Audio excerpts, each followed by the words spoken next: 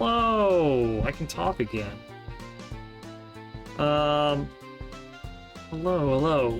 It's time.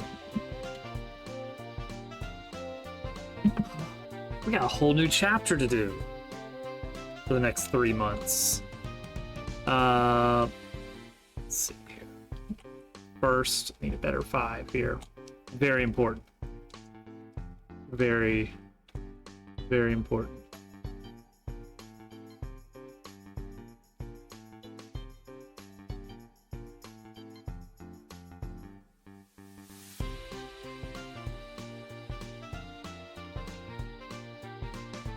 That'll work. It'll work.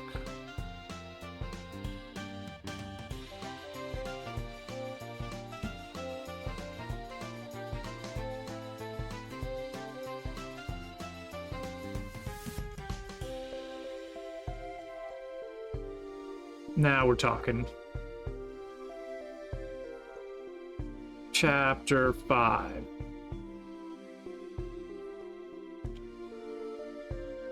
A little bit of hatching, a little bit of gentle,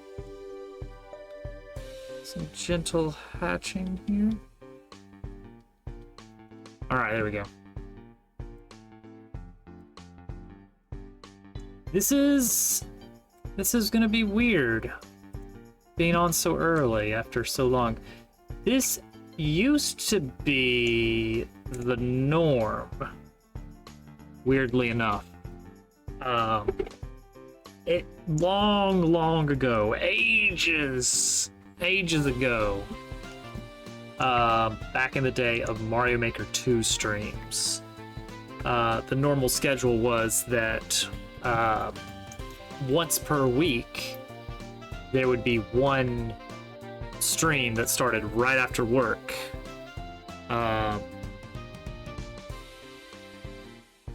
We just did that every week. That was just how it went. Bizarre, absolutely bizarre. So it's gonna take some getting used to kind of get back into that groove. But I think we're all up to the challenge. What are these different locks here? Just total lock. Yeah, okay, total lock the layer. Alright, yeah, that makes sense. Alright.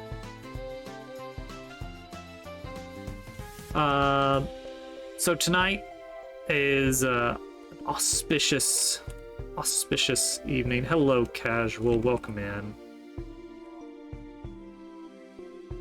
I mean, that's fine. That's fine, honestly.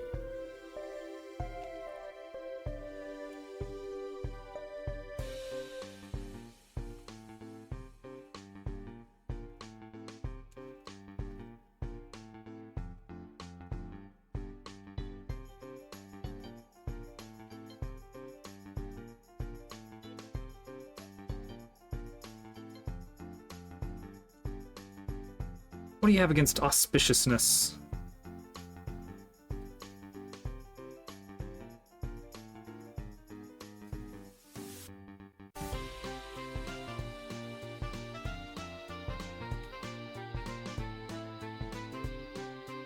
Okay. So yeah, tonight is gonna be a lot of concept art and stuff, but also I think we're gonna actually start making some scenes.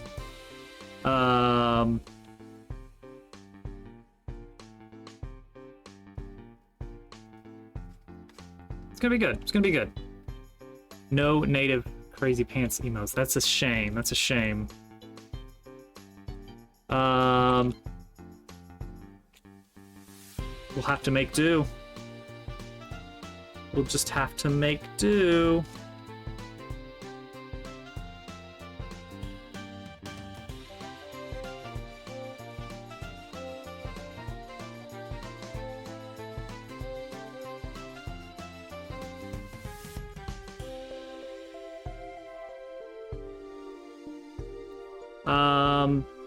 This is gonna be a weird chapter.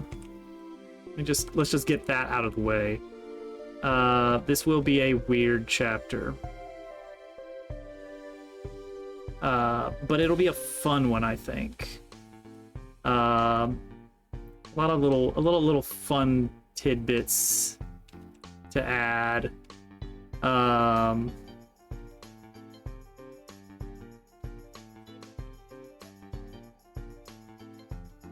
lot of little fun pieces here and there. Ah, phone emoji board. Our saving emoji board.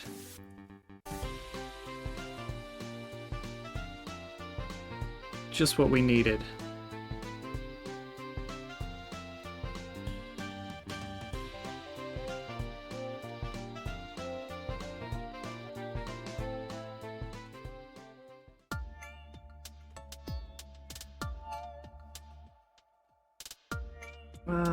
Let's see, what other features? Obviously.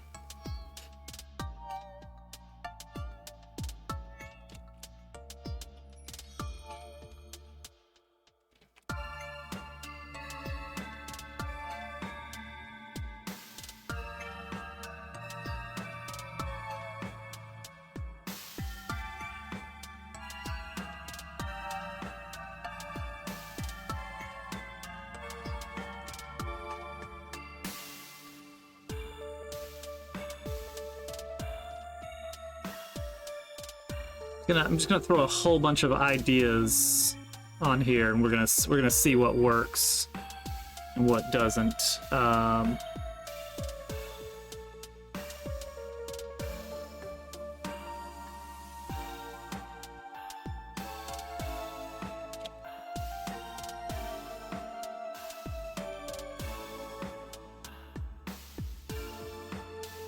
The thing is, I don't rightly know exactly what the plot is of this chapter yet. That still remains to be seen. We'll figure it out. I know a few of the major plot points along the way, but the individual plot beats are a bit of a mystery.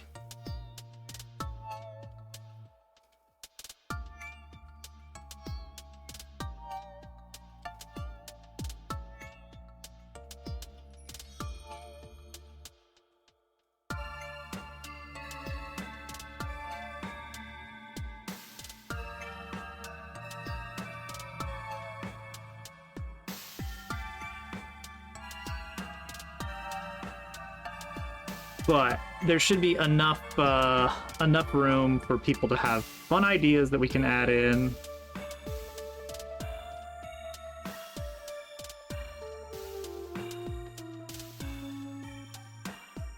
Everybody gets to do, I don't know, something.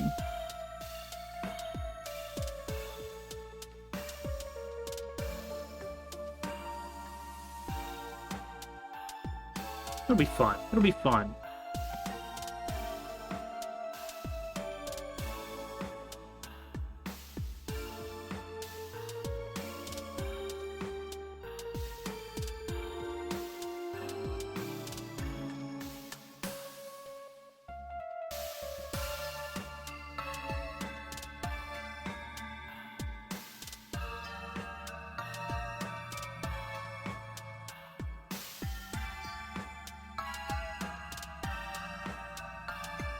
All right.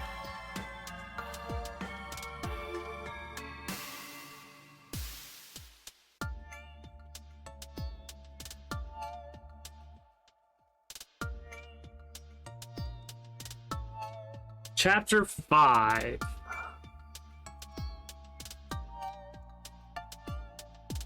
Reduce opacity. Reduce opacity.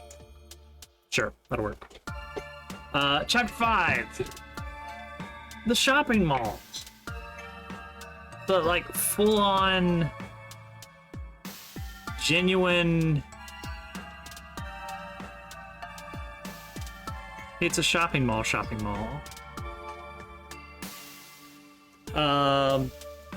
Let's see. Let's get this scoot it over a bit. Oh, wait, you're blue? No. Okay. What? Why did the blue move? I don't want the blue.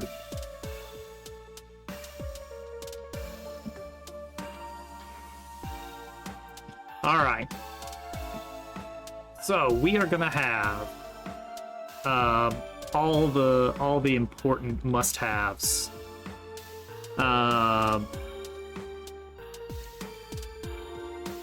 on, come on.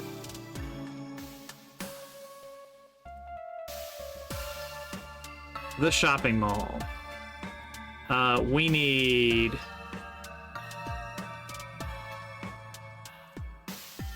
a department store. That's going to be a major area because that can have some small areas within it. We're going to have a food court.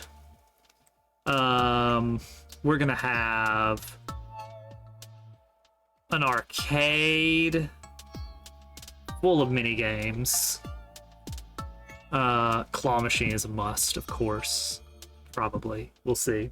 A smoking area. Oh gosh, if we're doing 90s mall. No, there won't be a smoking area. No smoking allowed. We're gonna have a ton of small shops. And a handful of kiosks. I think there will be a full movie theater.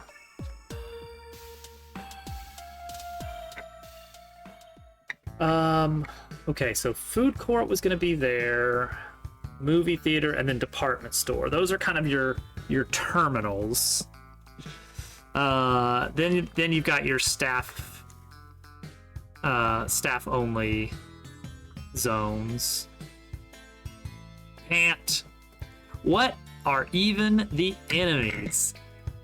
I don't know that for most of the chapter there will be any enemies. I think a significant portion of the chapter will have no enemies. Comparably,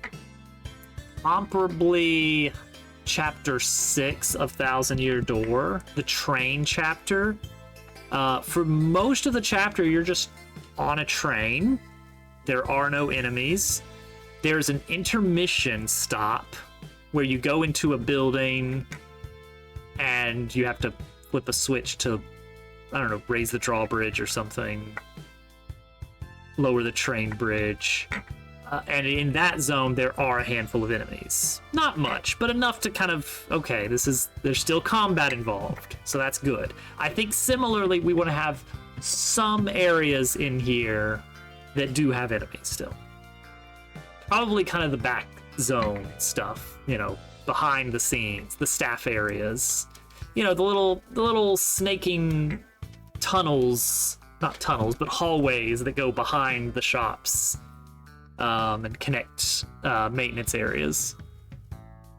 But the mall proper will be enemyless.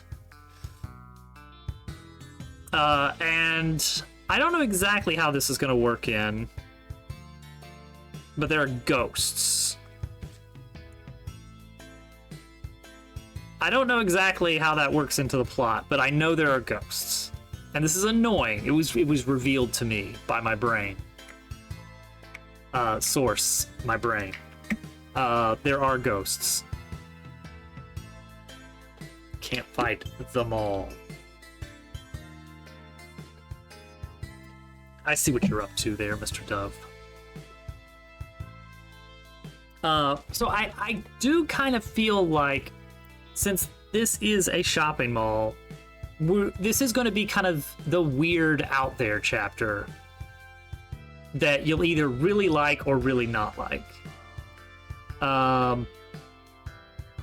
So I need there to be a driving plot. How much of chapter 3 and 4 are done? Chapter 3 is mostly there. You can get to the boss and fight it, and then nothing really happens after that. I have not finished the denouement of chapter 3, so it doesn't like go anywhere. And you can't actually get into chapter 3 yet. So, but I don't really consider the in-between to be part of chapter 3. But if you warp in, then like chapter 3 begins. Good question, Al. That's, I think, where the ghosts come in. And I don't know if the ghosts are the solution or just already there. The ghosts are kind of the patrons of the mall, either when you get there or you kind of solve everybody's problems halfway, 75% way through the chapter by basically bringing up like, hey, how about all these ghosts shop at the mall? Now your mall can keep running. Well, that's kind of the gag. Is it's an undead mall. The mall is dead, but so are the patrons. Then again, I don't think the ghosts. I haven't figured out exactly the overarching system of life and death in the Dabble universe. So it could be that these ghosts are just their own species in a sort. Like, it's not the ghost of something. Ghosts just exist. They're just the ghosts. They're not like restless spirits of something. They were just born ghosts. Unfinished shopping. Sure. I mean, you could do that. You could just say, yeah, they're ghosts. Don't worry about it. We're not going to bring it. We're not even going to think about it. We're not going to broach that subject of who were they? No, they're ghosts. They've always been ghosts. Don't worry about it. So, option 1 is you get there and you very quickly realize that all the people shopping here are ghosts. Like, it's not really even a thing. It's just like, oh, okay, that's what we're doing. Moving on. Option 2 is the mall is basically empty except for the people working it. And mall management, I suppose, is in dire need of shoppers. Nobody wants to go to the mall. Also, we have this problem that there's some ghosts. Oh gosh, we got 2 problems. You go in to confront the ghost, and maybe there's some fighting going on, and then you come to the solution like, hey, you guys need somewhere to haunt that's got like lots of space, and maybe you want to spend some money. What if you just shop at the mall? Is everybody cool with that? Okay, problem solved. Now the mall is full of ghosts. I was thinking possibly some wispy ghost tales would be good. Oh, we do need mall security, that's true.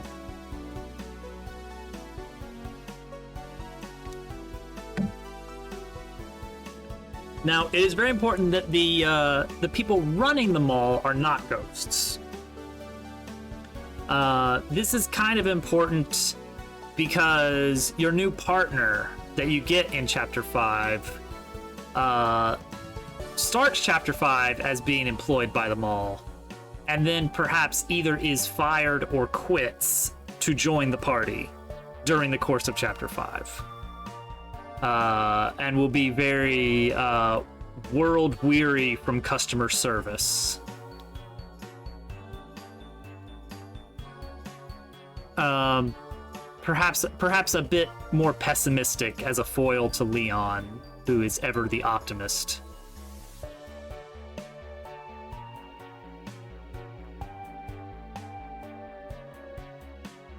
But yeah, ghosts. Ghosts are involved somehow.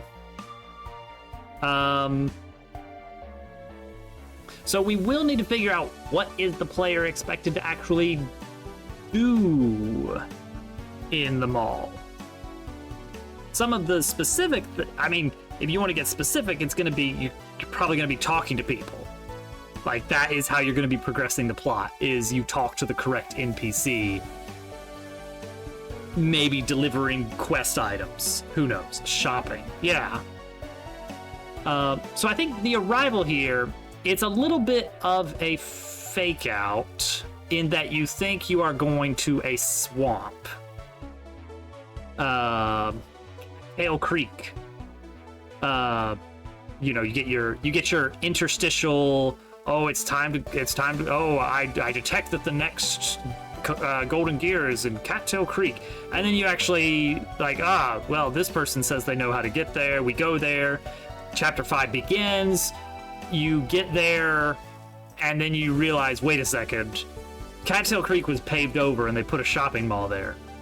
Now it's Cattail Creek Mall. An airboat ride. Why not? Throw an airboat. Everybody loves airboats and their controls. So you get there, and now the question is, all right, as the player, well, no, not as the player, as the party. As the party, my thought is, well, we're here. Where's the Golden Gear? That's what needs to drive the plot initially. We want the gear. Who knows where the gear is? I think immediately we're going to have a significant amount of the mall open to us. It would not be out of the question to close off the second floor by just making the escalator closed, out of order, and also a big yellow tape over it so that you can't just walk up the stairs.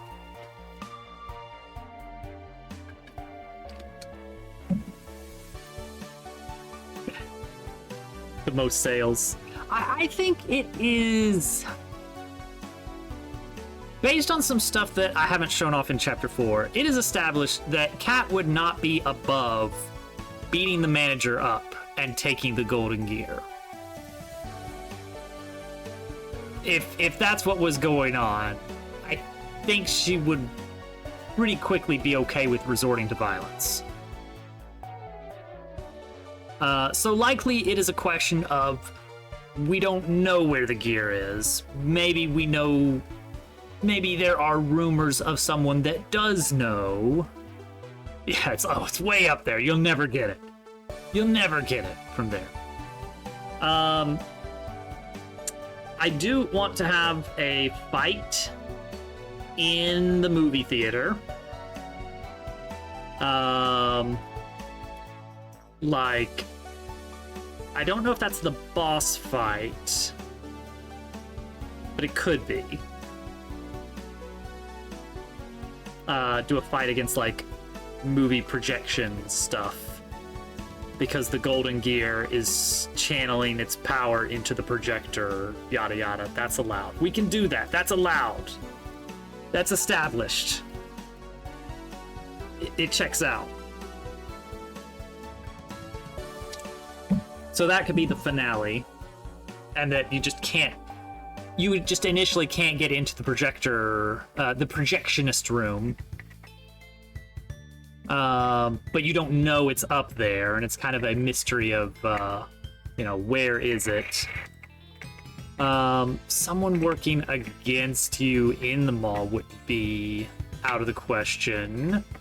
Harnessing the gear's power, or something.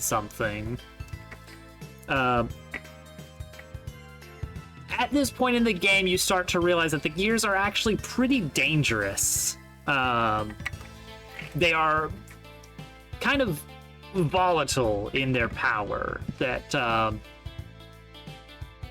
of not quite reality warping, but kind of sort of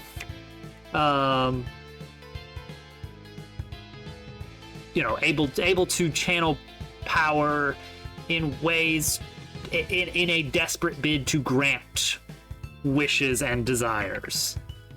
So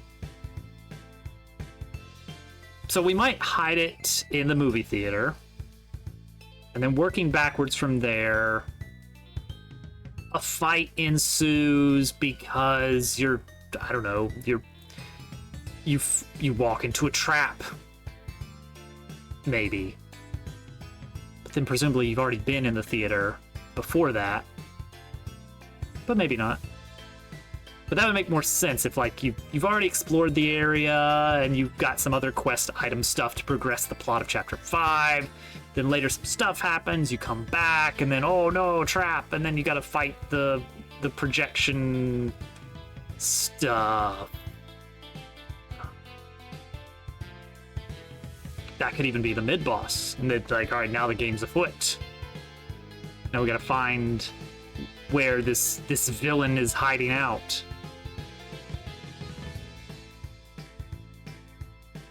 As for the ghosts, they could just be wandering around from the start. But I do kind of like the idea of them sort of acting as a solution.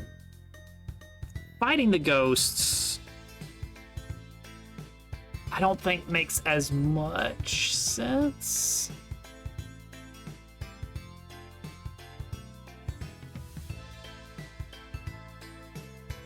The villain is the mall itself because capitalism. Ah.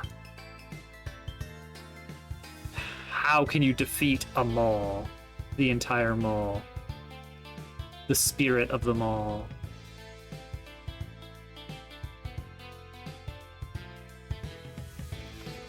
I don't want it to devolve into just fetch quests. I have a lot of ideas for individual things to put in the mall for you to explore and be in. But as far as how to convert that into an actual plot of somehow, that's what we're going to figure out over the next few months. So second floor could be pretty easily closed off initially, just to limit the initial exploration zone, the amount of space that the player has to cover. And then we can slowly unlock. We unlock the food court, then we unlock the second floor. Then at some point you gain access to the maintenance halls and yada yada yada.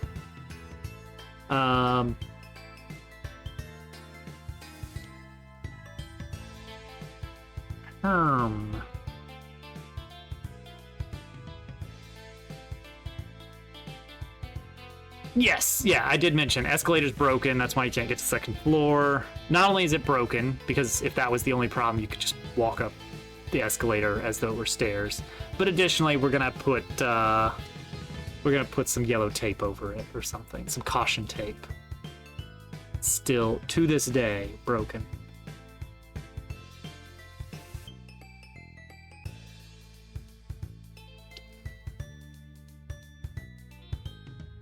Ugh. Let's see here. Just a lot of talking to people. The people that don't like RPGs will really hate this chapter. But if they don't like RPGs, they probably shouldn't play this game.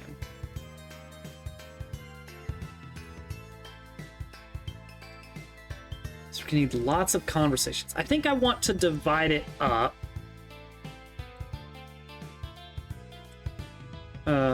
Oh, right. I think I want to divide it up. Oh, how do we do this? There we go. Layout of food court, transition hallway, main zone here.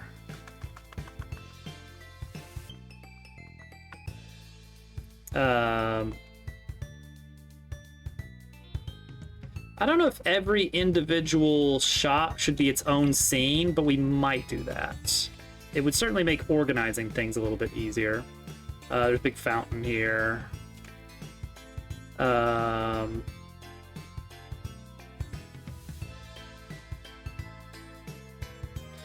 then we'll have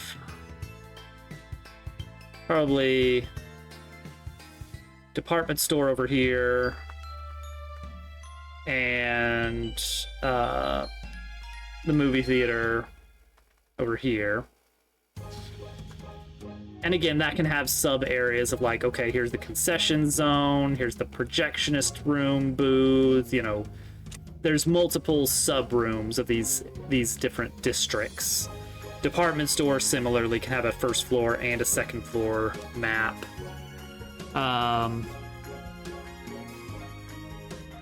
in which case the escalator should be opposite the department store, so that if you're just trying to get to the second floor, you can go either in the main escalator or go through the department store. And then yeah, multiple shops on both floors. So these will be the, kind of the different rooms, the different mats of this. Food court will act as your shop.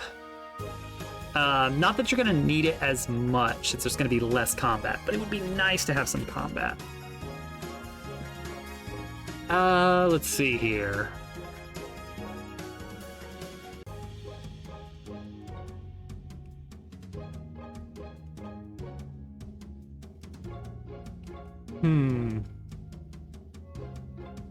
No, ghost possessing. Maybe the idea is chasing down the ghosts, some mischievous ghosts initially. Yeah, like we start to get this idea of like a faction of ghosts within the ghosts. They're causing trouble in the mall. Mall manager is having a rough time because everybody's getting scared off by the ghosts, and now no one is here. So you actually get into combat with the ghosts in various shops, and the fights are themed around, you know, whatever it is.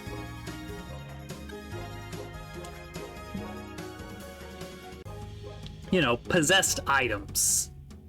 So that could be interesting, that instead of actual... Oh, good. One of those. Let me check.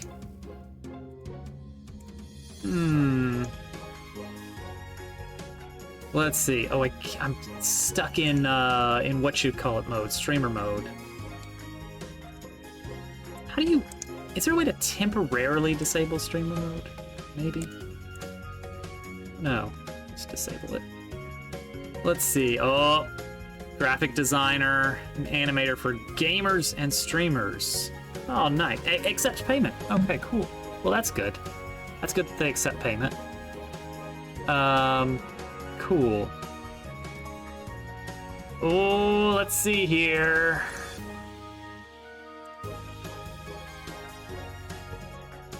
Good catch.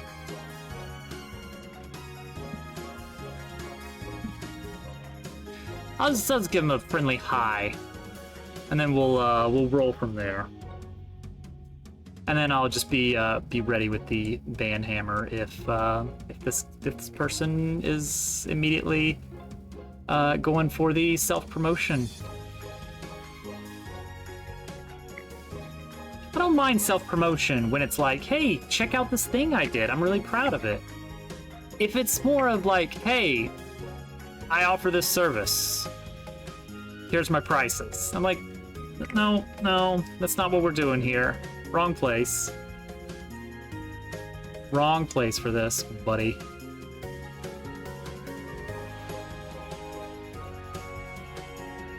All right. Well, now the streamer mode is off, I can hear the bloop. So here's an idea.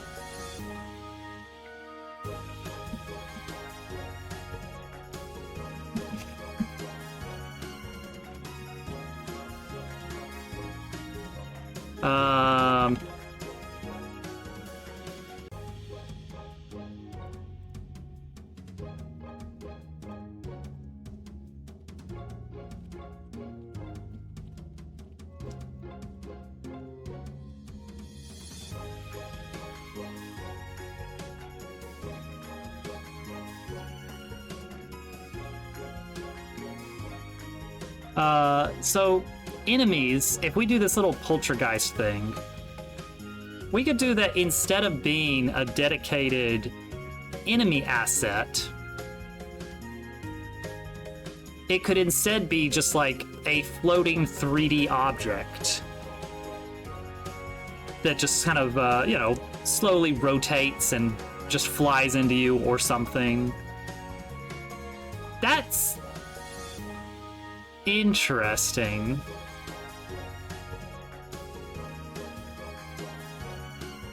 Especially because then we can throw it in anywhere.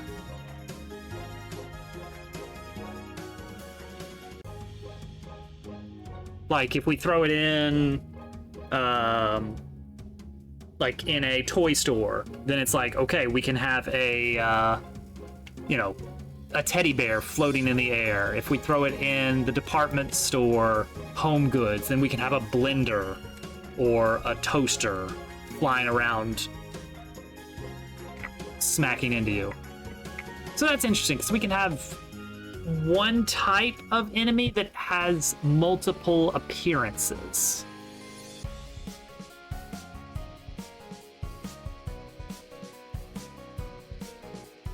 Okay, I kind of like that.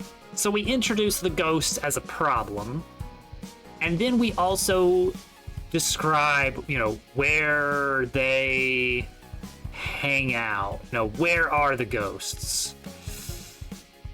Where are the ghosts? Where are the ghosts go? Do we put them under the mall? Or is it like they're just in the department store?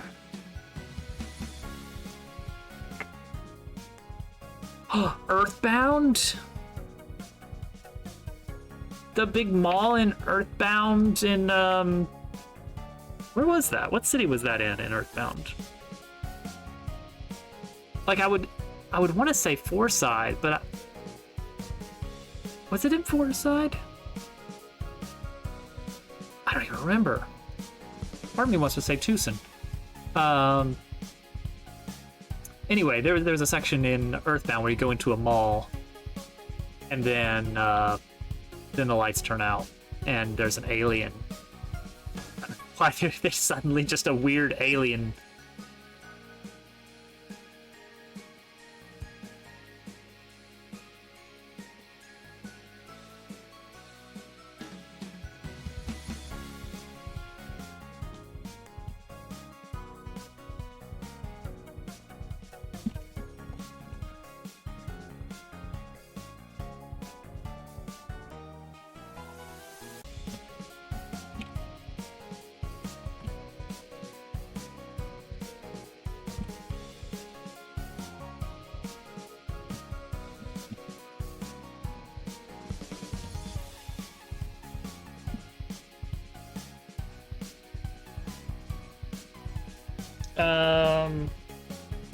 Let's see here.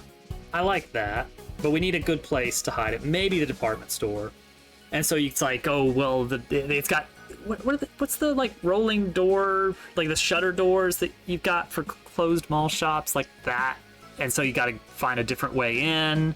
And so now we get some exploration. You got to kind of like ask around and maybe do some favors. Okay, that's working. That's working. To get to the department store. You wind up in the second floor of the department store, and you're working your way down to the back, and things are kind of blocked off in some way to make it difficult to get around, so that it actually becomes kind of a challenge to progress. I don't know exactly what that would look like. Maybe you start on the first floor and you're trying to work your way up to the second. But either way, you probably like pop out from a vent or something like that. Okay, so that gets us into the department store where we're going to find the poltergeists. What do we have there? I've got some existing ghost enemies. That we've got from Dabble Worlds, but I don't think we're going to use them because they don't make as much sense here. Such as Escarghost. The snails are not ghosts. Those are going to be two completely separate things here.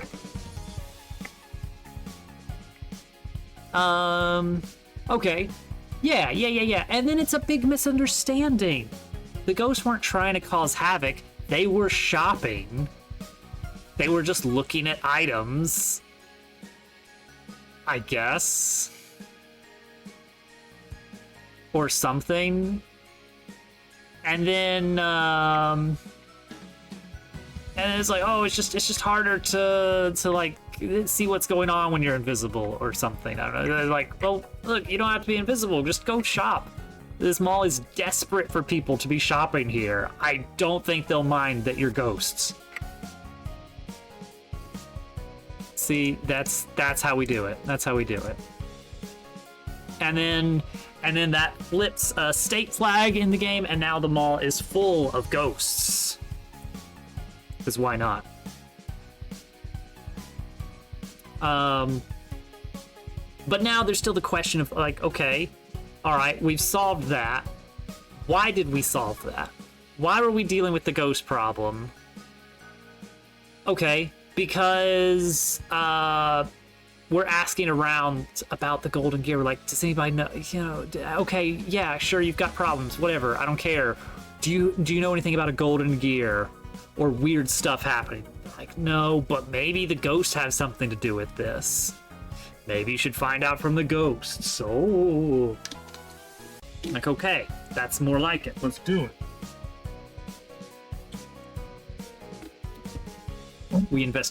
So now we're on task. We're investigating the ghosts. I think we will have pretty much everything opened up by the time we get into the department store. You know, oh yeah, there's a way into the department store through, there's like there's a vent, there's a something, blah blah blah. Maybe you can get there from this shop. Like, oh well, I can't get up to that shop because the escalator's broken. Oh yeah, well then for that you'll need to blah blah blah blah blah. Okay, so we get kind of this, you know, cascading quest, which always tends to happen.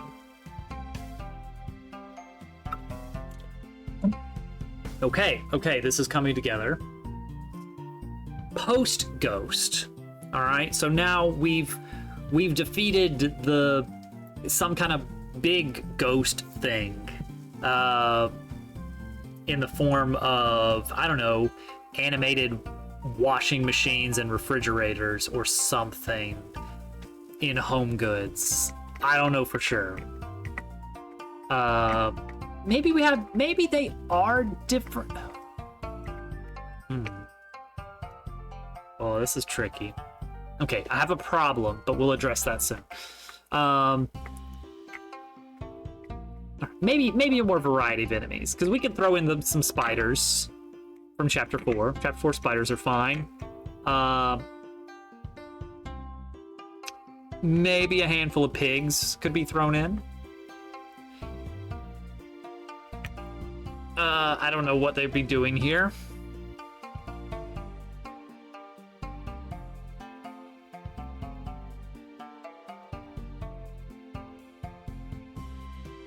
Aw, Cobra's offline now. Maybe, probably. I'm sure they didn't block me. Yeah, I don't think they blocked me. I gotta watch out. I gotta keep an eye on the potential. It's like, I don't want to just ban someone on a suspicion, but I will probably end up banning them. Hey, Liari, welcome in.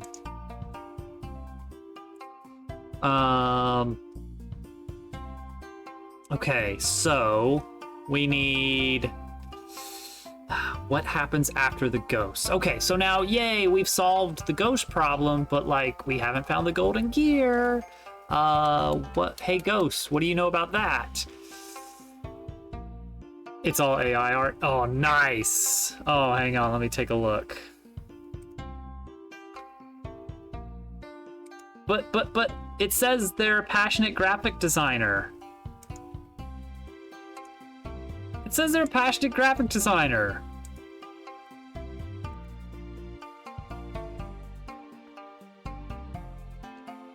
Let's see.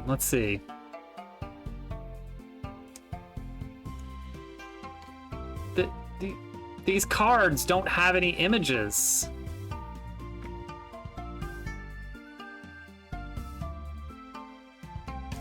These cards don't have any images.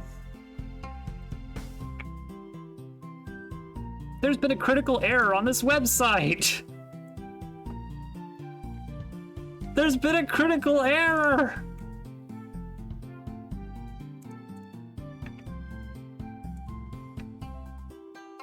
Oh gosh, it's all broken.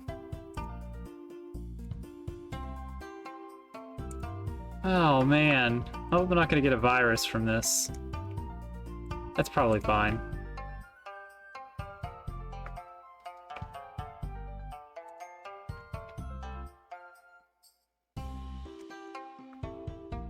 The links, oh, like emotes and stuff.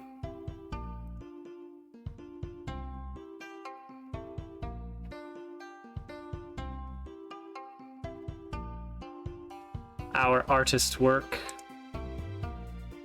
I don't know. It looks...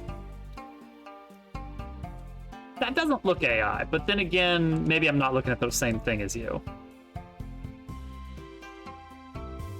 So it's probably fine. That said,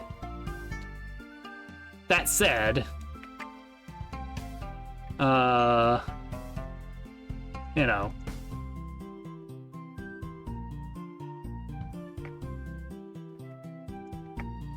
I mean, that is pretty, it's, okay, that one, very generic, but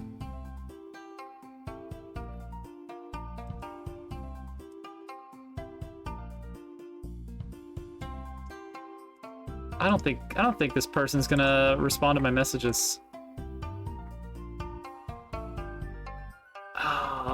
Fine.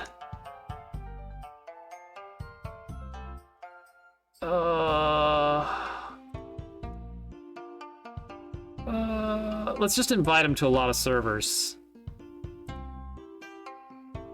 How about that?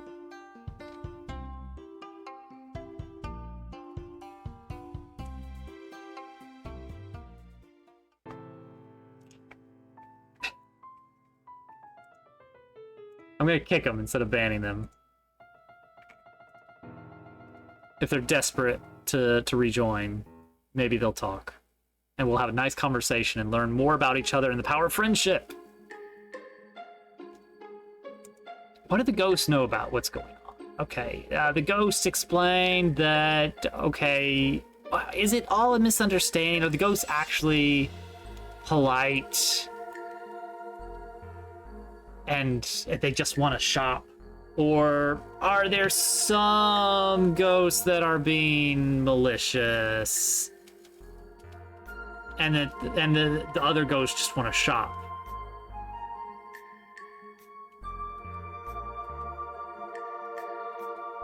So here's the trick. If we solve everything and the ghosts no longer attack, how do you get them into your enemy scan list from that point on? It is possible to miss some scans, and I do need to include a way for you to go back and get those scans picked back up.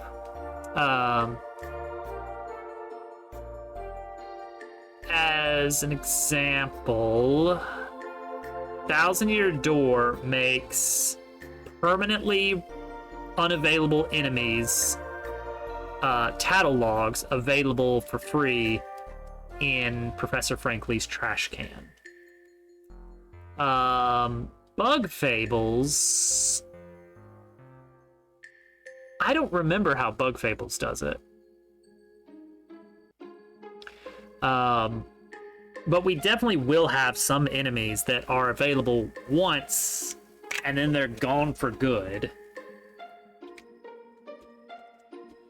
And I think in those cases, we should just make it available for, I don't know, purchase, maybe. Maybe at the Status Effect Research Foundation. So maybe this just becomes a missable enemy. Like, you just don't get the scan information, you have to get it later. So that does imply, like, that's the end of combat until you get to the boss.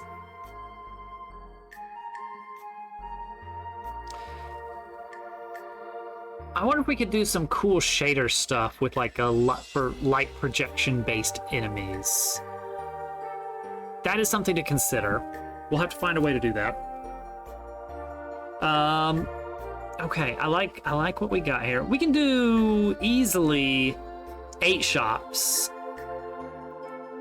Probably can do more if we can come up with enough. And I think we'll be able to come up with enough. We might actually cull out some ideas and take only the best. I think starting out, the initially available shops, you have to include your inn, you know, your resting area, which we can do in the form of either we could do a mattress store, or we can do like a nap pod service kind of thing. Both great opportunities for sleeping. If you need items, that's going to be in the food court, which we can open that up pretty shortly after you arrive. But I think I want to make sure to funnel the player. I don't want to overwhelm the player so that they're searching for where do I start. So we're going to start them out with just a limited area of the mall. First floor, you know, 4 to 6 doors that you can look in. That's it. Maybe even trigger a cinematic to show like, oh, something weird's happening in that shop over there. We better check it out. And that's where you find out about ghosts. It's a haunted mall. Okay, that's good. And then you talk to the manager in wherever the mall management office is. A directory sign that oh, directory sign. Okay, we need a second list of like, I've got a document somewhere, but we're gonna get this going in here. Oh, I gotta tell you guys about the optimization in Iceberg, because bumped up the frames per second by like 20 with a very easy change. All right, so this is Cattail Creek Mall. I can't call it Mills because that's like a whole chain of malls. We're gonna leave that visible because people like to see things, not text. Things are more interesting than text. Okay, so we need shops. We need. I want to have a category that includes like the little kiosks in the middle, things that are clearly not shops, but it would include directory signs. I don't know that it needs to talk. The fountain, gotta have a fountain in the middle. Some little kiosks. Abram, thank you for the lizard party. Build-A-Mare. GQ, you're gonna have a pretty... Oh, hang on. I've got a call coming in. Just one moment, everybody.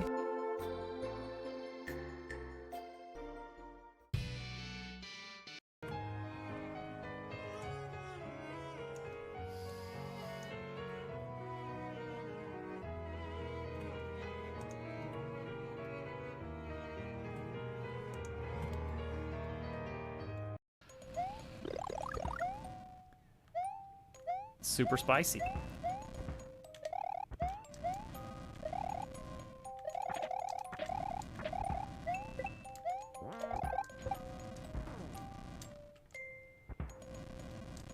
All right, let him go down. It might be a little bit too low. All right, looks good. I'm just gonna keep going right. There it is.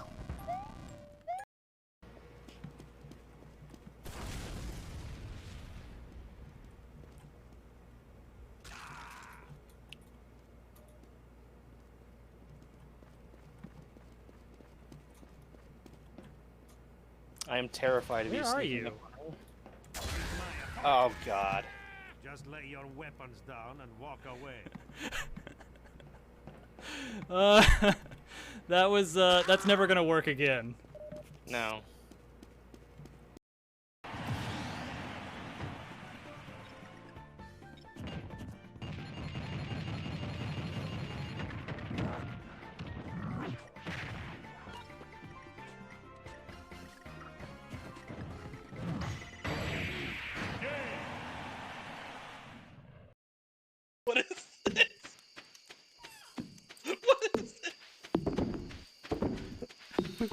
It's nothing out of the ordinary.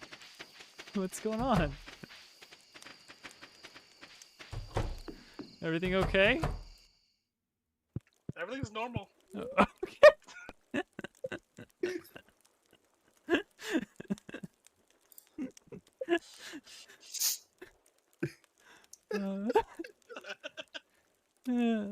No. You know, I noticed the other day that I had suddenly a second chicken statue in my house. I let it slide. They multiply. I just walked in there intending to do my own prank, and there's already an ongoing prank.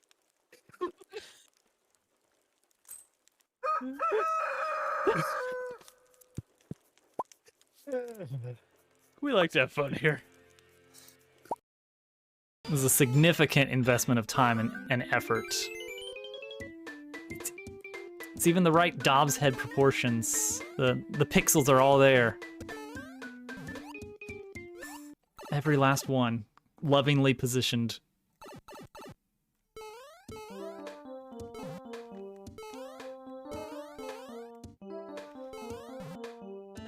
Try not to catch that ceiling as much.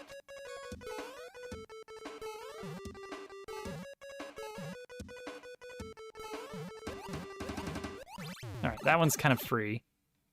That jump, so I don't need to be super worried about that one.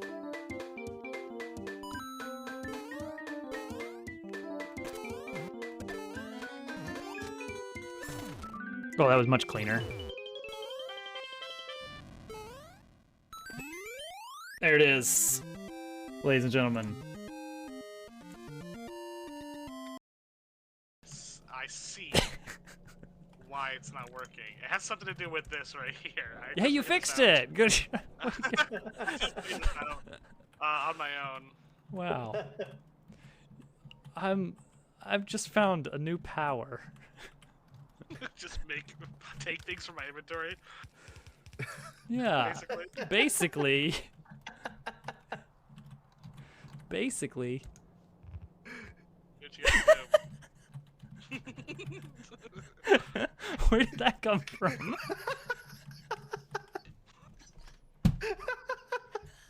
Here, so that I can have your smiling face on here also. All right. Sounds good. I'm gonna turn off. Just gonna make sure that we got just the right amount of germ dove on the stream here. That's perfect right there. Oh yeah. Maybe just a little bit more. Just a little bit more. There it is. There it is. I think I have sound. Yeah, I've got sound. That's okay. I fixed it. Oh, I forgot Rover. Rover's in the back. There we go. Move him to the front there. All right, now we're set. Window. This is top tier content. It turned out. All right. Oh.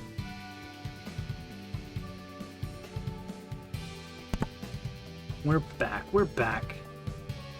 Okay. Stay with me. Stay with me. It's hot up here. Oh.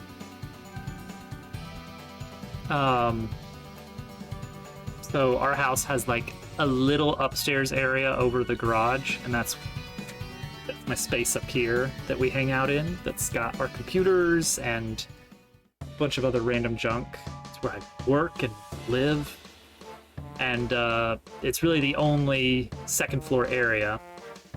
And it's very hot right now. The main air conditioning unit is not strong enough for the entire house, including upstairs. And the little window unit is not enough. It is burning up here. I think I don't care for the beard more than she doesn't care for the beard. I think it bothers me more than her. I don't think she likes it, but I think I like it less. She's not like, begging me to keep it or anything.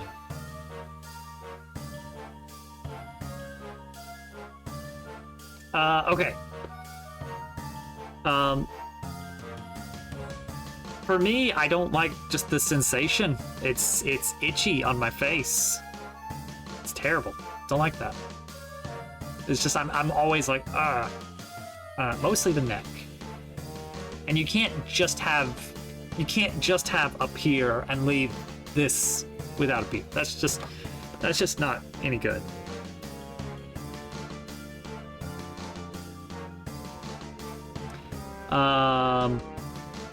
Okay, so GQ, you're gonna get a nice nod in the food court. This is something I've had planned since before we even started making the game. Is this one little nod to GQ? It's a little eatery at the food court. It's gonna be Tex-Mex, sort of. Oh, it's gonna be desert themed, and it's called Taco Ranch. And that's been in my notes since before the first line of code was written for this game.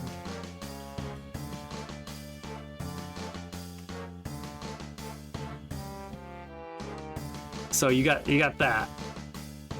All right, so food court, Taco Ranch.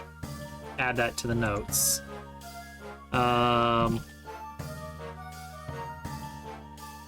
Let's see here. I need to get to my document. Here we go, chapter 5, planning. So I can just copy this stuff over. Food court, Taco Ranch. I need a Sbarro's stand-in, because that's always a mall food court staple, isn't it? Department store. There will be an escalator. There will be clothes, appliances, perfume section. You gotta have that. Kiosks, jewelry. That was always a thing for mall kiosks, right? Main shops. Candy. Gotta have candy. Gotta have a toy store. Kinda like, you know. Oh, GQ, you missed it. That's how we're gonna block you in to a more limited area when the chapter begins. The escalator doesn't work. And it's roped off. So why not? This is where we're gonna put the greater music collection quest. We're gonna have like a music store, like record CDs. No, there's gonna be a caution tape, so it's gonna be impossible. Can't be done.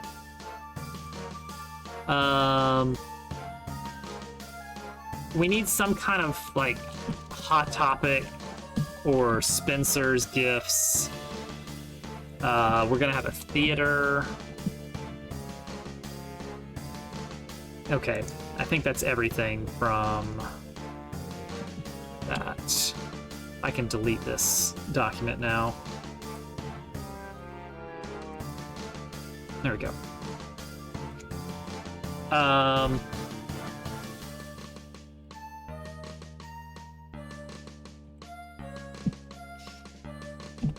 Floor paste stuff. Yeah, like a capsule machine. Do something really dumb. I could do something really dumb.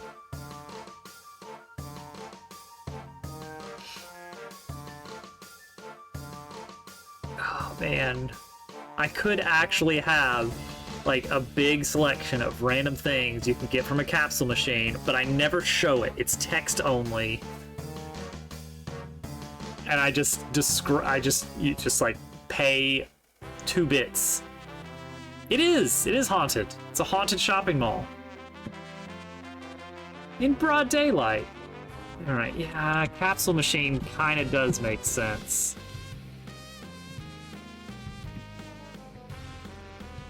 Hey, Besson. Welcome in. I do like the idea of a capsule machine. You put in like 2 coins, and then I just tell you a random thing you got. I don't store it. I don't track it. And also, there's an achievement tied to getting some. No, oh, that's terrible. Can you imagine? Can you imagine? I can imagine. You can put coins in the fountain, maybe. Make a wish.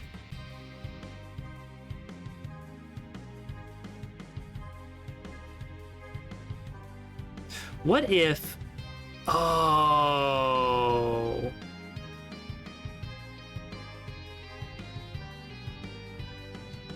Is it yes. Pretty much the answer to is it possible to whatever is almost always yeah, you can do that.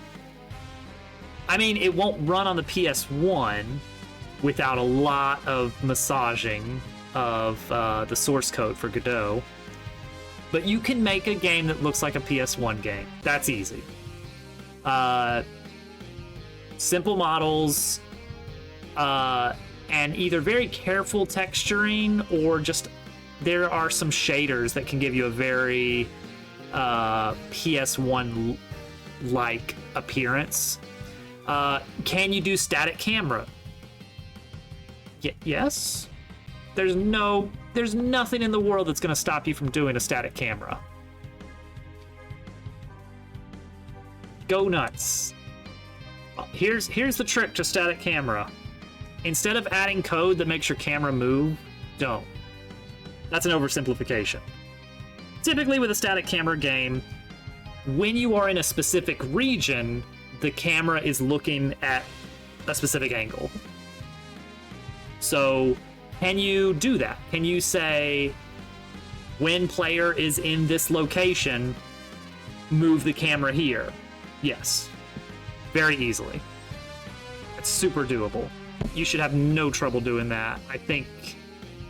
Honestly, I think that's easier than just regular camera work in Godot, of like actually trying to make it dynamic and all this other stuff. Yeah, for a lot of people, there's a lot of nostalgia around that style of game. So yeah, do it. Make it. Frozen yogurt with fly yogurt, because frogs, maybe. I kind of want to have I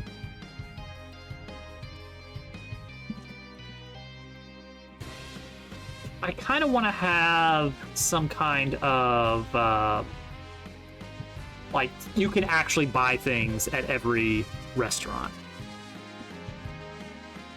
That would be kind of nice. Even if it's just like a dumb little placeholder item that like doesn't do anything unique or good. So here's an idea. Toss a coin in the fountain. And that is worth luck. So we already have a luck status effect in the game, right? So how about if you toss a coin in the fountain, we flip a flag where the next battle you do, you start with 3 turns of level 1 luck. That would be fun. That'd be a fun little thing to add. I think we're going to do that. I think we're 100% going to do that.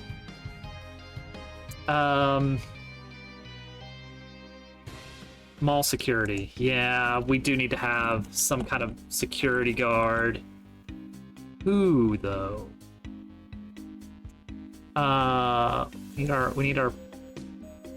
We need our Paul Blart character. Yes, that's right. GQ gets it.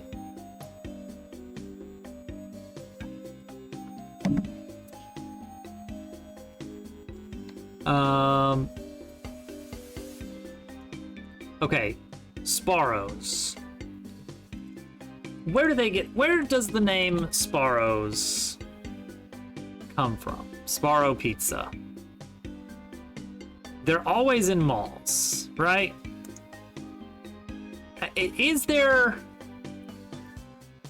any Sbarro outside of a mall? American fast food restaurant, sold by the slice. Ranked 15 back in 2011. Was ranked 15th in foreign sales among US-based quick serve and fast casual companies. That's niche. Sbarro stores are located in shopping malls, department stores, airports, service areas, college campuses, as well as in the Pentagon, American naval bases, and casinos. Okay, so yeah, there's not a standalone Sbarro's. And it was based on the founder's name, Gennaro and Carmela Sbarro. I was thinking if we were gonna do a Sbarro parody in the food court,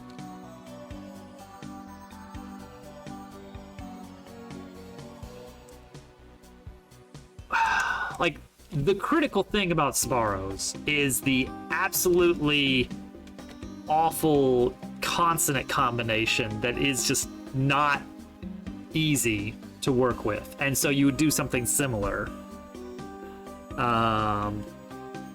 Two consonants at the start of a word that do not normally appear in English. What do we got?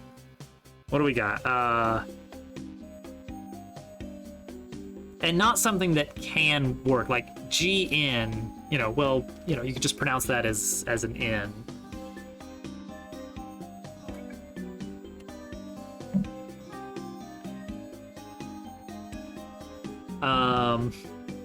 This would be just such a dumb joke.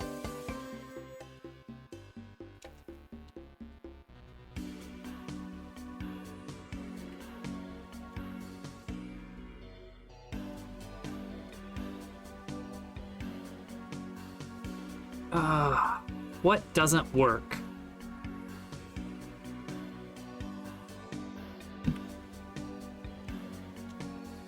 Perfect. All right.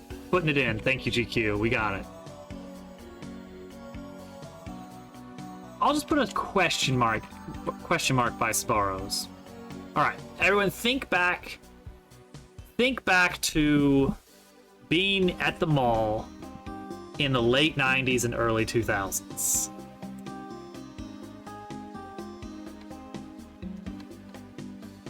What do we got? What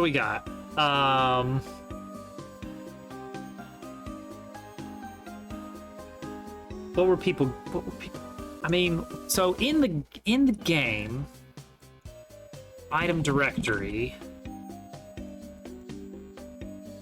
what healing items, what health items do we have here? Ooh, right. Chapter 5. What was Chapter 5 of Thousand Year Door? Keel Hall Key.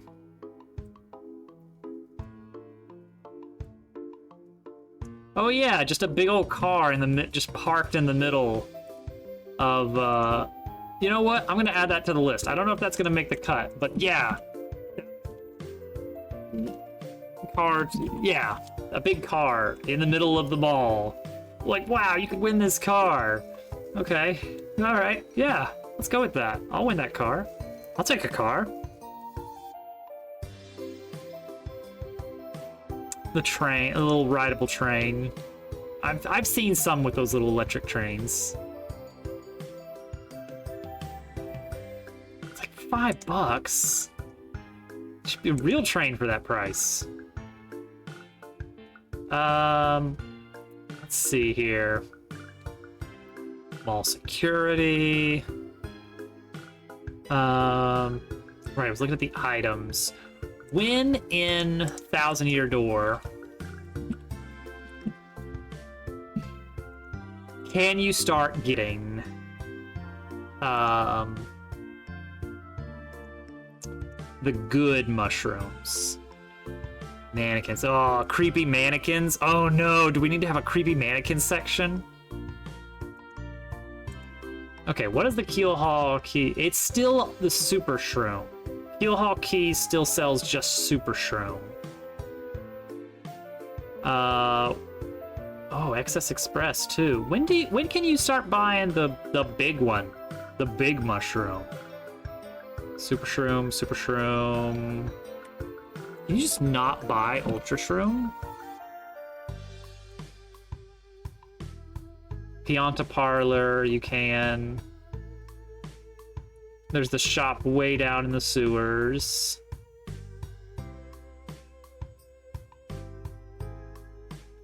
Man. No. Wow. None of the main town shops ever sell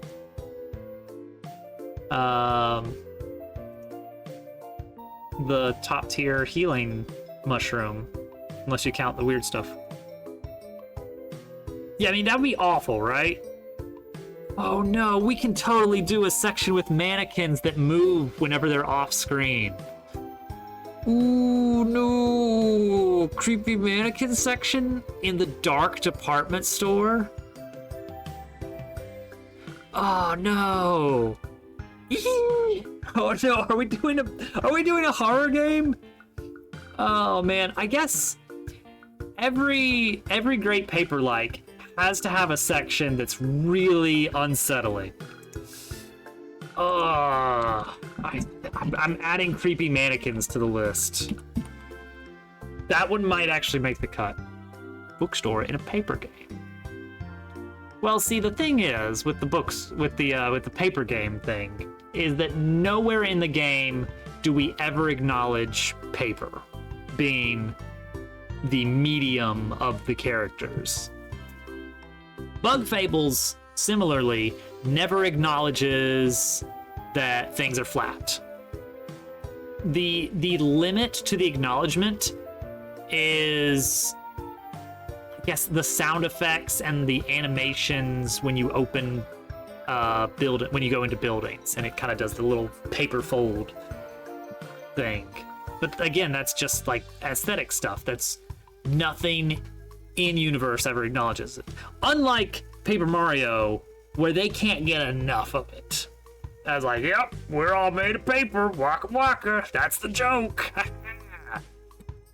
And I think I want to lean towards Bug Fables' side on that one. I think they got the right idea. I think it's good. Creepy mannequins in the furniture area. Love it. Oh, Willow, they're already gone. I already kicked them. They're not here anymore. Here, I'm just gonna get rid of that. Get rid of that. They're not there. They're not there. Delete, delete, delete, delete, delete, delete, delete, delete, delete, delete, delete. They were selling emotes and stream layouts, but they never got around to the hard sell.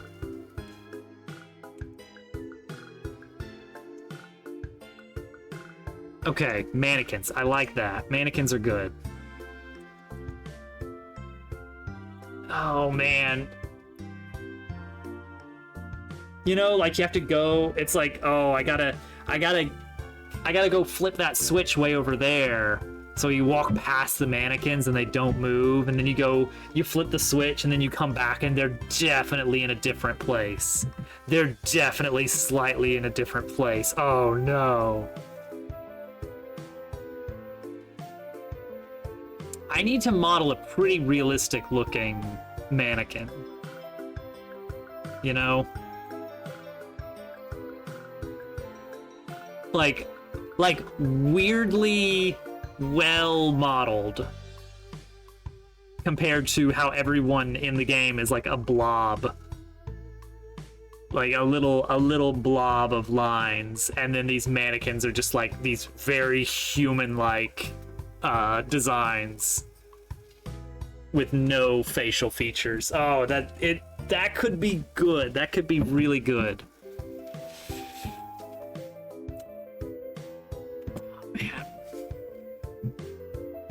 See, the thing is, the department store, you're going to be going there after already experiencing some of the hauntings.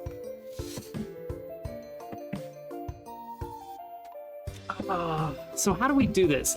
Do we kind of Luigi's Mansion it a bit? Like, the lights turn off when there's a haunting afoot in one of the stores? So you go into, like, the initial one that kind of creeps you out. Realistic human body with a frog head. Maybe.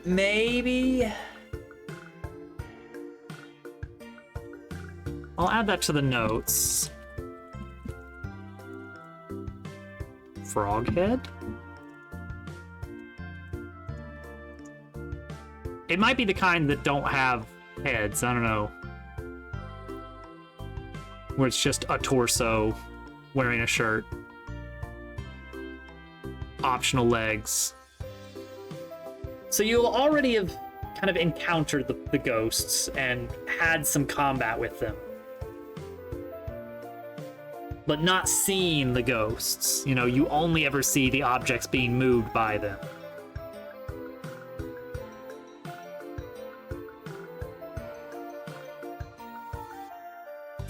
No! Okay, I really like the fountain wishing. That's fun. Capsule machine, we can do some dumb stuff with that, but I don't want anybody to have to just sit there and mash through menus to get the one thing they need for whatever. Yeah, the mannequins will never attack, to be clear. They just move when they're off screen. I think in a very scripted way. Like, not in a, like, not, I'm not gonna program something that's like, oh, whenever I detect that they're off screen, I'm gonna move them towards the player and adjust for solidity, and no, it's just gonna be, when you hit a certain zone and do an action, I just update the mannequin's position to another set position. That's it. Fortune-telling machines, maybe. We are gonna have an arcade. Not Dave and Buster's style, more Chuck E. Cheese style. Or bowling alley style. And we are going to program in, like, a dozen little arcade games. I think that might even be the mini game of the chapter, because every chapter has to have the mini game.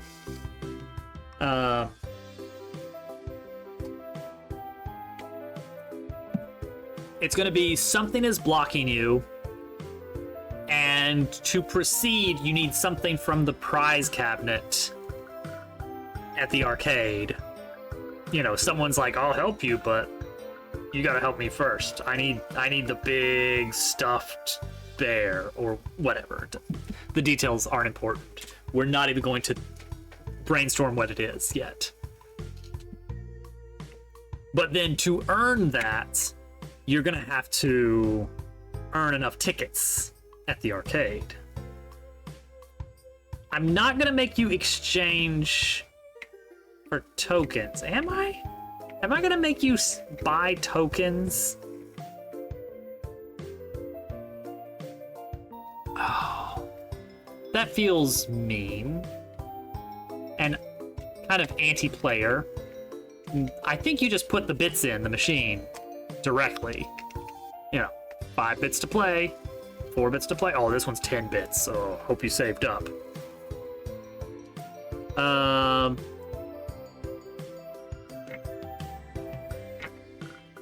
I mean now. Bits. Yes, the currency in the game is bits. Let me see if I can. Let's actually pull up the game, shall we? Oh, and you know what? We should fix the icon problem.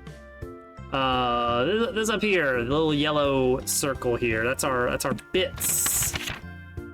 Data is squished, and Bob's and Playtime icons are squished, and I don't know if they were squished before we updated the version or not. So let's see if we can fix that while we're here. MLP, Major League Panini, Major League Pickleball. Hold on. Major League Pickleball! Or My Little Pony. Okay, there's a lot more results for My Little Pony, but the top result for me was Major League Pickleball. I just want you to know.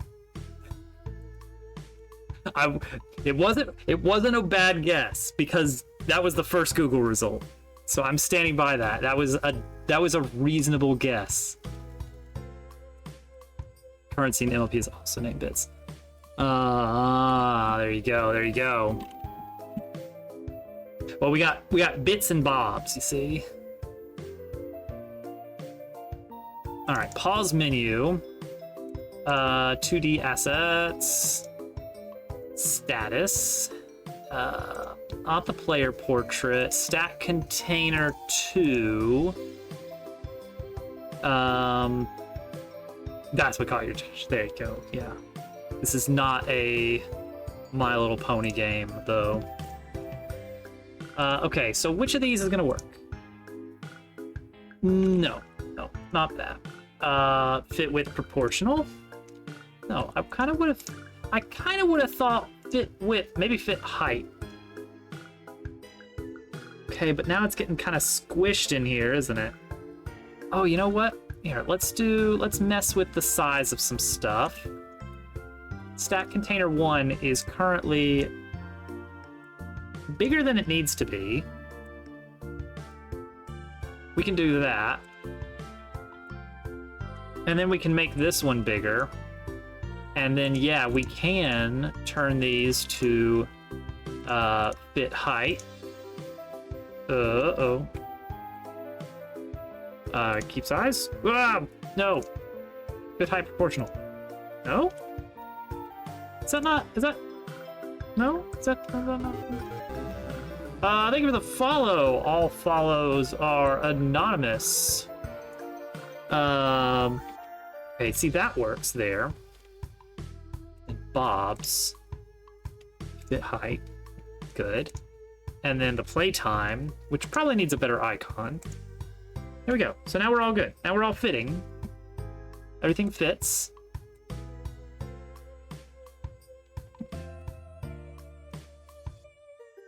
We're just gonna give this a little. We're just gonna kind of have everything just kind of a little bit all over the place. Oh heck yeah! Here come the lizards. Lizards are here. What about fit height for this? Unnecessary. This? Nope, nothing. Okay. Oh shoot, the bot! Get the bot out here!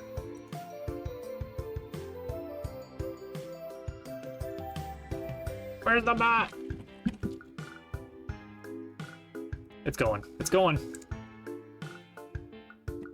Okay, that's better. But now, okay, now this text here for bits is wrong. Oh. Oh.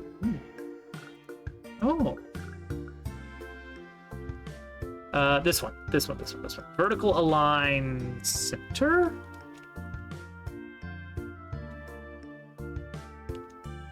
Why is this the way it is? This one looks good. This one looks fine. This one looks fine. Why is this one all the way up here? Oh, there was an extra. Uh-oh. Huh. Huh. I see. Well, that did just change some things, huh? Okay.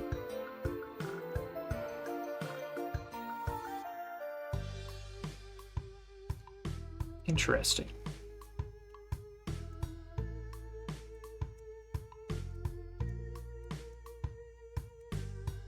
Okay, so if I take all of this text, then I think we can font size it up. Oh, interesting.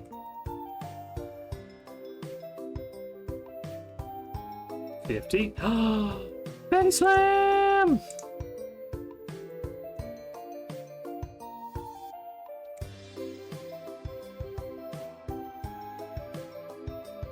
Yeah, this'll work.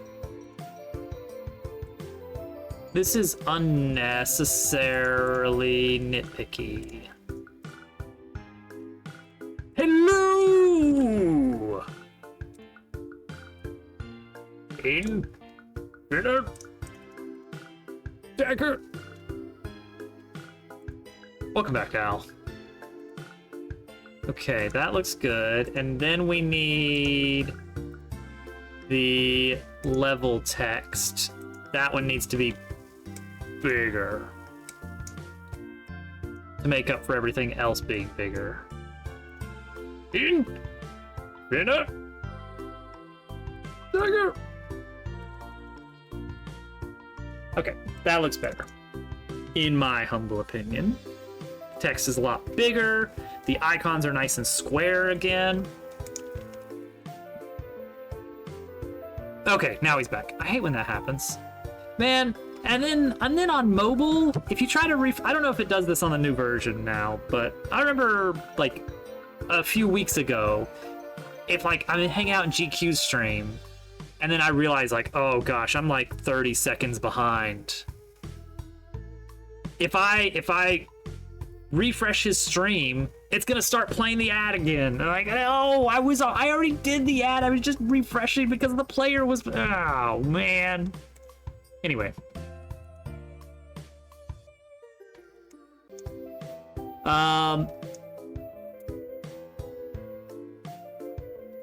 Thanks, we're doing chapter 5. Yeah, you don't want to refresh. You just don't want to refresh.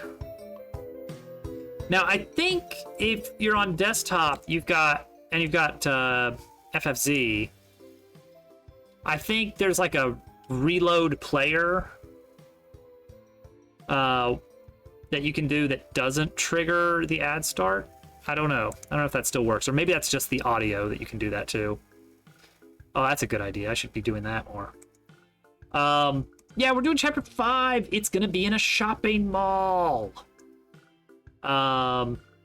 There's already so many good ideas from chat. I got off on a big tangent while trying to look up when TTYD gives you access to the 3rd tier of healing items in shops. Surprise, it never does, really. Is the music? Oh, there it goes. It's just like stuck on fading out forever. Yeah, apparently, aside from like a kind of tucked away hub shop that you get in like the late mid game, you never get access to ultra shrooms in the shop. Which I never realized. Which is a shame because I've got a whole like I've got so many items that you can get. You got 3 different tiers of regular healing items and 3 different tiers of mana recovery items, and you can cook them together to get 9 different combinations. Needlessly complex. I put way too much work into that. Like, who in their right mind is gonna say, hey, I've got this top tier healing item, I'm gonna combine it with the worst tier of mana recovery? That's a normal thing to want to do. But you can do it. Okay. Right, and the reason we were looking up that is because I was trying to determine what is going to be in the food court. Apples. Apples are in the food court. Already cooked items. That's an option. I was also considering making cooked items their own unique like menu tag, something to indicate that it's already been cooked and therefore cannot be in recipes. But that does close off some potential stuff you could do with the cooking. But maybe that's a good thing. Like, can you imagine, like, searching for recipes and you also, like, you're trying to figure out what recipe am I missing, and then it's like, oh, by the way, you could also cook cooked items, and you're like, well, now I've got like 50 more things to look at. Yeah.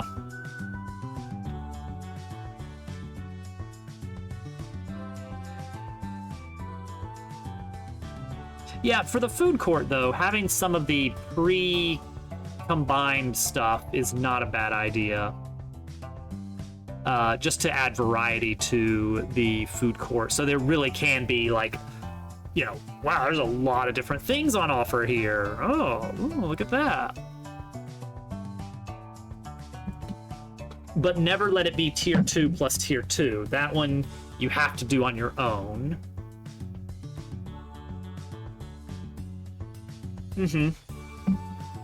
Well, if I'm gonna have a place called Taco Ranch, I better sell tacos.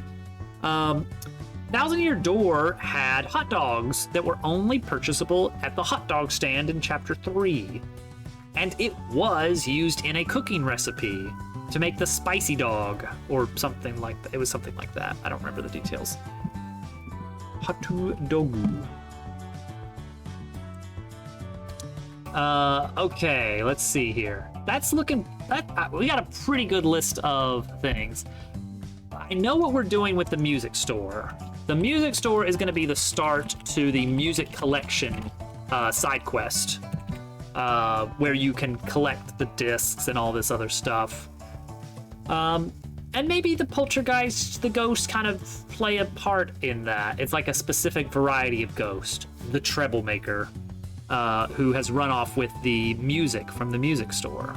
And so you can go and find the music throughout the world and collect it, and that's fun and neat. Toy store. Toy stores are fun. You gotta have a toy store. We don't need anything special there. It can just be a toy store. That's already cool and fun. A Hot Topic / Spencer's analog. You know, a trendy, vaguely early teen emo targeted hangout shop with ironic t-shirts and pop culture stuff. How do we do that without making something really Sharper Image was on my list. I was actually talking about it with Hovercat. And we did discuss Sharper Image.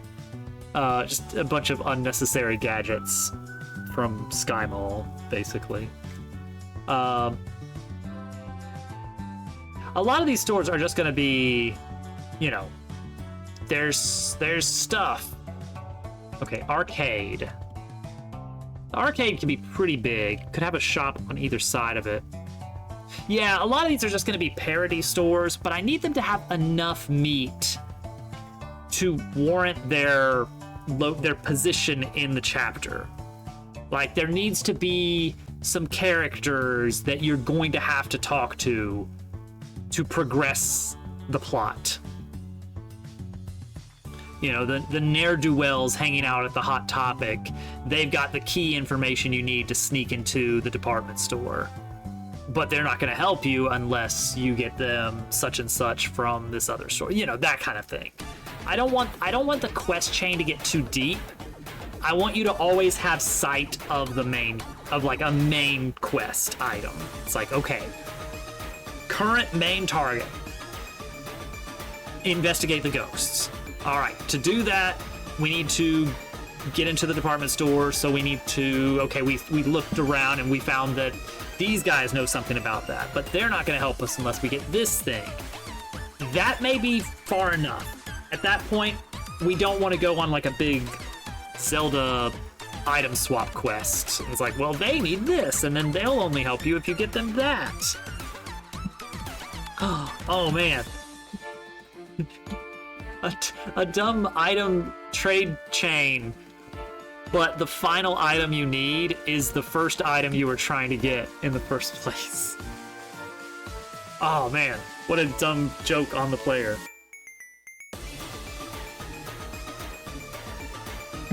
And the NPC that has it won't mention what they want until you know that you need something from them. So you actually do have to, like, talk through the entire thing.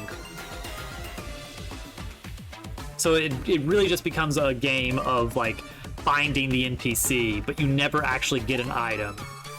And then you get to the final thing, it's like, well, I need the magical orb, and then I'll give you this broken yo-yo. And then you go back to the first guy, and it's like, you know what, I was thinking about it, I don't actually like the magical orb, you could just have it. And you're like, okay, I'm not doing all this then. Thank you. Ugh.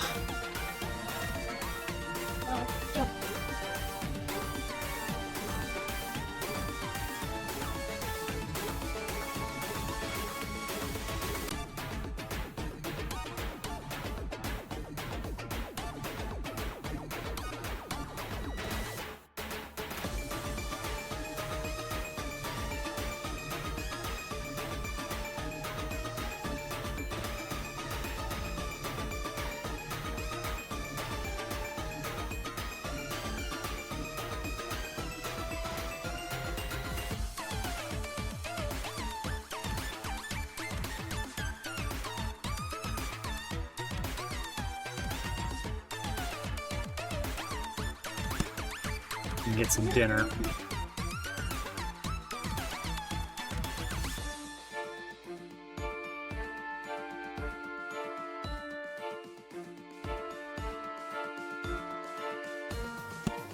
Alright. Might take a quick break to grab the dinner stuff. And then we'll get back to it. I think we probably got enough to actually start building the basic layout.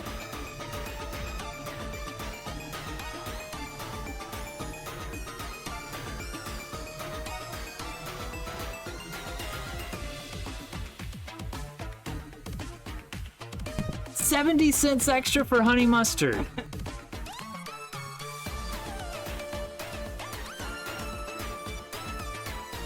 Okay, I'm gonna wash my hands, have some, then we'll come back and I'll have some dinner and we'll talk about Chapter 5, and then after dinner, we're gonna start building a mall. We're gonna look at a lot of pictures of malls, I think. Yeah. And then build based on that. Remember, we're targeting late 90s, early 2000s, not these modern, you know, sleek look. Like, we want a mall with a little bit of character. We want an aging mall. All right, I'll be right back. And I will run ads while I'm gone. Hopefully that'll not throw off this ad manager schedule too much. Okay, be right back. All right. Okay. Wiggle, wiggle, wiggle indeed. Okay, that is... Whoa! Oh! Oh! Oh, I see.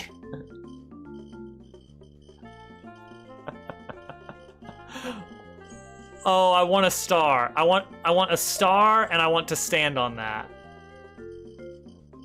It was a significant investment of time and effort.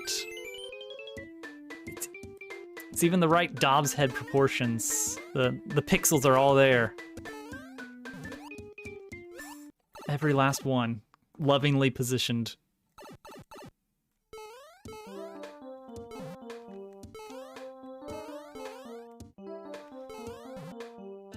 Trying not to catch that ceiling as much.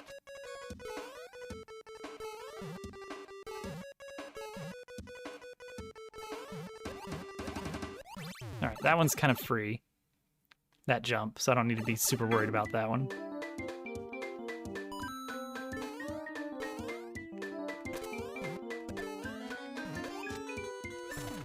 Oh, that was much cleaner. There it is, ladies and gentlemen.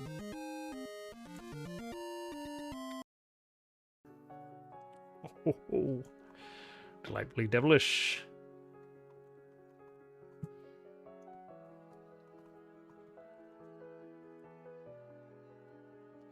Oh, oh, oh. Yes! Get cheesed! We should totally organize a night where we just sing songs on the Dob stream. It'll go right now. very well. Just a small town girl. Girl.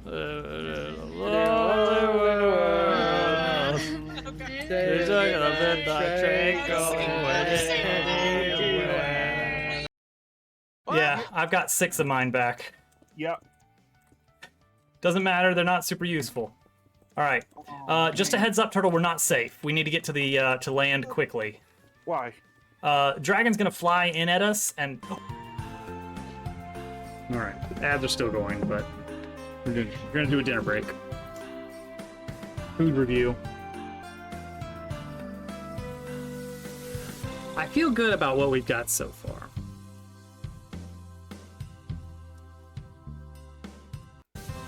Admittedly, I've been pre-planning mentally for a good long while on the phone.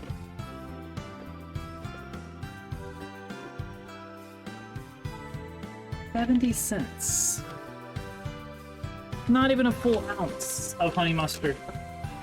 22 grams of honey mustard for 70 cents. Unbelievable.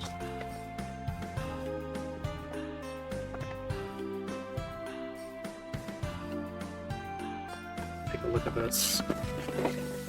I don't eat McDonald's a lot. Oh yeah, that's why I don't eat McDonald's a lot. It's not look particularly appetizing.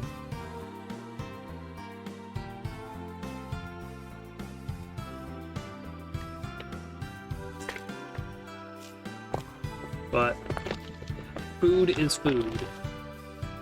Any port in a storm.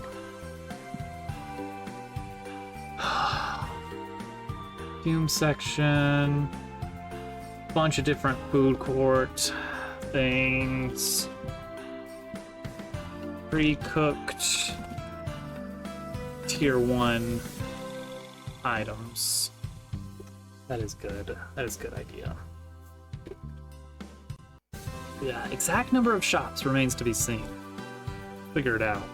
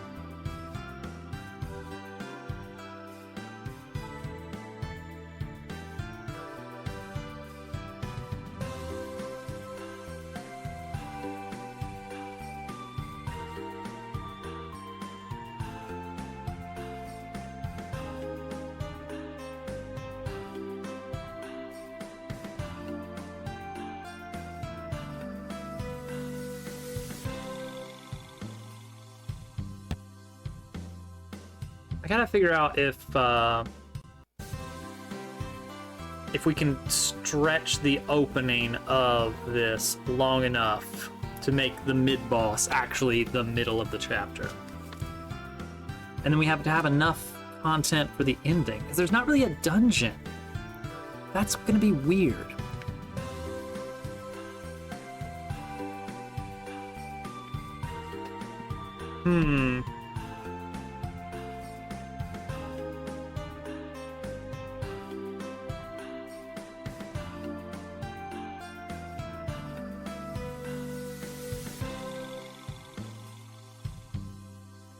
Like... Okay, to be fair, the Excess Express chapter of Thousand Year Door doesn't really have a final dungeon either. It has a pretty lengthy theme with Pennington, followed by a puzzle, followed by just walk past a bunch of ghosts. You can fight them, but you don't have to. What did they even add to that area? I don't know. And then you just grab the star. Really weird.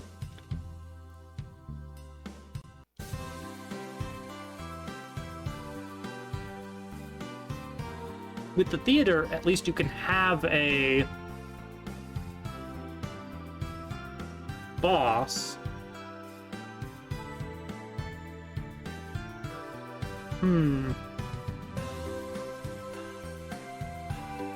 Is there a way to make it so you can't...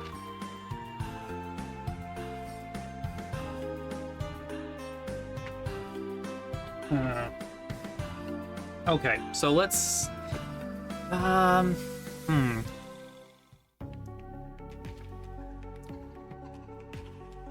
Well, I'm thinking like maybe... Like after you clear up everything in the department store, there'd be like a little bit of a challenge getting to the theater for reasons. I don't know what would keep you out. Can we make the theater into even a mini dungeon? Like even just like a 3-room dungeon?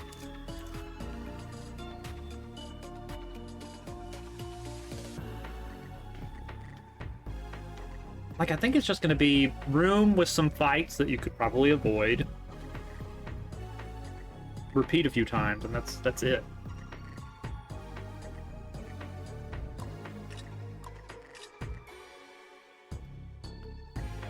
I don't actually want to do a parking garage. I want it to be weirdly that there is no exit. Like you're going to arrive kind of in the middle of the mall. Like from underneath or something. And then the mall just doesn't really have an entrance or exit that's obvious, to give it this very odd sort of, you know, contained feeling.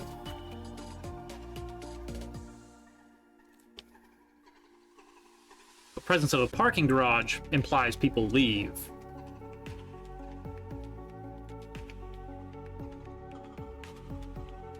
We're going very Hotel California with it.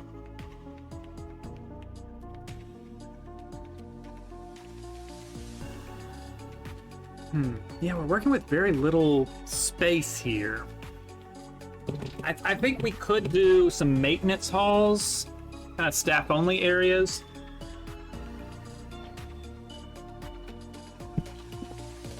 But that's about the best we can do within the mall for a dungeon, quote-unquote.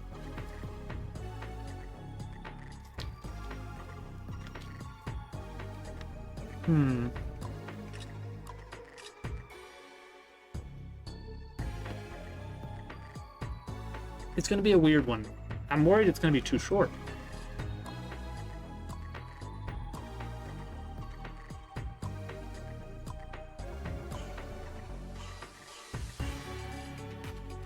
Fly walk.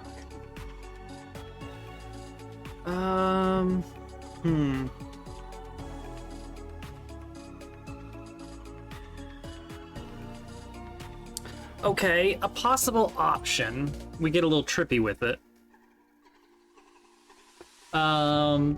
The dungeon is in the movie? Huh? Right? You get me?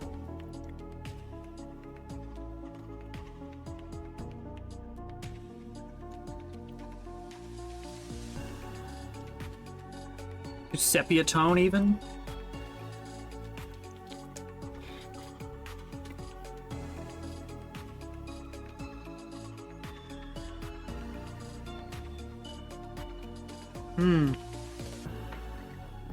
Wait, hang on. That could be fun. We could have a lot of fun with that.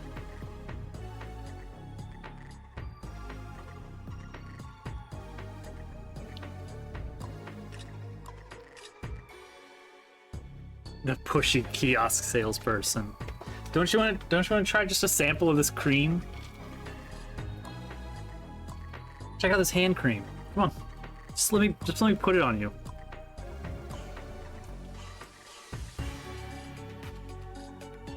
For free! Free for $15.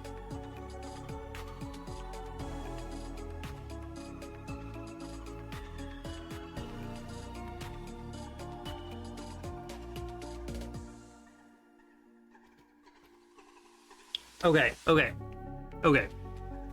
The final dungeon is the film. There is some sort of antagonist ghost? Maybe not a ghost. Doesn't have to be a ghost. Don't you like getting free thing? Don't you like things being free? No. What? Why?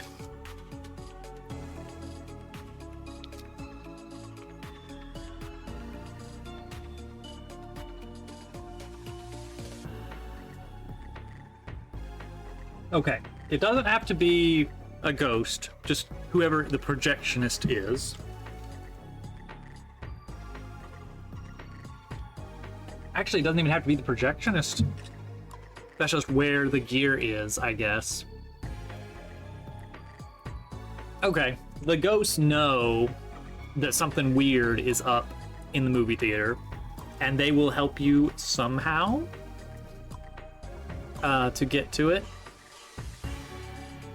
And then in the movie theater, you pass through into the film, and that is the dungeon. And you, I don't know, there's some antagonist or something there. Oh, it's a common trope. I'm not gonna claim originality on that.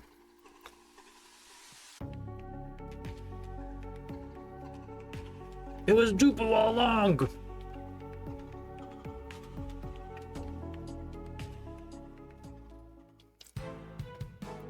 But that opens us up to a larger explorable location.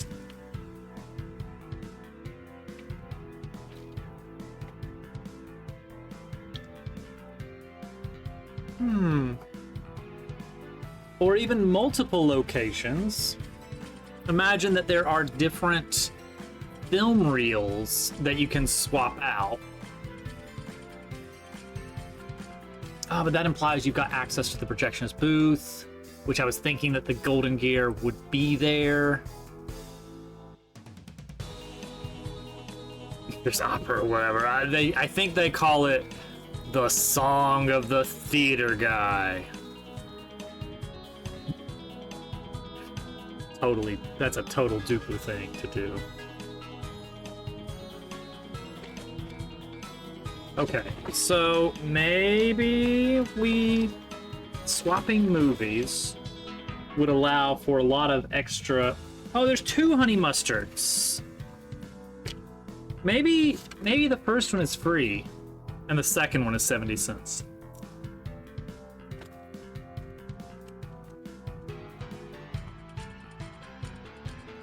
Or maybe they're just 35 cents each. And there's a ton of ketchup.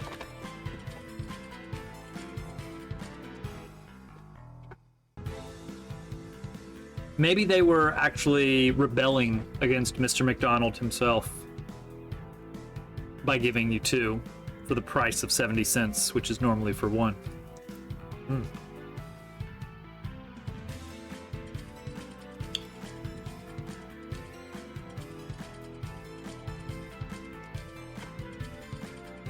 Okay, so let's say the gear. Like, how could the movie projector do that without Power of the Golden Gear, right? Oh, then I have no idea. They're just like, you want to.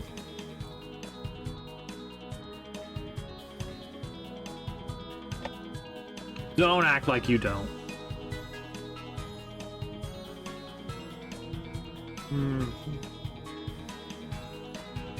Okay, what kind of films do we have here?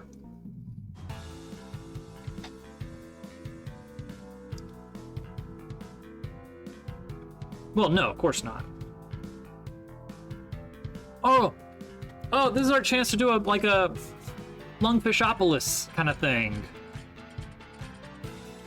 Anyone who actually knows what I'm referencing when I say Lungfishopolis will know, like, yeah.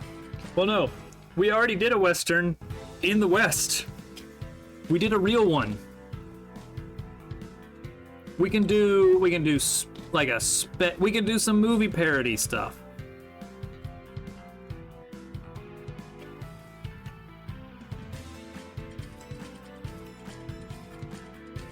We could do a silent movie.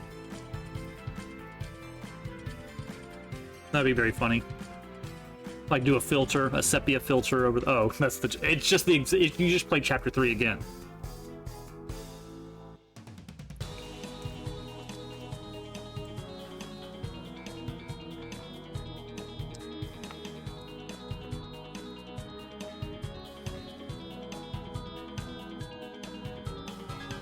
Okay.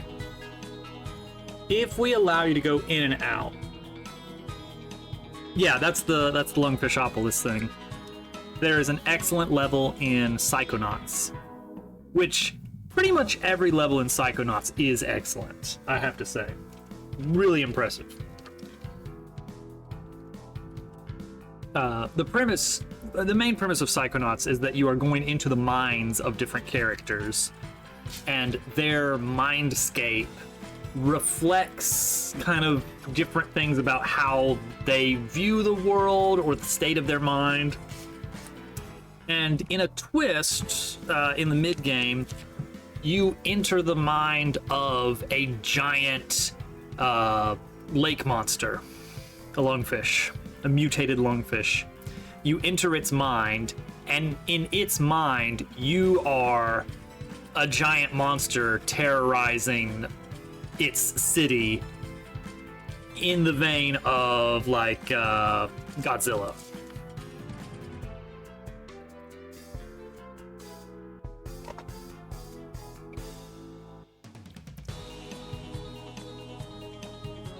They do some very, very clever things with it that reflect the plot.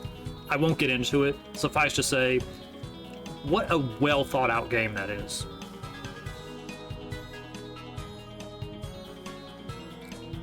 Okay.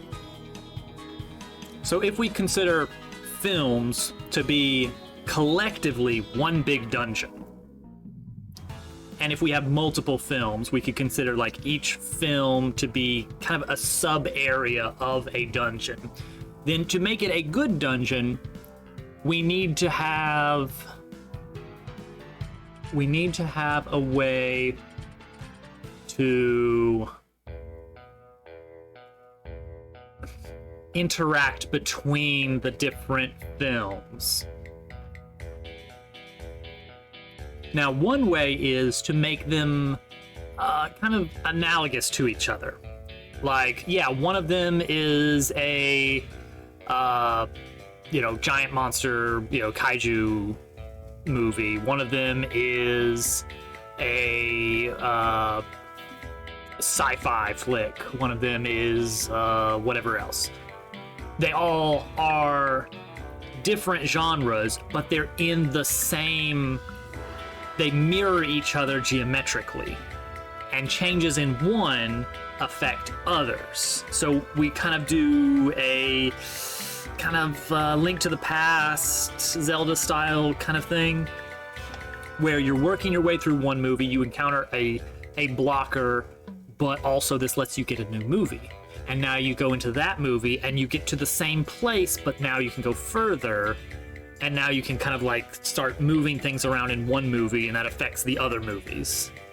Not necessarily how they play out, but more of how you can traverse them. Because I think changing how they play out is a bigger idea than what we need here. We just need a dungeon, and this is a really good way to do that.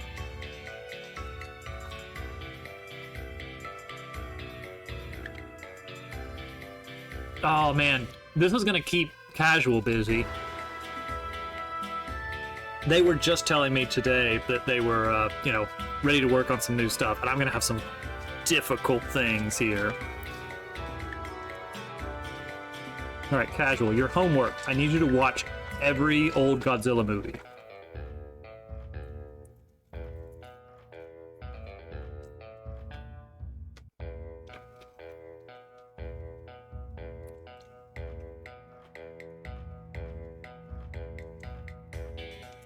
You know what?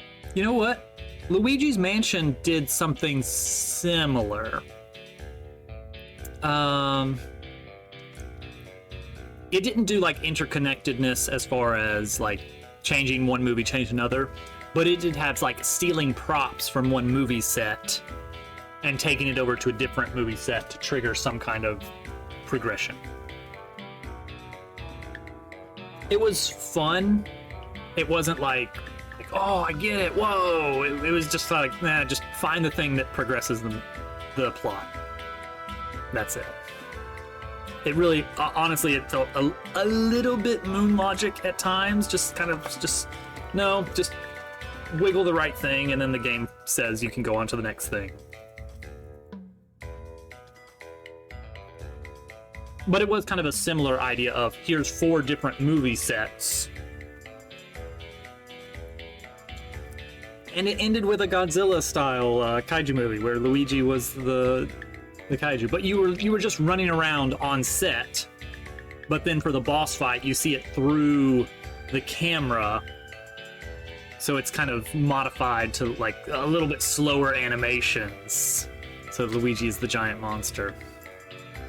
Okay, hang on, let's write this down. Theater is the dungeon.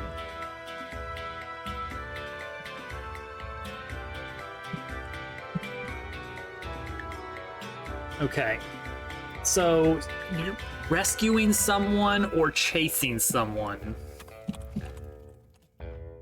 Rescuing or pursuing someone in the films? Pursuing. Okay, genres. Kaiju, sci-fi. Western would be really good if we didn't already have a Western chapter.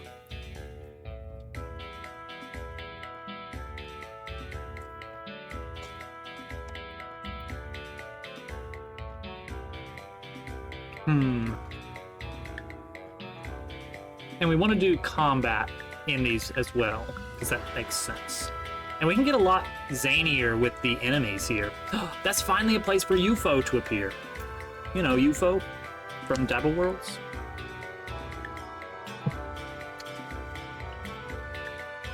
Actually, we got quite a few sci-fi appropriate enemies in Dabble Worlds.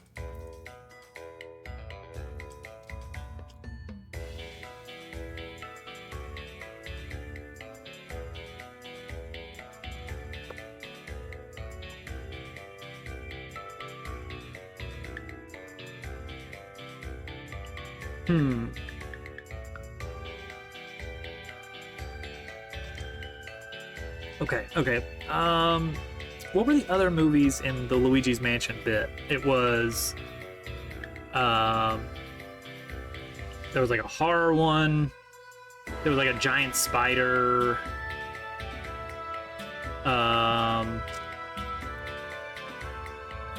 There was a disaster movie where the city was on fire. And there was one more. Oh, there was like a medieval, like fantasy. Okay. Actually, fantasy could work. Pretty cool. Pretty cool setup there possible. Okay, how big is the dungeon? If we're doing the same rooms but with different detailing, we don't want the rooms to be too big. And they need to be easily kept in your head about, okay, I'm in the T-junction room, I'm in the left room, I'm in the right room, I'm in the upper room, that kind of thing. Like that should be about it.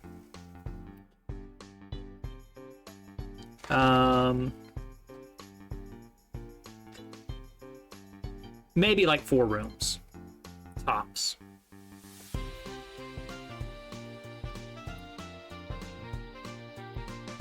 With some set of unique enemies for each.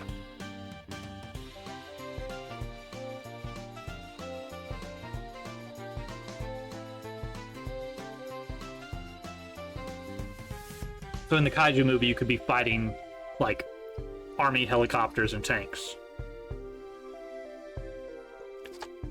Because you are the giant monster. That's the joke. So it's like you're scaling, you're not going up, like in the fantasy one, you're climbing up the wizard's tower from the outside, but in the kaiju movie, oh, now you're climbing up the skyscraper. Yeah, you know what, that kind of thing.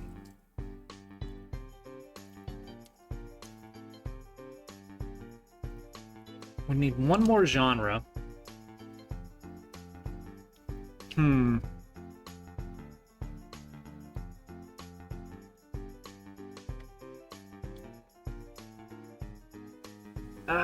What would be a good one? What's our good last movie genre for this? Like sci-fi, we can have Aliens, that's easy.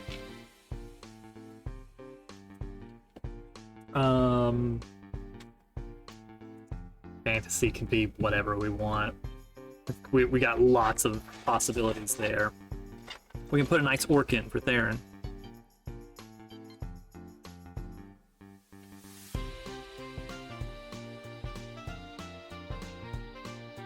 And I'm hesitant to do horror since we've already had kind of a horror section. Mario movie, the entire Mario movie. Just put Jack Black in it.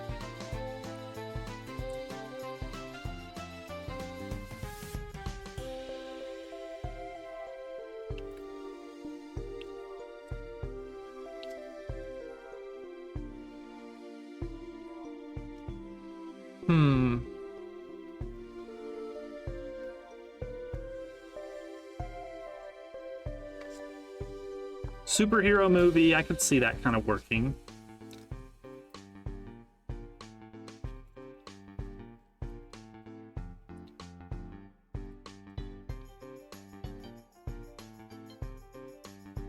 Like a lot of the enemies for the sci-fi would overlap a bit with superhero, maybe. A romantic comedy. This is what Paper Robot needs, a rom-com.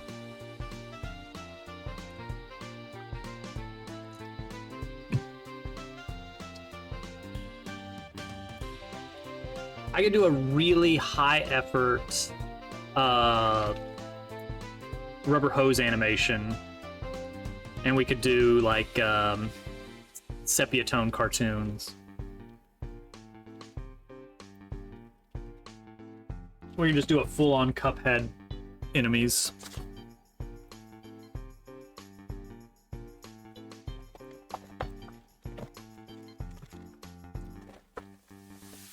Like, I'm sorry, everyone. The game has been pushed back by 3 years because I have 24 frames of animation I need to draw by hand.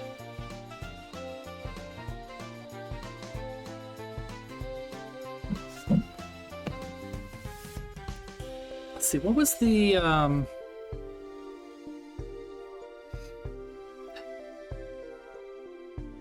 Okay, so Luigi's Mansion did the movie set stuff. Is there another? Just look up movie genres. Wikipedia, list of genres. Needs more citations, apparently. Alright, action. Adventure. Oh! Maybe like a spy thriller? Swashbuckler. Pirate. Oh, well, maybe pirates? I could do pirates. I think pirates would be good. Put pirates on the list. That could work, you know? Oh, and what if we have the same characters in each movie? As kind of like, exposition.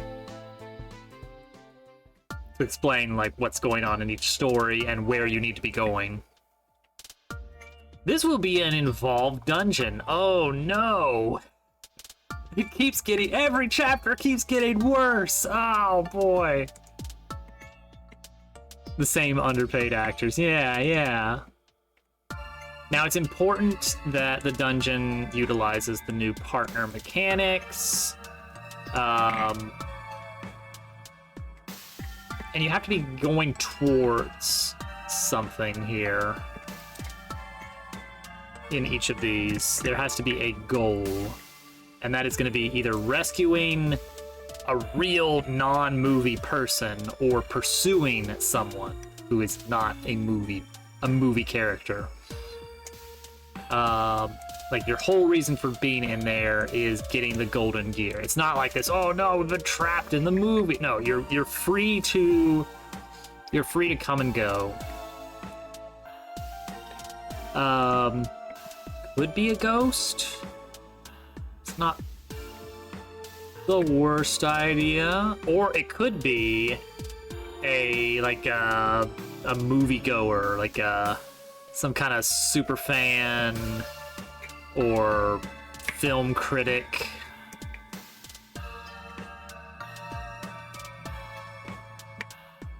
We can work on motivation.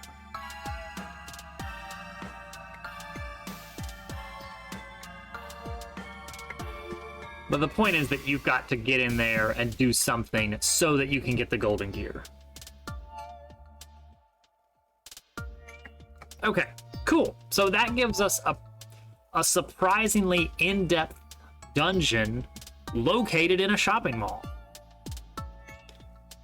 I think it's time to begin building a shopping mall.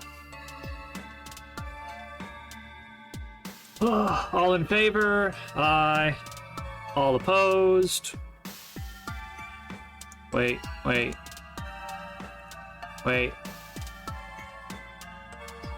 All opposed?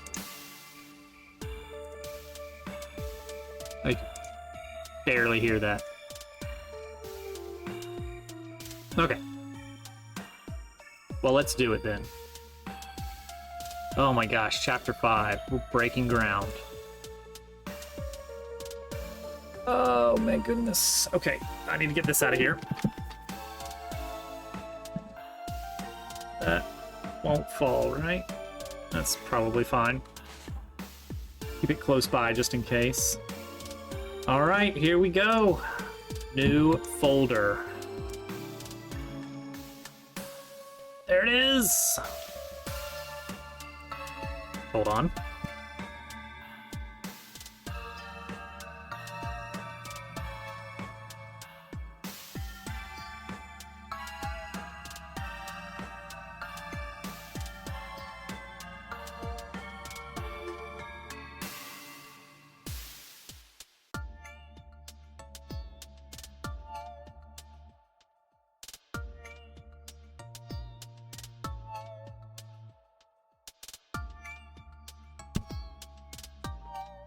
All right. Here we go. So we need create new scene.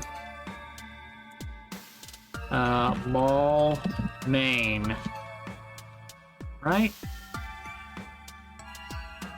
Well, let's see. What do we got? We got the mall, food court, department store, theater, and then various back room and individual stores. So we don't need mall dash main. It can just be mall. Okay, mall. Uh-oh. Look at this giant blank slate we have to work with. Okay, here we go. From script. I made an XR hand modifier 3D again. I just want to remove that from this list. Can I do that? Because every time I do NDO, Is there a way I can remove it? Oh, I can have a filter. Show built-in, show custom, show edit editor. What does that mean? What does the editor mean? Oh, for building like plugin stuff, I assume. There's no. Is there? Did I add some? Oh yeah. Okay. Oh yeah. Okay. Okay. All right. Well, no. I just want a Node 3D. I guess there's not a good way to.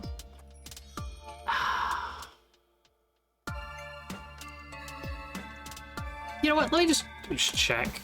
Go. Create new node. Hide specific node type.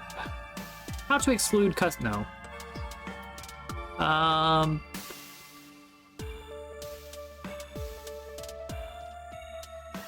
No. Oh well. I thought there might be some configuration object to say never ever show me this for this project. All that to say geometry. All right. And then let's add. Oh, we're gonna need some textures, aren't we? We're gonna need some serious textures. Oh, let me tell you about an optimization that I made last night that makes a lot of sense, but I just didn't do it until now. There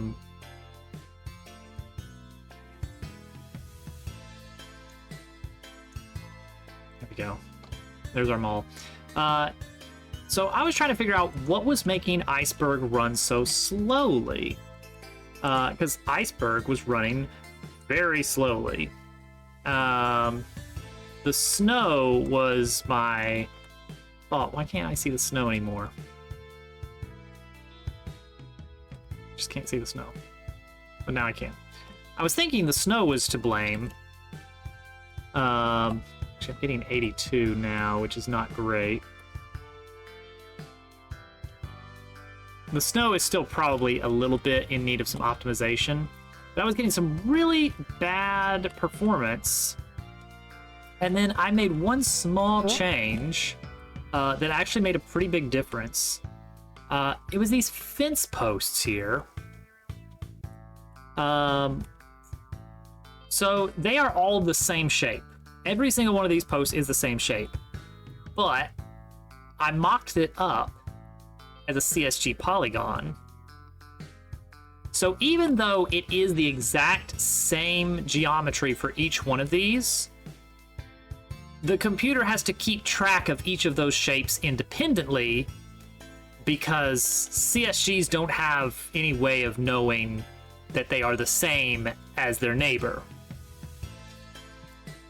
So I replaced them all with a mesh. I converted it to a mesh, a baked mesh 3D instance, and then just had each of these segments of fence use the same mesh, and boom, I suddenly got like an extra 10 or 20 FPS from that very small change. The deformable snow is going to be the next thing that needs some optimization, but incredible that the fence was that big of a deal. All right, we need to look at some old malls. Let's see here. Let's look at some pictures of malls. What do we got? What is this? What is this? Show me malls. Oh yeah, there we go. Wait, no, these are stores. I'm seeing lots of images of stores. I want to see the actual mall, not the shops. Oh, that's a lot. That's 900 images. Okay. All right. Hold on then. We're gonna be at this a bit. Let me see if I can clean this page up a bit so that I can browse it more easily. gonna just delete some nodes so that I only have to look at the image itself, the images themselves. Oh yes. Okay. Here we go. Let's look at the mall. Okay.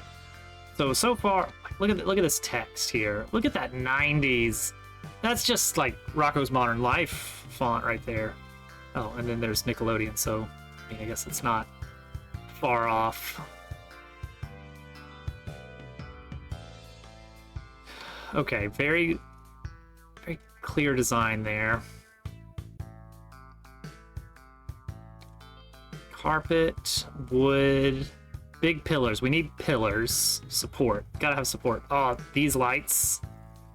Need these lights. Okay. Black and white, big old tiles. Look at this zany... Look at all this zany stuff going on here. It's not like I specifically need the 90s exactly, just the general vibe. Just want to see some... Not the shops. I want to see the mall proper. Just lots of big spaces. Okay. Oh, look at all these. Look at all it. Oh, you're never going to see the ceiling. Because that's just kind of how this game works, is you never see the ceiling. The camera is always pointing a little bit down. Yeah, some gift shops. Bookstore, maybe. Oh, yeah, look at that. This is good. This is some good stuff here. Okay, yeah. Theater. Old theater. Turnstile. I gotta write down turnstile. I forgot about turnstiles. I forgot that turnstiles exist. Theater. Turnstile.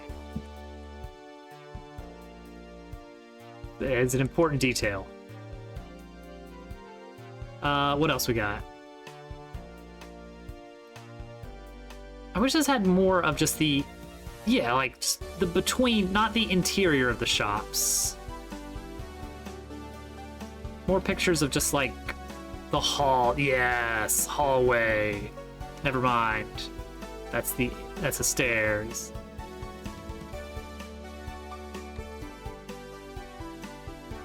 Wayback Machine. What? Wait, what? What? Wayback Machine? What are you doing here?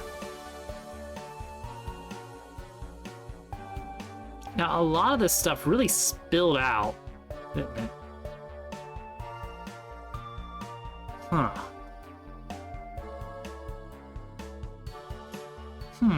Oh, jewelry store. Fancy jewelry store. This is gonna be so different. Yeah, big escalators. Big escalators are a must. This is a mini golf what? I don't remember having mini golf courses in malls. When did they add that?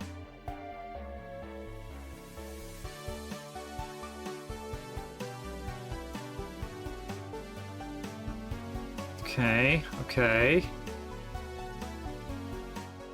Yep. Cool, good. Cool and good. Yeah, this is a little... I don't know which mall this is.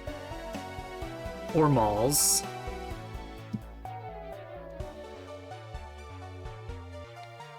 It's like, I could see this. I could see this as the exterior of a restaurant.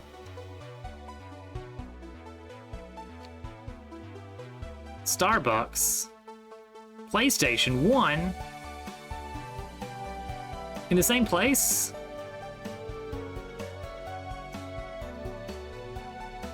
Borders. Ah, Borders. This isn't a mall. This isn't a mall. This is a... What are we doing here? Okay, this is... less of a gold mine than I was expecting to find here. I don't know. I'm wondering if they were, if all these pictures were taken at night. Or something. I don't know. I have no explanation.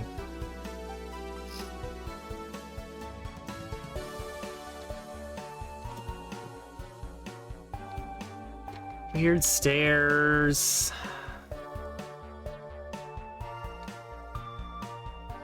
Big mall. Big mall.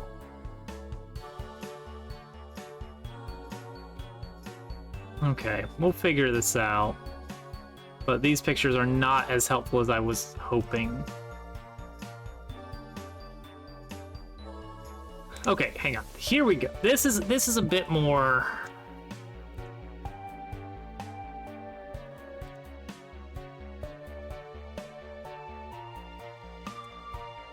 No, not that floor.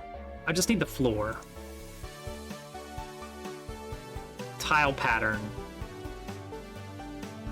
No. What? I want...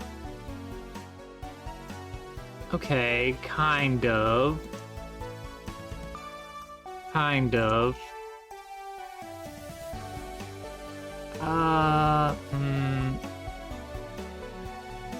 Let's just grab these images that look good. No, no, no. Absolutely not. Sam Goody. Directories. We're gonna need a mall directory. GQ was absolutely right about that. Let's see here. Grab that image.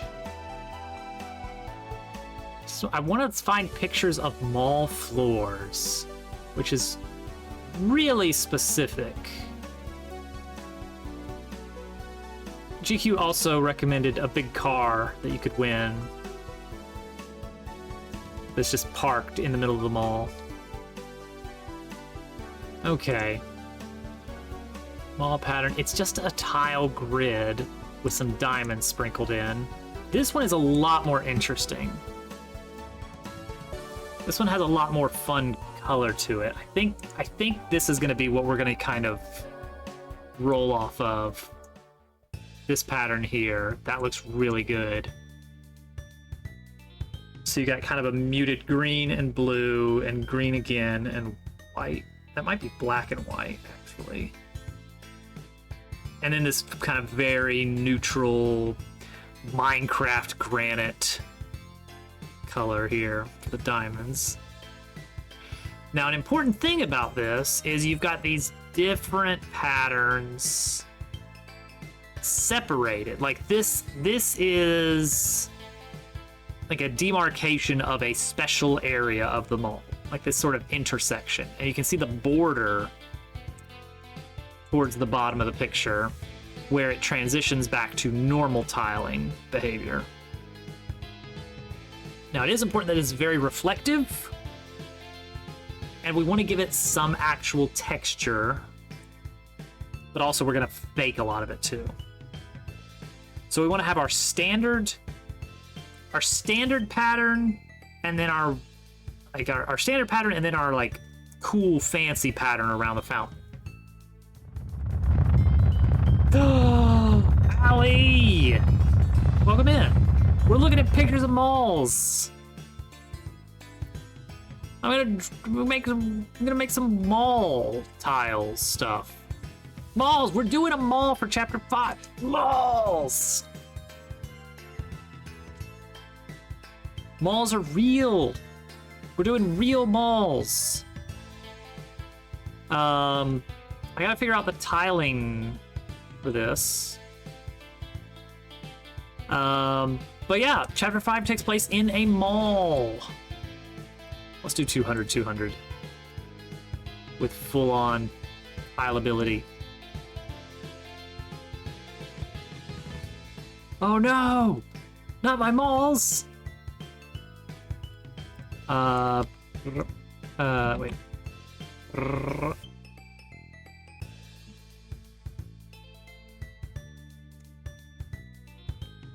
That's a good start.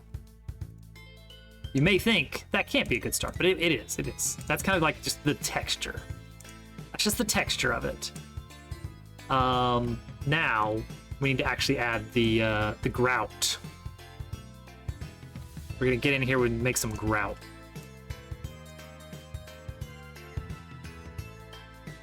I think this is gonna be like, I don't know, 2 tiles across. You have to have dinosaurs in the mall.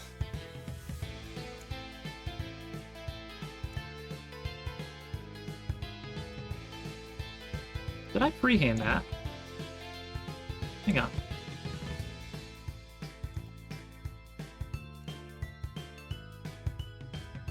Okay.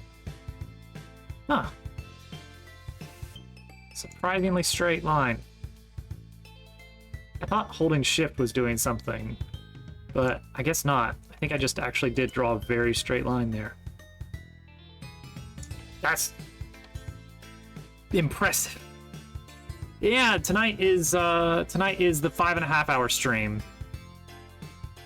So we've made some schedule tweaks. So for now, I don't know how long this is gonna last, but the current thing is that 3 streams a week are gonna be silent. I'm not gonna be on camera, I'm not gonna be on microphone, I'm just gonna be working. But 1 night a week, specific night may be subject to change, is going to be long stream, which is going to it's going to start 3 hours early and still go to this roughly the same end time. Maybe not quite. Maybe we end like 30 minutes earlier than usual, so I have time to do a big raid out, because we rarely get that opportunity. How did I do that? That's weird. It's weird that that was such a good line. Like, it's such a good line that it honestly doesn't look as good because it's too good. Okay, so we'll start like this. Now what I'm going to do is I'm going to lock opacity. I'm going to add some light color. I don't know exactly what color here. Kind of a stylish color here.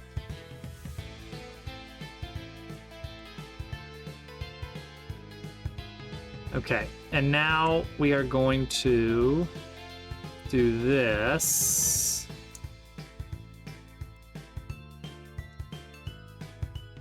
I may invert this. I may mirror this vertically. Okay, on the tops of these lines,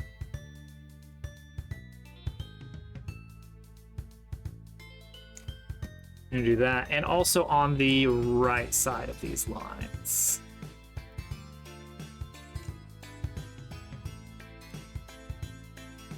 And that's gonna give us our fake depth. See, the nice thing is you're not gonna be looking at this texture. Alright, so there's our fake depth. It's gonna be flat. Normally I'd put the lighter side on the top of the brick, or on the top of the tile, but not the case here. Now we're gonna reduce the opacity of that. And that's basically our tile walkway there.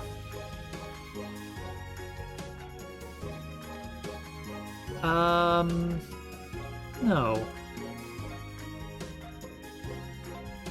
It's kind of right.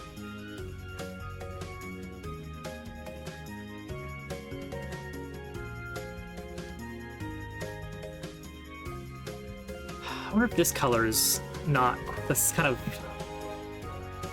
I mean, obviously we don't want yellow.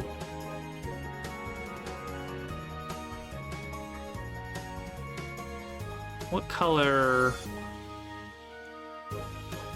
Like that? Maybe?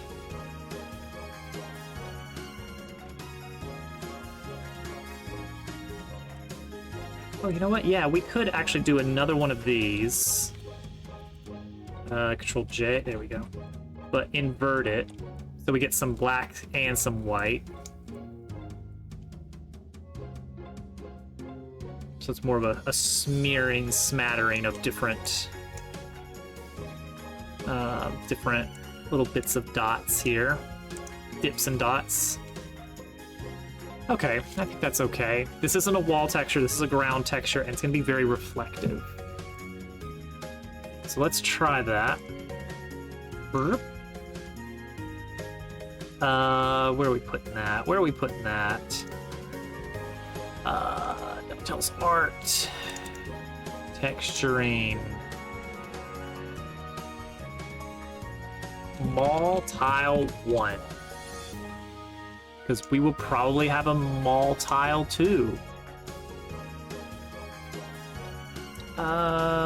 We will add that to a shared folder here.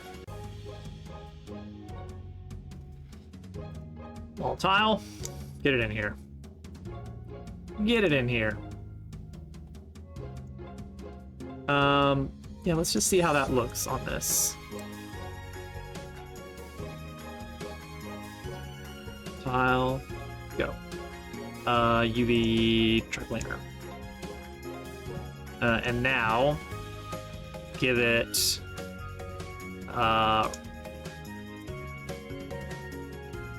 complete reflectivity. So, hang on. Collision is on. I need an environment. I need to make an environment here. Because there's no light here to reflect. So let's make a new environment.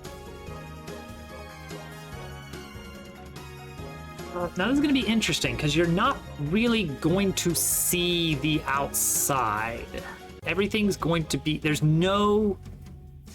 only thing you're going to get is a little bit of skylight, like the idea of lights coming down from some glass skylights above. So like you might see shadows of the frames of the skylights, but that's it. Other than that, you're boxed in. In which case, we will have a sky, and it can project light procedurally. It could be the absolute default skybox even. That's allowed.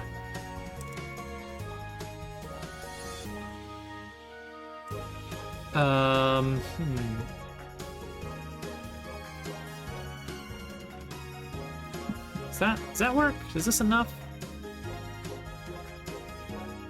Ooh, we do get the reflectivity. We need more. We need more. If I made this metallic, does that give us... Oh, I need to enable screen space reflections. That's what we're missing here on the world environment. On. Oh, there he is. There he is. Okay, we can make it like a little bit... Ooh. Oh, how polished. Oh. Okay, make it a little bit rough though. Like, there we go. I think that looks pretty good. We got a nice tile. It looks kind of gray as is, because we haven't added light yet, I think, is probably our issue here. So let's add directional light.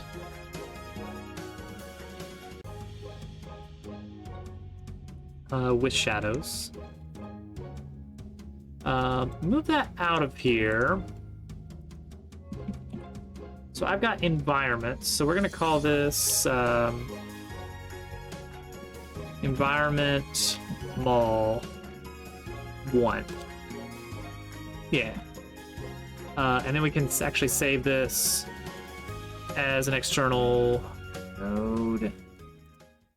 Where do we keep that? Environments. There you go. Now plop the light under it.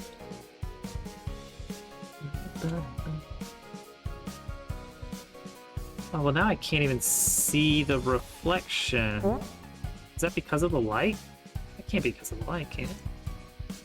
No, weirdly enough, yeah, the light is making it really hard to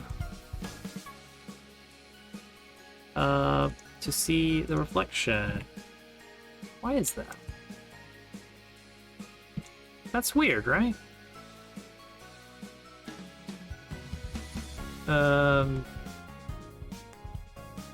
What if I do this? If I turn the light back on, but just make the texture a darker albedo. Huh.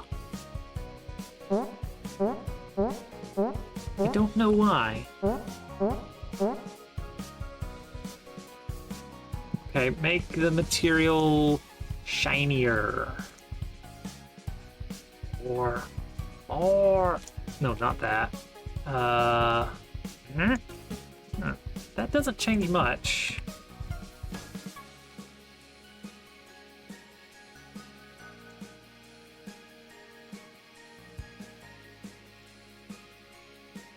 That doesn't change much either.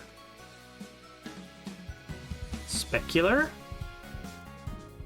I don't know what specular means. Adjust the strength of specular reflections. I guess I want more. Yeah, I want more speculars.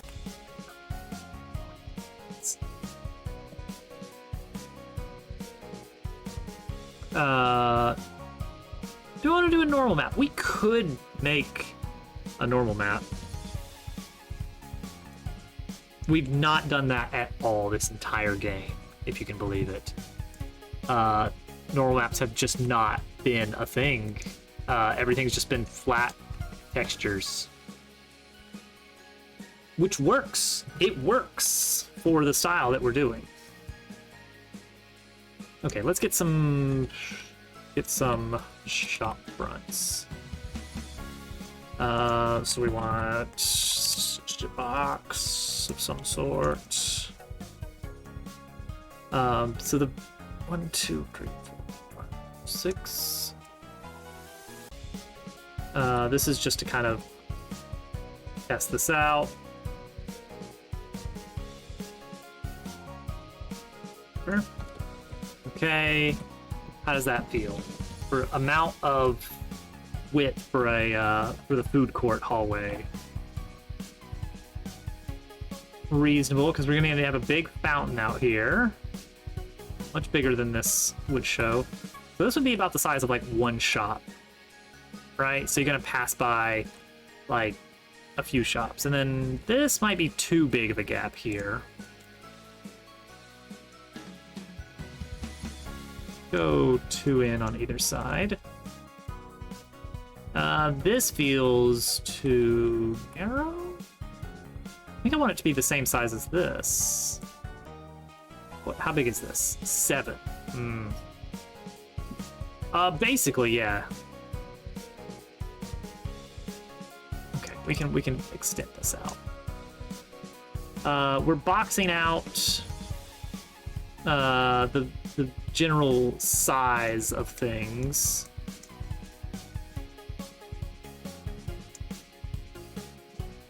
So it'd be like that.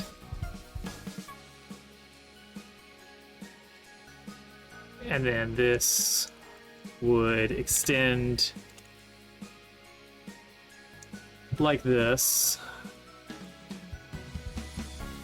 And then you would have a second set of shops up top. Like that. And then the food court is beyond. Right? The food court is beyond. Alright, so what does that look like? Does that feel... Oh, see, that doesn't feel right because now I can't really see the second floor very well.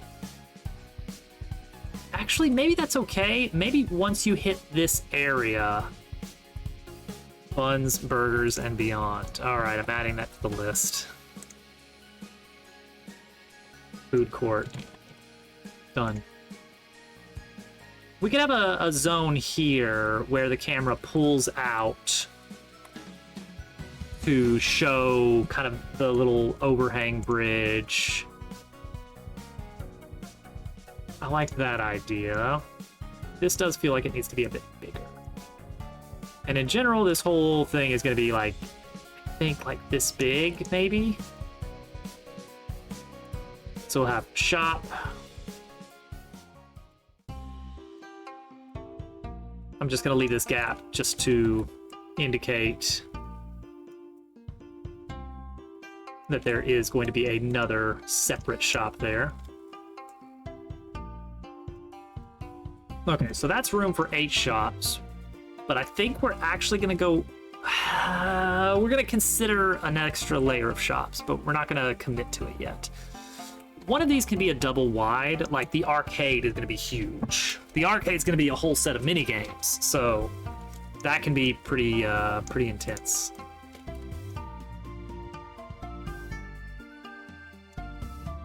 Bring that down a little bit. Fountain.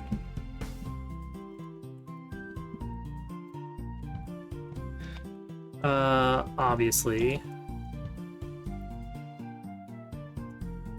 You can make a wish in the fountain. Silver Platter Arcade. What is that referencing?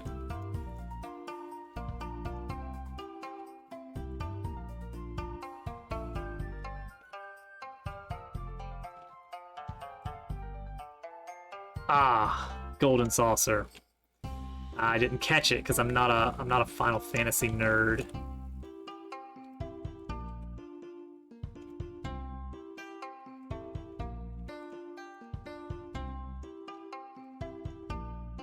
Is. Oh, he is. Okay, I think we want stone brick texture here. Oh, no we don't. Maybe we want triplanar? That I can work with. That one we can... Okay, then we need some water filling it up. Base. Oh, yes. 1, 2. Move the whole thing out.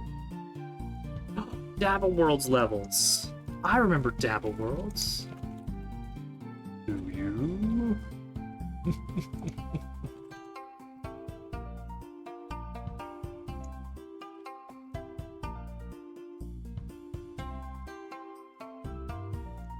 I barely remember. Perfect. Perfect. Let's try some shaders. So, ooh, well, no, that's not going to work, is it? That does not look good. Okay. Huh? No. No, no, no, no. Huh? Absolutely not. Eh? That almost works. Were it not for these terrible, terrible little bits here.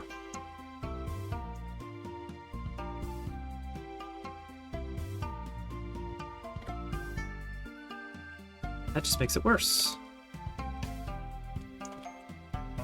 What does that look like in game, though? Does it look as bad? Ooh, yeah, it does. It sure does. Alright, nice, nice. We're gonna have to find a solution for that.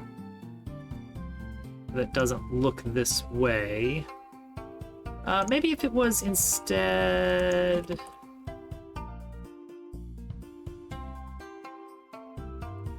What would it look like if it was a sphere? No, you still get those creases, huh? I mean, obviously it's not going to be a sphere, but what if it's a polygon? What does it look like as a polygon? See, now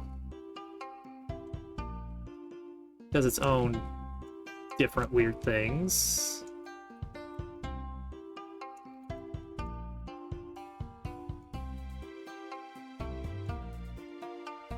And the whole thing is flashing for some reason.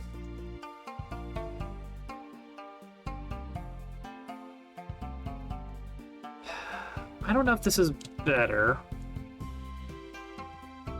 Forest Frenzy! I love a good Forest Frenzy. Alright. I don't know what we're gonna end up doing about this. We'll find something. I wonder if just a cylinder mesh. Do we have any just cylinder meshes lying around? Just a nice little cylinder mesh. Trash can. Quarter pipe, no. Gear. Lizard. Lizard. Log? Oh, see, that's two different textures. So that's not exactly what I want.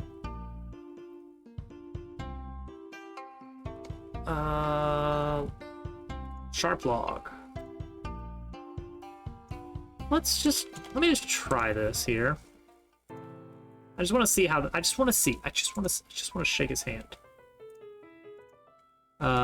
Grab this material. Paste here. What does that look like on the bottom?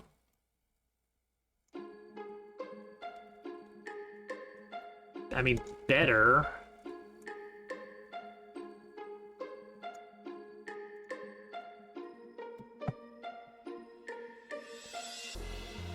Except it does, like...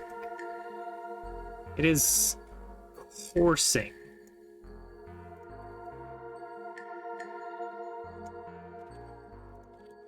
It's a good placeholder, were it not for how fast it's going. Can I adjust the shader material speed on it, though? If I mess with the shader parameters, will that mess with everything that uses this?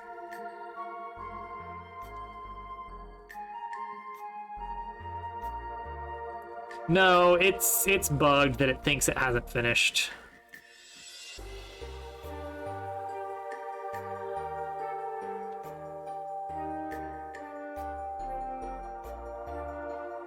Let me check this.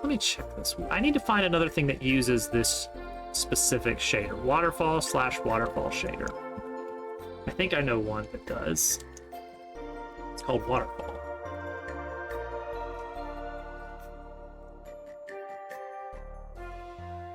That's using Waterfall/waterfall shader. Perfect.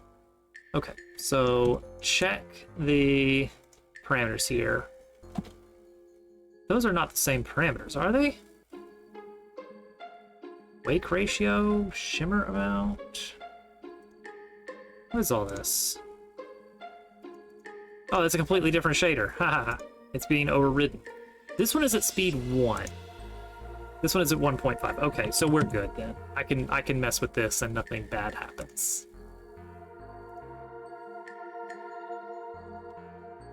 What's this other waterfall shader?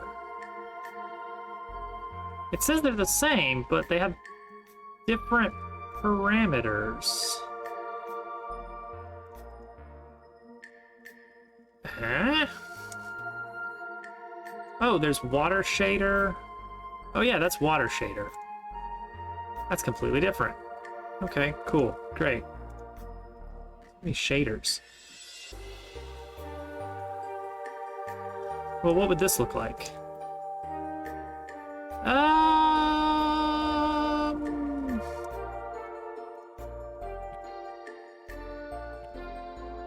I mean, maybe... Whoa. Whoa.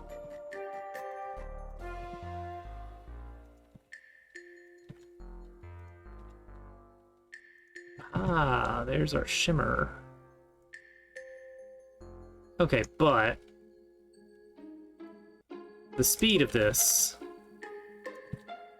it's the shimmer speed is wrong, right? Well, not this. Could I edit this? Oh, it's one of these. No, it's one of these. Can I edit it? I don't know. Let's find out. Okay, yes, I can. Yes, I can. I need to insert a parameter.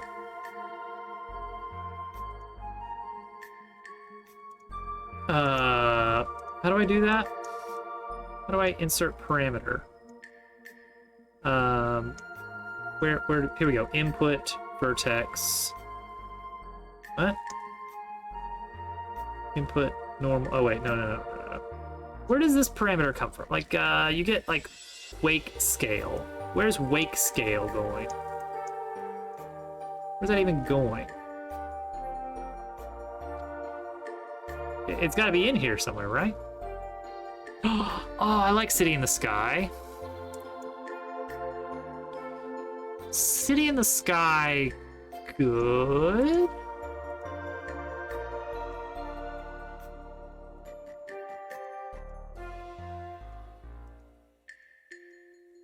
No, that's Twilight Princess. It's where you get a second claw shot. We made 2 of them. One of them we put in the sky. One of them we put in the water temple. Al did a playthrough recently. I don't... Huh? Huh?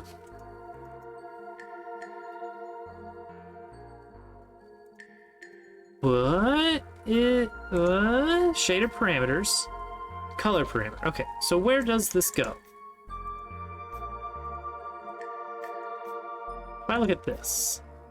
So this is the output. Alright, color. Multiply,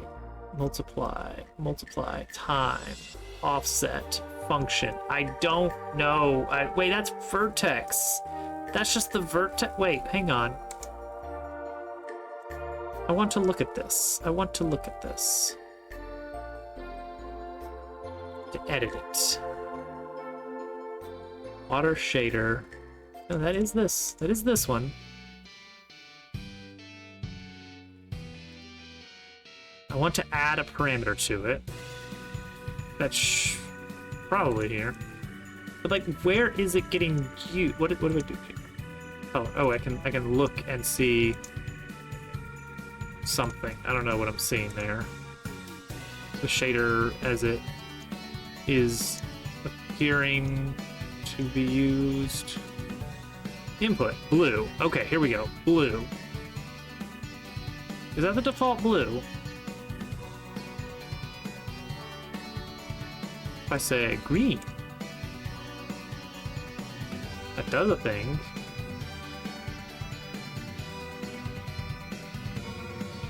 But it's not here. Where is it getting used? Time, I understand. I understand how time is getting used. That makes sense to me. This can't be it. This can't be all of it. This is the vertex. Where's the rest of it, right? Isn't there more?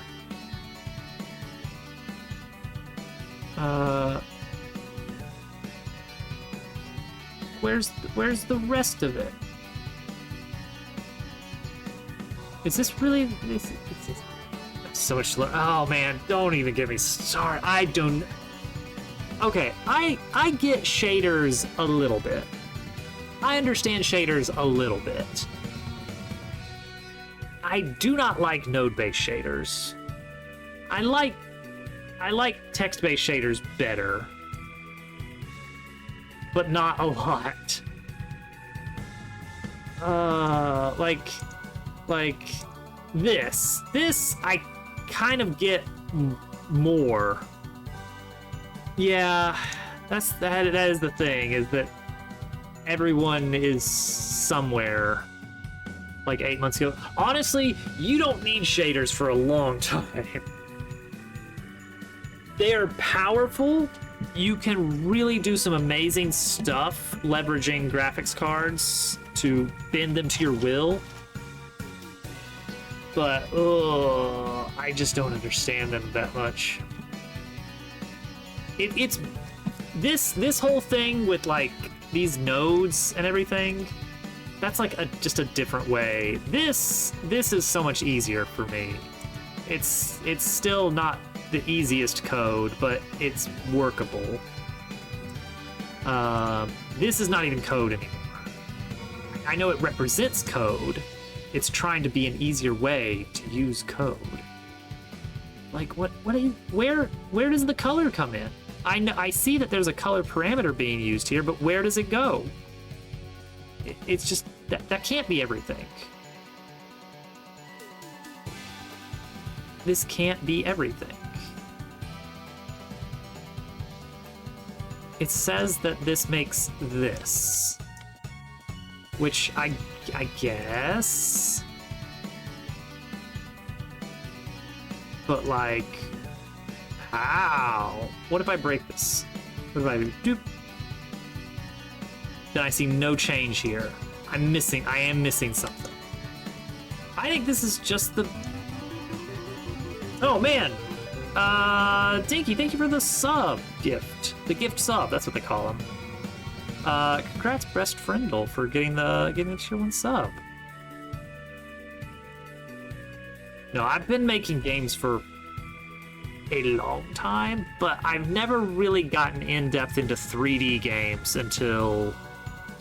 I was gonna say recently, but I've been on this one project for 2 years.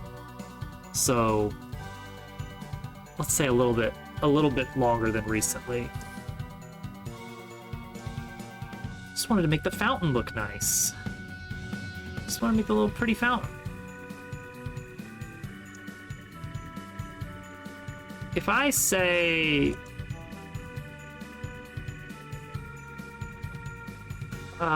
is this the one? Show generated shader code.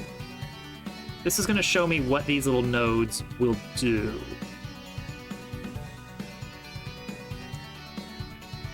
Fragment shader.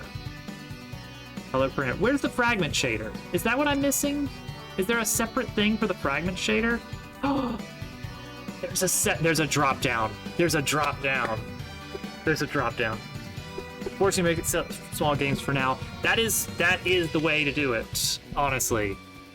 I started making games on the TI-83 Plus graphing calculator as a way to pass the time in high school.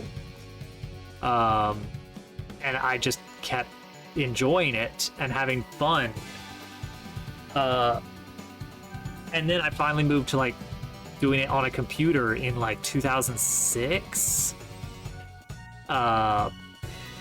Where I worked with a dev kit called the Scrolling Game Development Kit, made by Benjamin Marty, who made an entire dev kit where you could build the graphics, you could write the code, you could set up sprites and tile sets and physics all in one little program. And I bugged him a lot in my younger years because I did not understand actual coding. He was very patient, and I actually managed to get like some basic little games. I do programming for a living, but not games. I think if this was my source of income, I would not enjoy it. I think if I was having to make games to live... Okay, this is more... Gosh. Oh, no.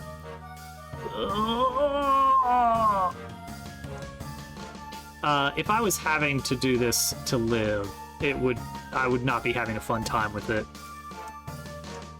I think there's something very freeing about I can make this game however I want, and it doesn't matter if other people like it. As long as I am happy with the result, that's all. That's all that has to happen. Okay, here we go. I'm wanting to change the time rate here. So we need to find this, input time. Break it. What does that do? Nothing. Great. Input time again. Break it. Okay, that does something. There's two different, here we go. There's two different ones here. Well, why don't these just use the same one then? Get rid of this guy entirely, right? That seems, I think I understand that much at least. Ooh. But yeah, having full control over the project. Here, okay, I'm gonna cite a very fun little article. If I can. Here we go. It's not an article. It's called a manifesto on the page. Here we go. Everyone should read this. No one is going to buy your game.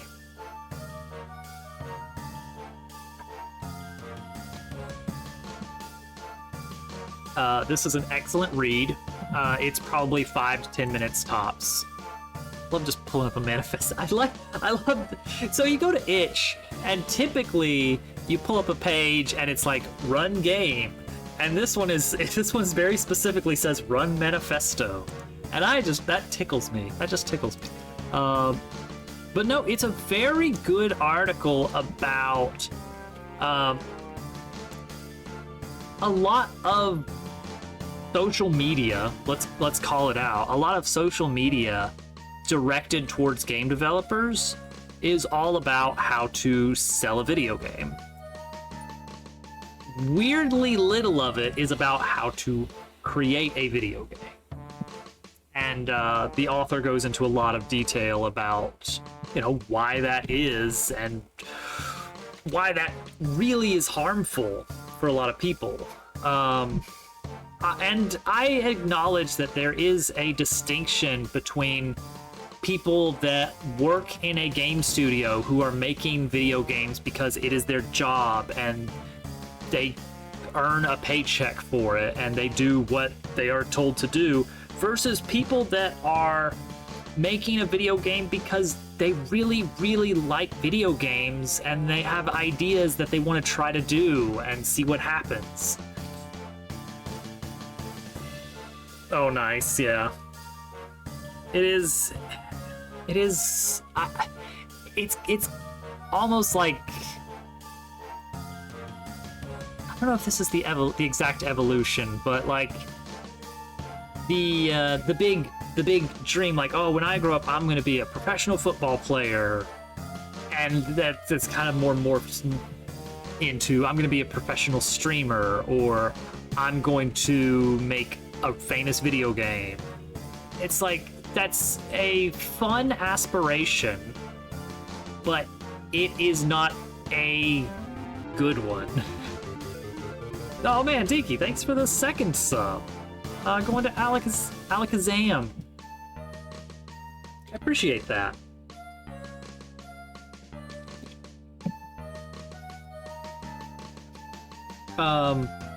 Yeah, making a game is and should be a fun act of creation, and we don't have to dip into the deep well of this is capitalism's fault. But a lot of people are trying to make the $1 million game because that will earn them money so they can, have a house to live in effectively. I mean, there's a lot of ways you could pick that apart of, what that says about the nature of society as a whole, and, what do we do about that, and like, et cetera, et cetera. There's no reason to dip into that. worth acknowledging, but not diving into right now. But the takeaway is that the result is that video games are becoming have become very packaged experiences that are meant to garner as many clicks and views and wish lists as possible to maintain relevancy and eventually sales figures. And that sucks, because opening up an editor and just being able to make something that is interactive is such a weird step up from, making a painting. Steelbook edition. Making stuff is cool, as Al says. That's his catchphrase. Making stuff is cool. Yeah,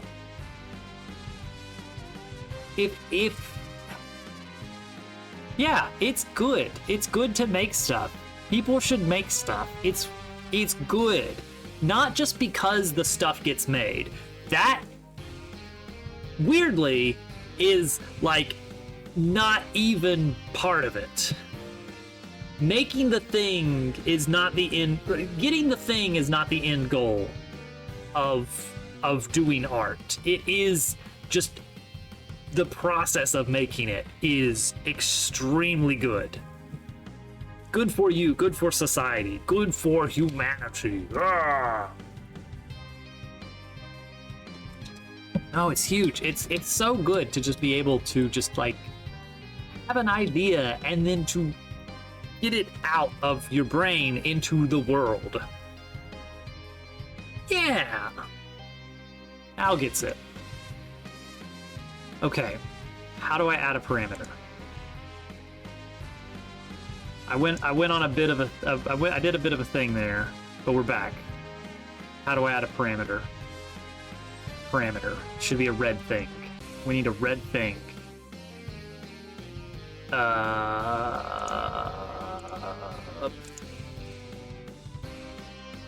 How do I make a new parameter? Color parameter is allowed.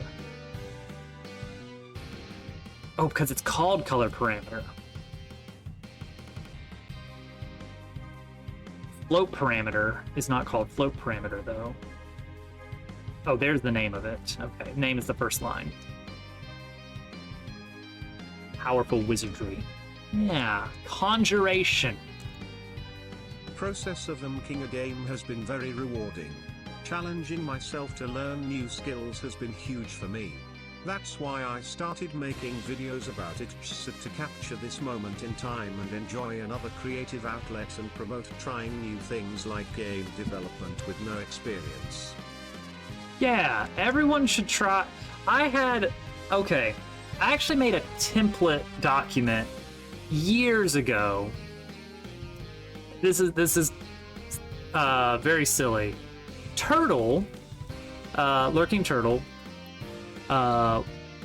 mentioned offhand a vague interest in learning programming. And because I was bored, I created an HTML file, just a standalone HTML file that does pretty much nothing, that explained the basics of, hey, you can actually just edit this file, look at how it works, make changes, save it, open it again, and your changes will be there. Here is a list of things you can try to do from that with this very file that is explaining it. Please experiment with this. Nothing came of it, but I think that was fun.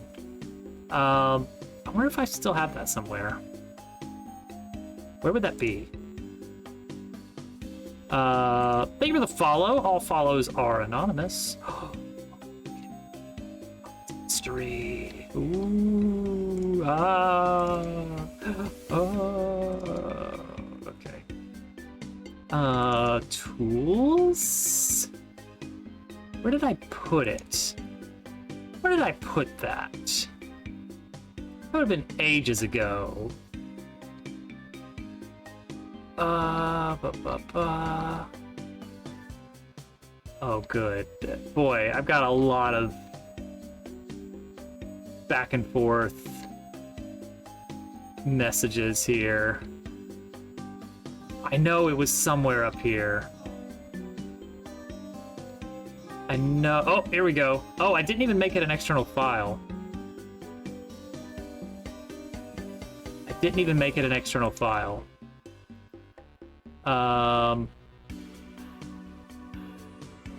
How would I...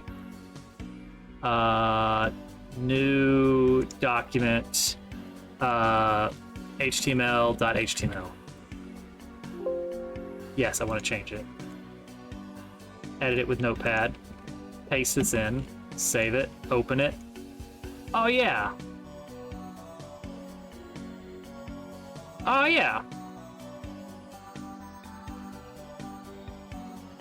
There you go. It was a whole little HTML document that explained, hey, here's how you can open up your developer console and you can actually just do JavaScript right now without downloading anything. Here you go, do it. Step by step. I don't know if anyone would want this. I don't know if anybody wants this, but it is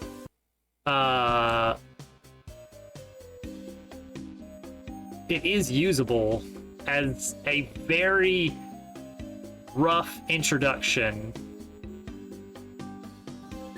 to learning JavaScript.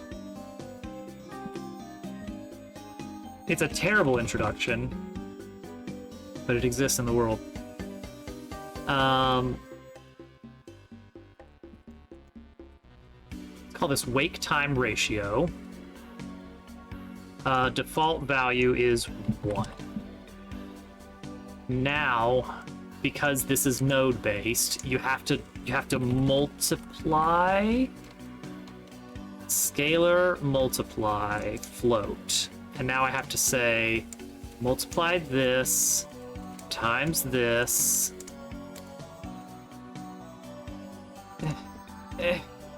and now use that for this and this. And now we should see no changes here. But when we go back to this, it is a bad item. It's a very lock and key. So if I bump up to 10, yeah, look at that. That honestly looks a lot better for what we're doing, huh? Does it? Kind of.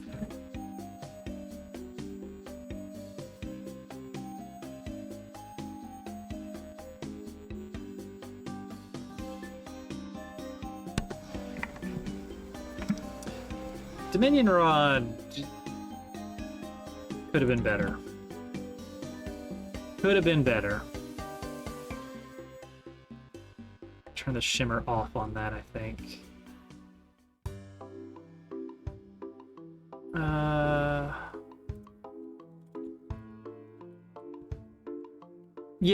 Yeah, basically.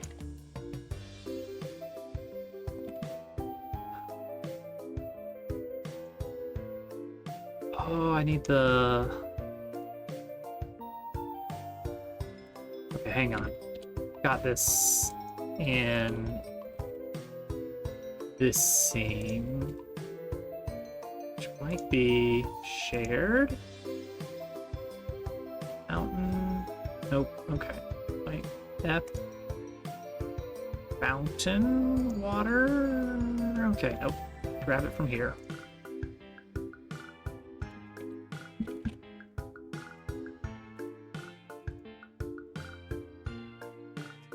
Okay, it's got the script, it's got the torus, it's got the mesh.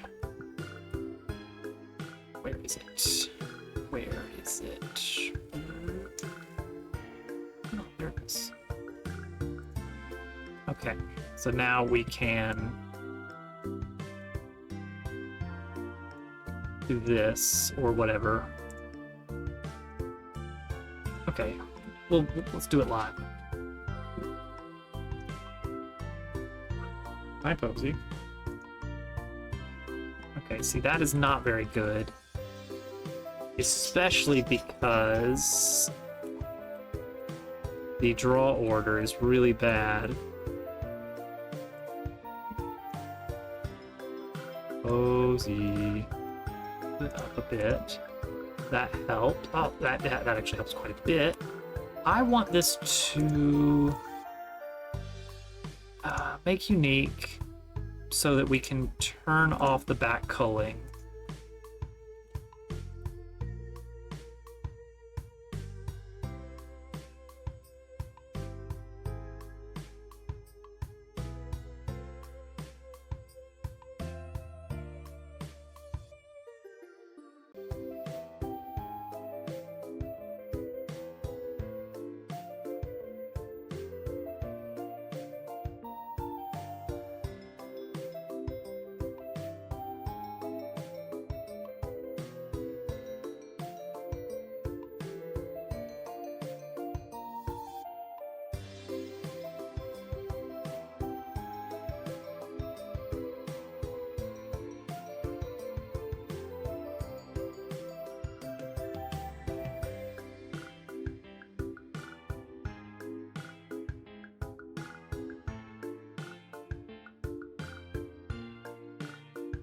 Posey's going nuts.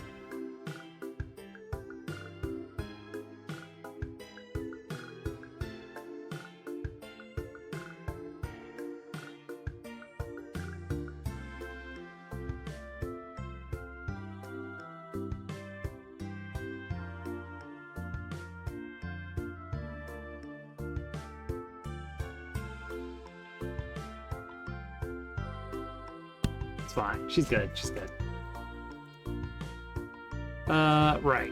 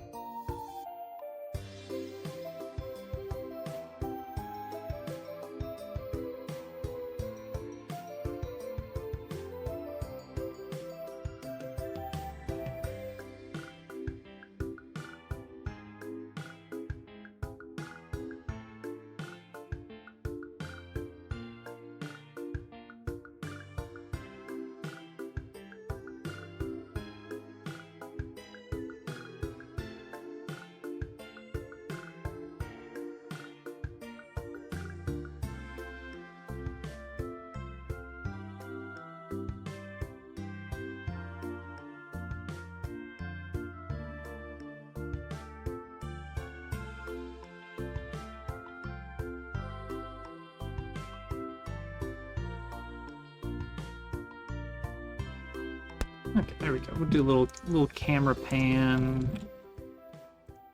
You pass in and out.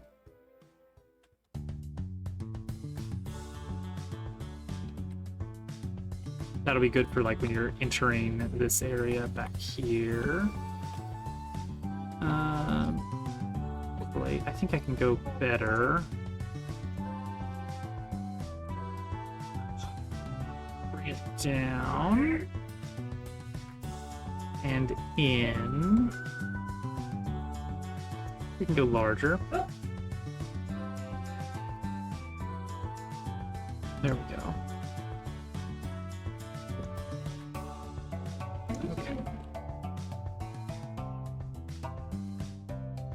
Okay. Jumping around like but now trigger zone is like really far out here, which means you can go off screen, which I don't love. How do we deal with that?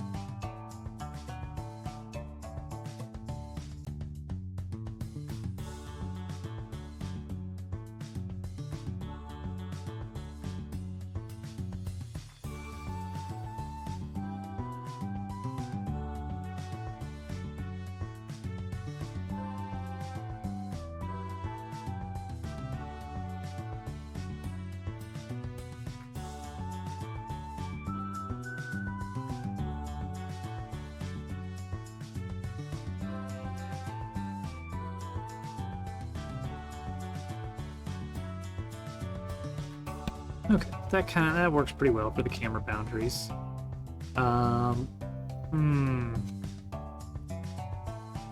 Need to figure out how many shops we're gonna do. And also, we may want to go ahead and do the alternate tile going around here in the middle. If we do another tile type. We want to try. How well would this look? Not very good. Well, actually, it's kind of okay. Just changing the spacing on the tiles here.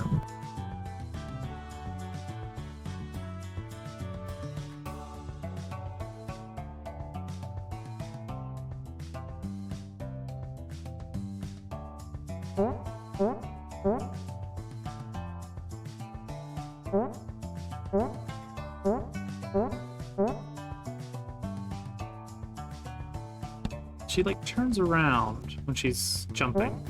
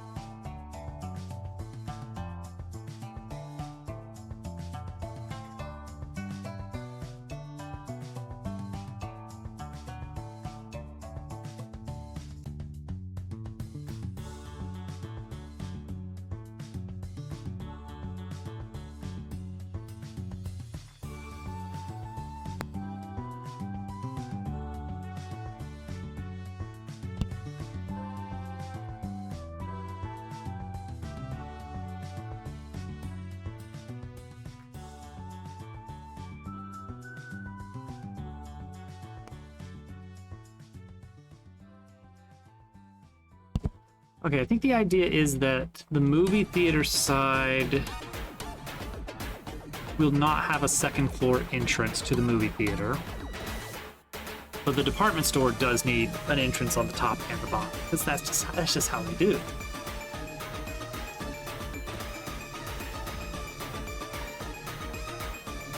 And as a result, we can have this walkway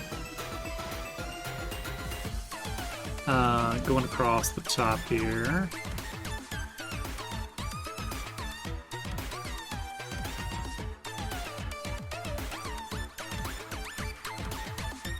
We can extend a bit over the movie theater, and that's where we can attach the escalator so that it can be horizontal. And that'll be really nice because we can have a double wide for the arcade. Let's check our list of what were we thinking here for the different stores. Candy store, toy store, music store, a Hot Topic, Spencer's, Sharper Image. There will be an arcade. That's it? So that'd be 6 altogether, with the arcade being a double for 7 spaces. Is that enough to create enough interest? I could see us going one larger on the left. The arcade will be partially covered by the escalator on one of its bays, and the other bay will be the main entrance, because the arcade's going to be like a big interior, so it needs a big exterior to kind of appear larger. So arcade.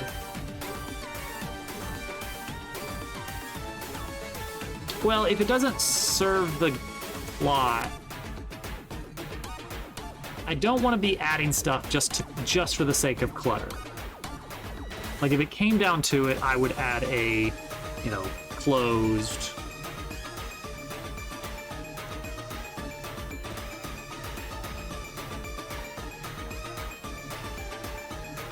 Okay, back half, we want the music store.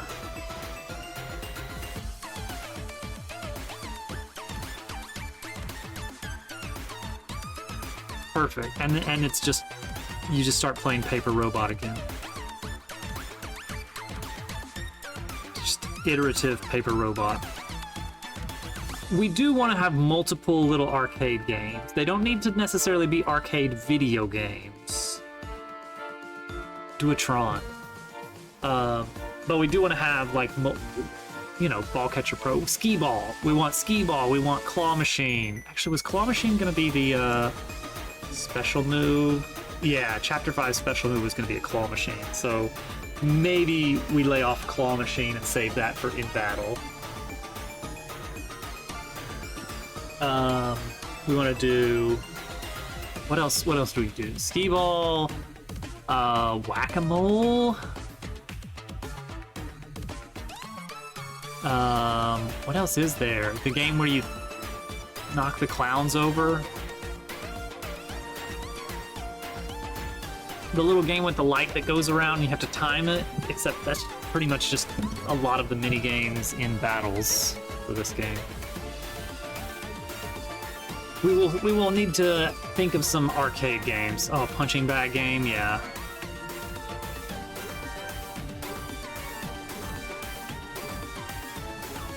Oh, basketball. Basketball will be a nice easy one, because I can just mess with the physics to figure out how to make it feel like basketball. Little racing game. See, that one we gotta watch out for, because if we're doing a video game in our video game, I don't want to pour too much time into it. But I might. It would be interesting if all of these were non-video game arcade games. DDR. Oh, yeah, I think I did have some notes somewhere that did mention a DDR game.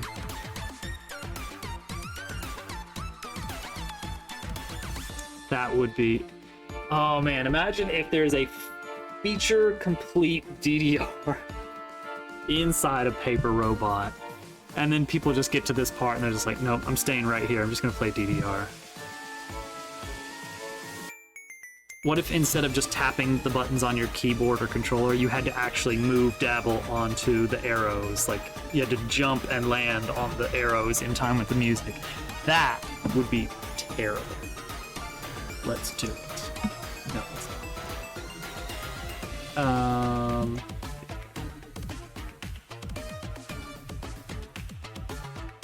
Alright, so this is our box out of the general geometry. Food court back here, but it's going to be a separate scene, so this is just going to be like a visual representation of the food court in the background.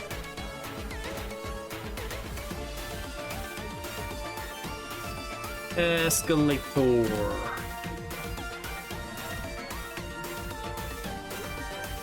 Escalator.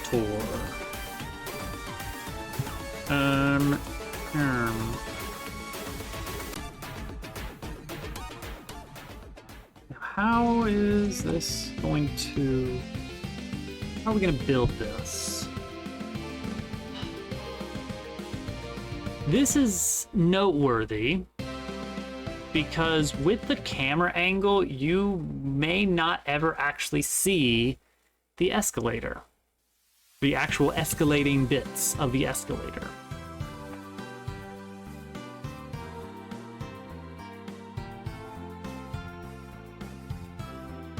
So I don't even have to render those.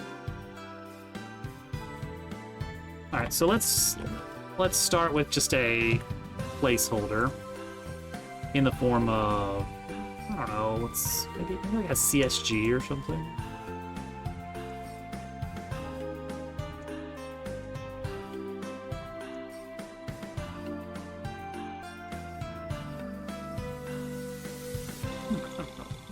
Figure something good out there.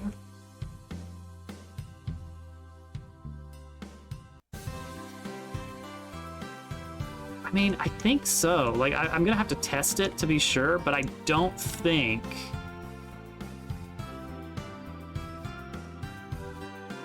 that you'd ever actually see... Yeah.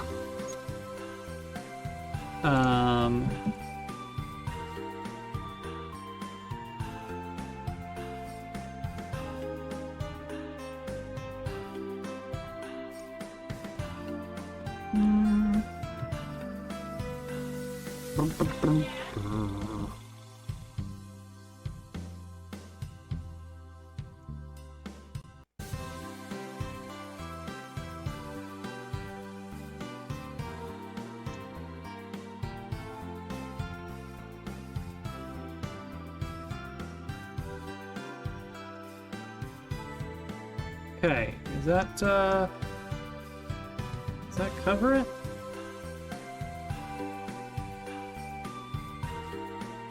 I love lying. Player. You think there's a real escalator here? Okay, yeah. 45 degrees is too sharp, really.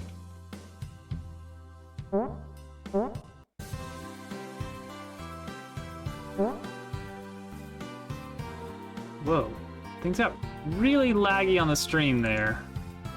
Is that... Uh-oh. Are we back? Okay, things looked really laggy on the stream there for a bit. I don't know what happened. Let me pause that. Probably fine. It does say that I've dropped like 10,000 frames. Okay, 45 degrees is really steep for an escalator, first of all. So we'll probably pull that out a bit. But I do want to see Dabble's little head, you know, as we're going up.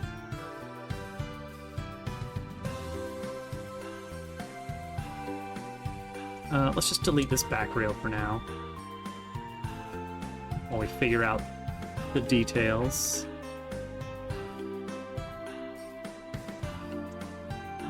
Bring it out meter.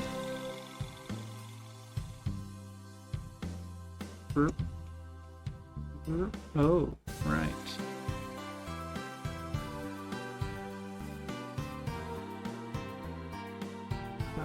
That's probably good. We'll need to bring the... Gonna need to bring that down just a smidge and...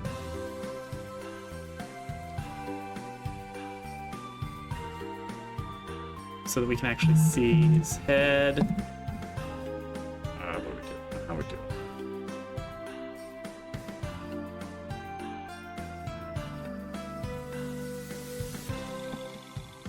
Stop jumping. Bring it down by 3. 1, 2, 3. Okay, that's good. 1, 2, 3. Okay.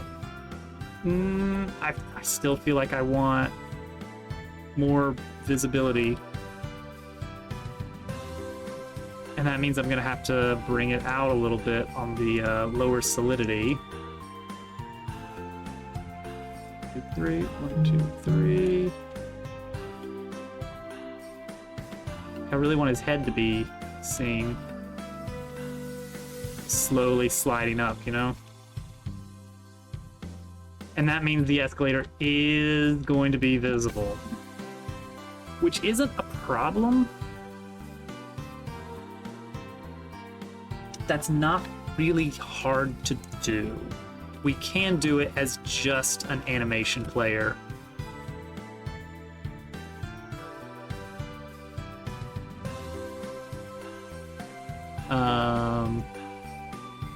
Let's bring it even lower. Oops. Yeah, we're okay with it being... Get this mall picture out of here.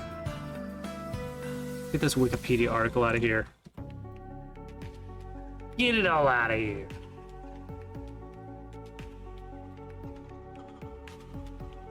That's better. That's significantly better. Now, here's something. It's one way. Do we care? Escalators... Generally, if there's an up escalator, there needs to be a down escalator somewhere.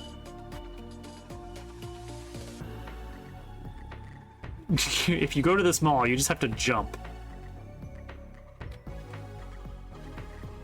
I mean, I don't even... it could just be that the railing here is short enough that you could just hop over. I think that's fine. Especially because we're probably gonna have some platforming to do around here or something, like maybe a little Leon segment to get across. Like maybe this railing is actually missing at the start. All trampolines.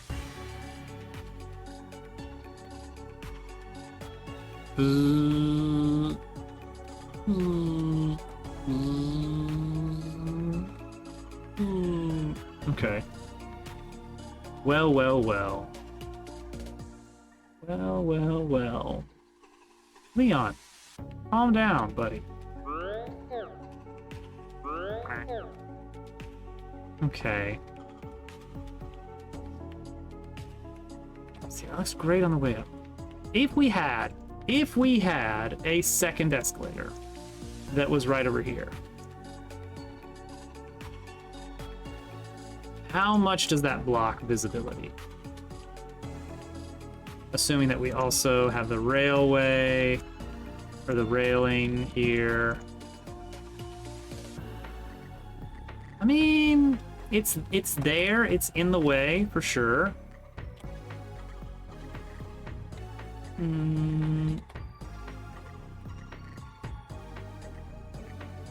But it's not like impossibly blocking your view. Especially because we could do a little invisibility thing on this, where if you enter this zone in the middle, that it goes transparent. That is super allowed. super duper allowed. Okay, so maybe we do that. Maybe that's how we set that up. Okay, cool. So this will be the arcade. Maybe we scoot this whole thing back one bay to add an extra 2 shops here. We'll see. 6 bays on the left, 4 bays on the right. One of them can be closed for good kind of shop. You gotta have those in malls, right? Especially a mall that is maybe not doing so hot. That's kind of the whole thing. And then we open it back up in the post game as part of a 100% side quest. Sure. I don't know. All right, so get rid of escalator 2 for now. Let's build out a little escalator. Oh, do we...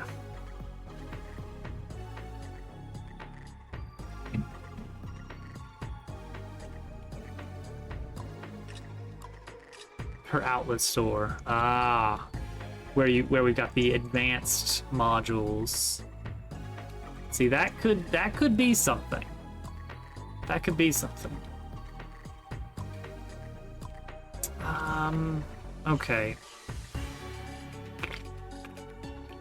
So this needs to be a animatable body 3D. What a mouthful. Radio Shack. I love a good Radio Shack.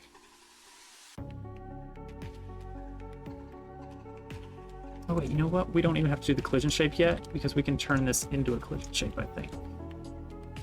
Which is pretty cool, in my opinion. Pretty cool and awesome. I want this...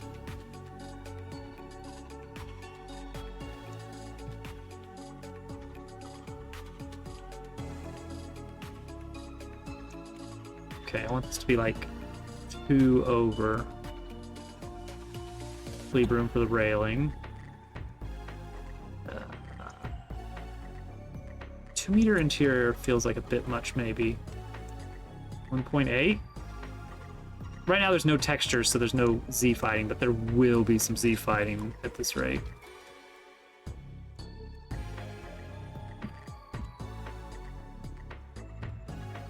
.6? 1.6 interior. Okay, so now we need material. We're gonna use stripe. No wait, stairs. I think this one will work pretty well for this. If we can get the mapping to do what we want. See, that is a very...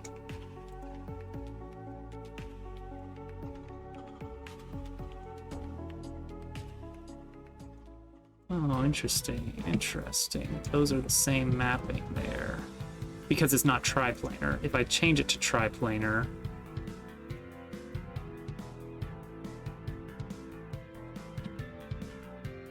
There we go. Then we can do like this. Oh, that's a good one. I messed with the albedo a bit. Make it a little bit more bluish, slaty blue. Oh, yeah. That looks good to me.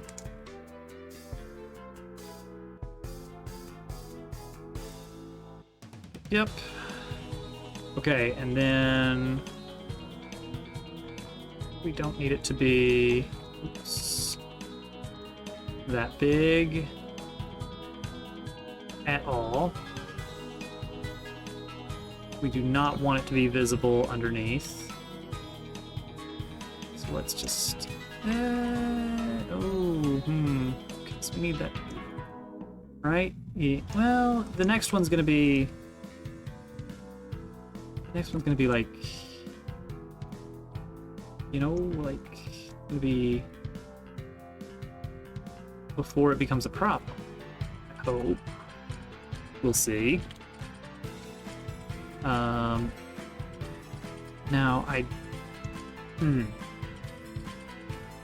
You're riding on top of an animatable body, and then it warps, but another animatable body takes its place. What happens?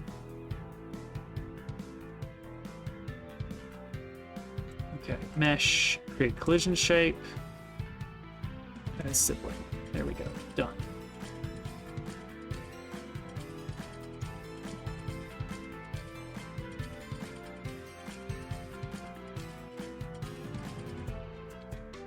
Okay. Yeah, this is gonna be really.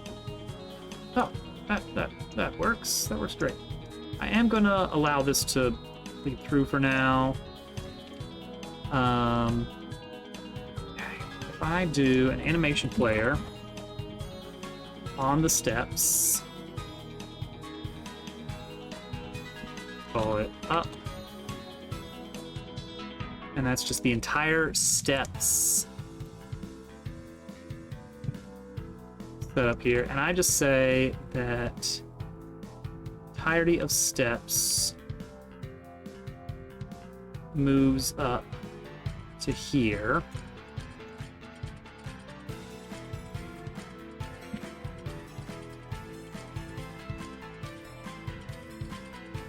Okay, so that's believable. Now here's the question. If I'm on that, the actual animatable body I'm standing on has teleported.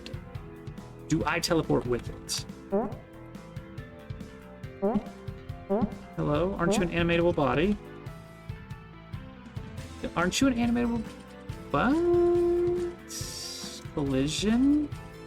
It counts as terrain. Okay. Oh, wait. I'm there, but... I've run into this before, and I don't remember how I fixed it. Uh-oh.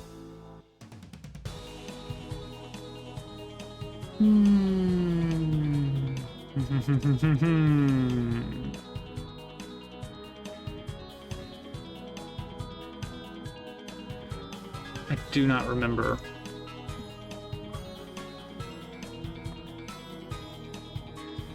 I changed these to static bodies, which is not what you're supposed to do with static bodies. Static bodies are meant to be, believe it or not, static.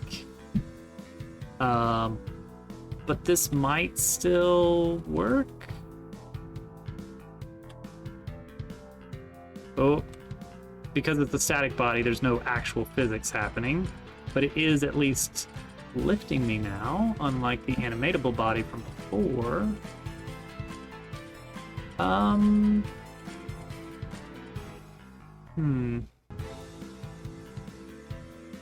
I really want this to... Yeah, if true, the body's movement will be synchronized to the physics frame. It's useful when animating movement. Do not use together with move and collide. I wasn't planning on it.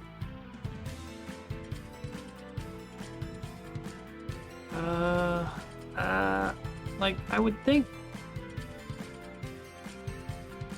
if I was on an animatable body... Do I still have that test scene? This one here... It doesn't have the moving platform anymore. Alas.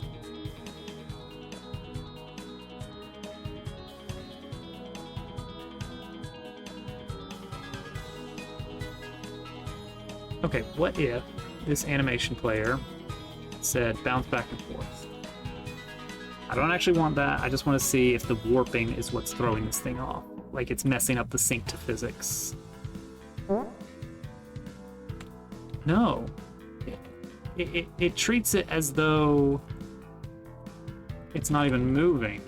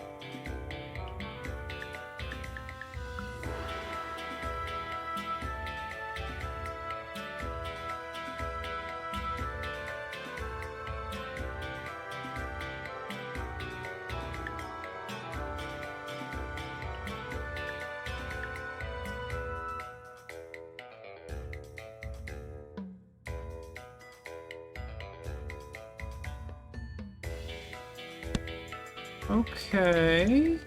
That does what I want. Weirdly.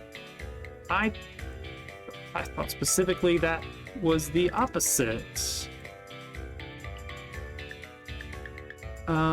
Okay. Cool. Well, great. Huh. Really? Okay. Sure. Okay. Well, let's, I guess let's save it as a scene.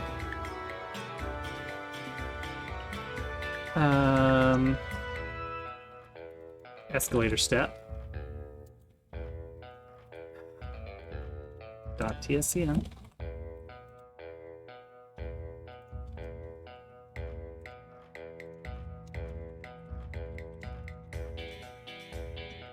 Okay.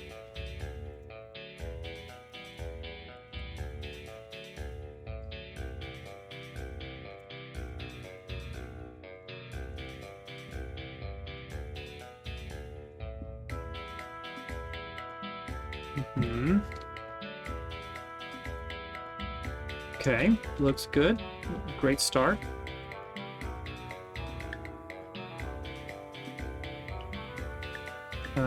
Here? No. Wait. Is this like super wrong? Okay, that's probably what we want there.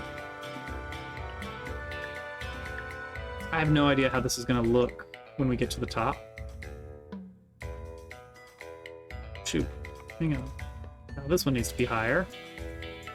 This feels a lot steeper than I thought it was going to be.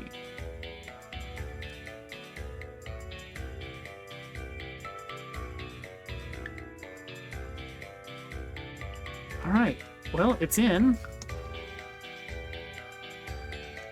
Obviously this last one is not necessary. Oh, shoot. This doesn't work. The top disappears. The top disappears. I can't just do an animation player. I need to move it in code.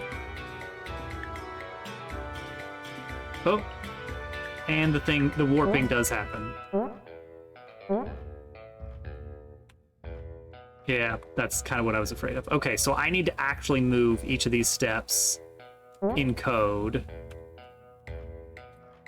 Animation player will not do the trick.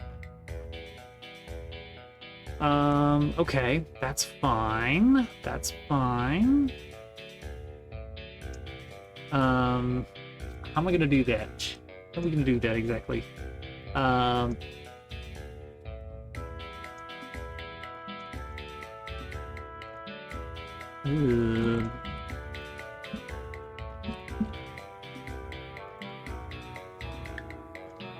Okay. Yeah, when it gets to the top, it needs to level out and kind of pop down a bit. So it can go a little bit up and then back down because we want to make sure that it doesn't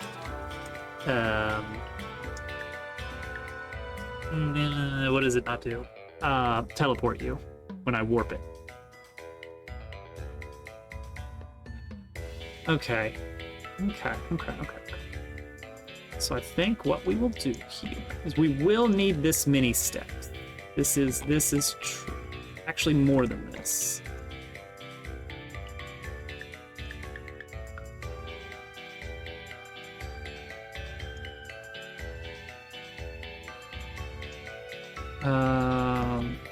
And this moves up, and that one. Yeah, this is the number we need. We need 11 steps. Great, cool. How did that work out so nicely? I don't know.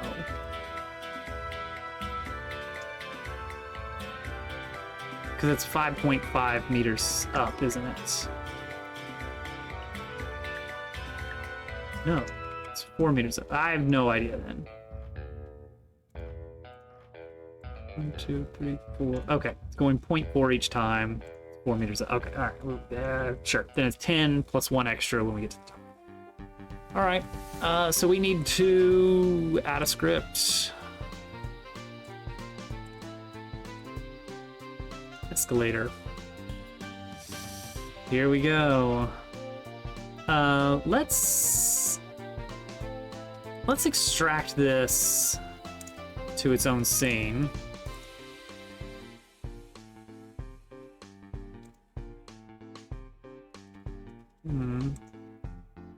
I think that's a good idea, personally.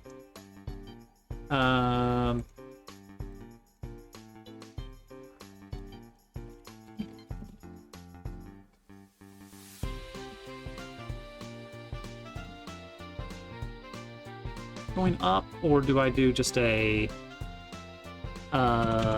speed? Because that way we can actually have 0, 1, -1, so we can have a stopped escalator. I think this is really nice. And that also bakes in whether or not it is going fast or slow or anything else. So yeah, let's do it that way. Get rid of this animation player. Don't need it after all. We want the list of steps. We're going to call that steps container, not to confuse it with an array of steps.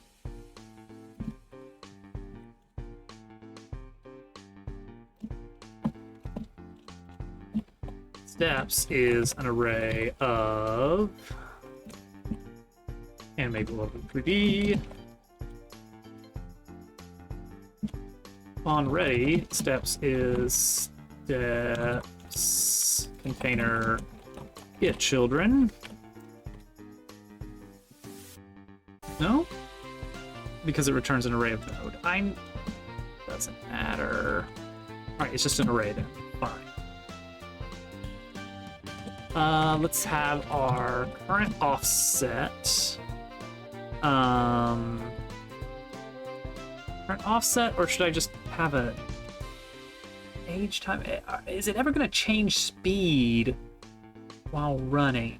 Yes. Yes, it is. Because there'll be a switch for a puzzle. It's like you finally get the escalator going, but it's going the wrong way, and then you have to go change it, and you'll watch it like slow down and speed back up. So let's actually call this target speed. And we'll have current speed. When we initialize current speed, it's going to start at the target speed.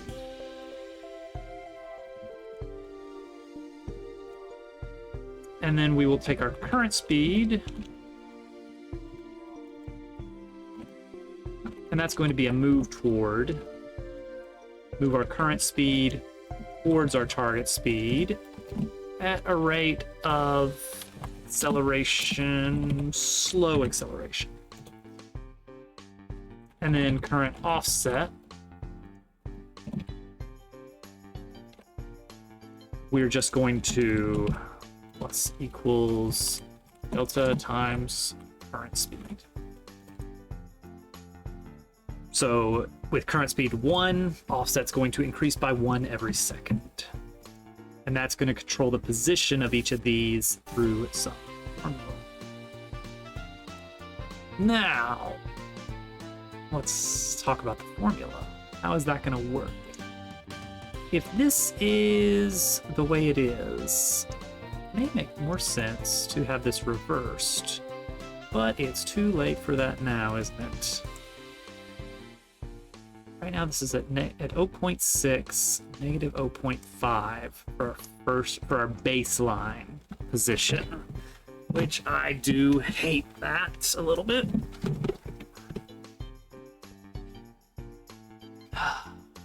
So we can just define the position as a function of the current offset. Get position. Get step. Get step position from offsets. No. Get current. Offset is a global variable. What we do need is the step index, which is going to be an integer. And this is going to return a vector 3. So if I just return, for instance, vector 3, 0, comma, step index times 0.4, step index, let's do this,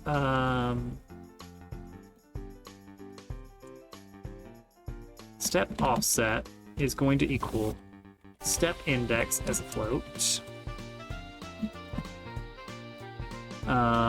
Then we're going to modulo that pos_mod against the number of steps, 11.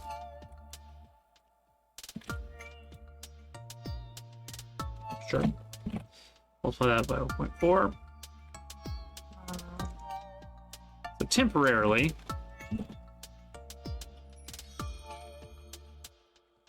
let's just do this, just to get this moving. For step in steps. No, yeah, we can do that. X equals -1 immediately in the loop. Increment our step index, so we started at 0 and go up from there. Step dot position, not global position, equals get step position of step index, and that's the entire code for the escalator. Now it's not going to work. It's going to be going off to the right, I think, but it should be moving. It's not moving. It is not moving, is it? It's super not moving. Why is it not moving? Current offset is not included in here, is it? So we want to take our step index and add our current offset. That's not it either. Oh my gosh, look at it go. Hey, best friendle. Yeah, things are going well. Hey, you got a gift sub earlier today from Dinky Sours Interactive, I believe is who that came from. So enjoy, I think so. So enjoy no ads and emotes and all the works. It's fun to see just like who gets the random subs. Be like, oh, I know that person.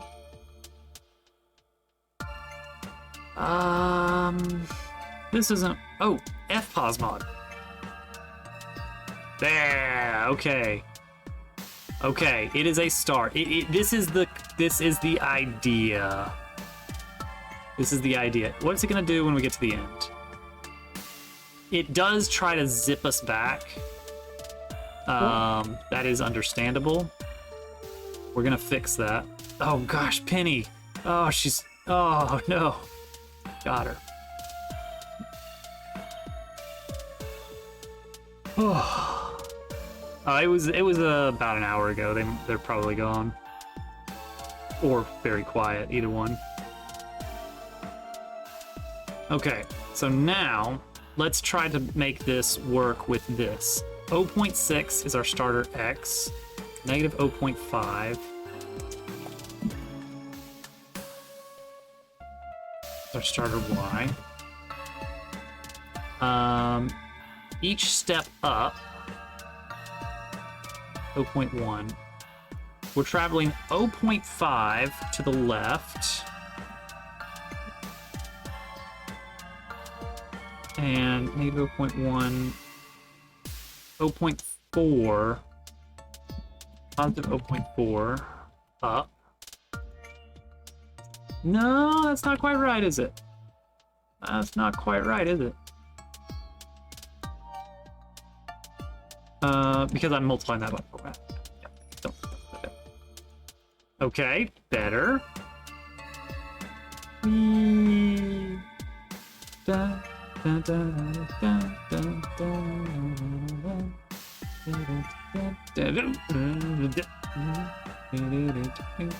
Okay, now the trick is at the top.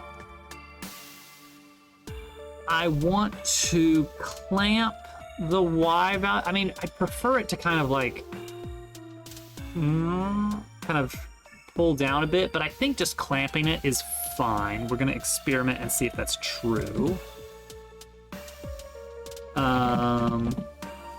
We will see. Let's split this.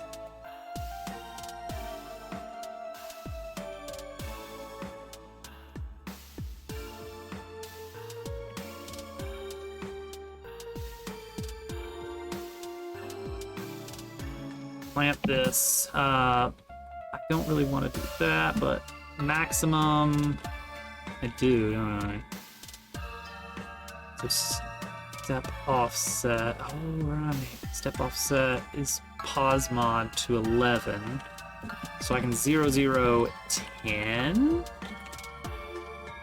Yeah, look at that. Oh, silky smooth. But does it work? Does it actually work? Or does it? No, look at that. Oh, that's nice.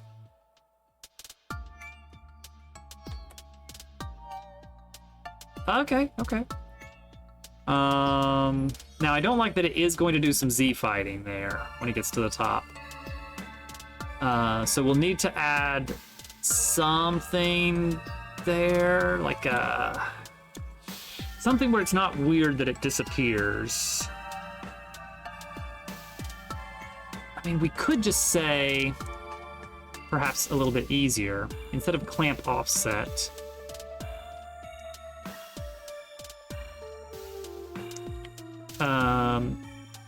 pin is our maximum there.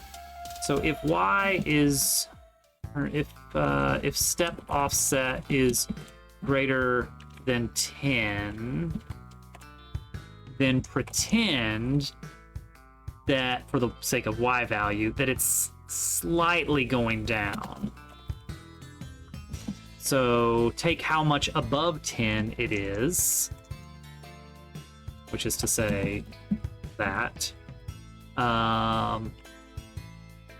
Subtract that from 10.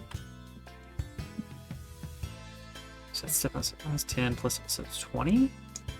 No, but then I also want to multiply this by a fraction. So like just start slowly. So go up, up, up, up, and then slowly down just a little bit. Oh shoot, I started the wrong scene. Do you guys know we have some mall music ready for this chapter? Yeah, see, look at that. It just barely starts going down here when we get to the top. I should let it go a little bit past 10, though. Let's say 10.5. Oop, no, now it goes too high. Way too... What? When it goes past 10.3... Oh, yeah. I love that idea. Dude, but this is going to be the place of minigames. There's going to be an entire full arcade with multiple arcade games. Take how much beyond 10.3 it is. So this is the last 0.7. So if it's a 10.3... Wait, why doesn't that work? Oh, because that needs to match. Okay.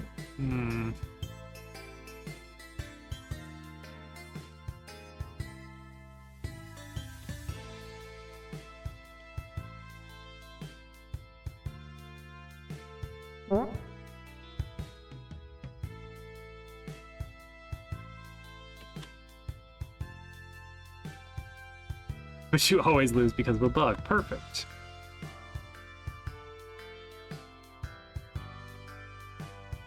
Oh, you know what?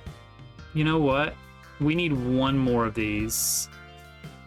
We need one more. We need number -1. We need one that starts going straight and then goes up. Do we? Do we though? Kinda. Yeah, I do. Yeah, I brought up the alien in the mall earlier.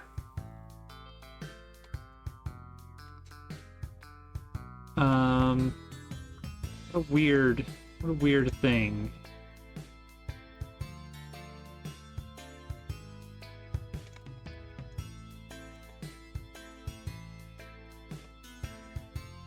Okay. If step position is less than 1. No, if step offset is greater than 12, then we gotta do something, or it's greater than 11, then step offset minus equals 11. Okay, this is gonna be really bad for now. Yeah, your healer is gone. I always made sure to stock up on teddy bears for that specific section once I knew it was coming, you know? Okay, so now this is under there, I think. Yeah, it's underneath. So if step offset is less than 0, then for purposes of y, pretend that it is 0. No? Pretend that it is 0.2. Where is it? Curve resource might do the trick. A path resource. Yeah, that's path 3D defines a curve. And then we could do it on a we could do path follow. Each of these could be defined as a path follow, or we just manually assign position on the curve from there. The thing I like about this is that I can keep the horizontal exact without doing some kind of projection onto the curve.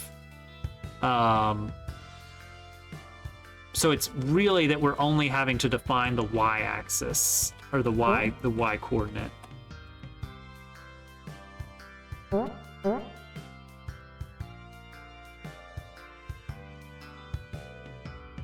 mean, this is certainly fine for now, considering how little you're gonna see this.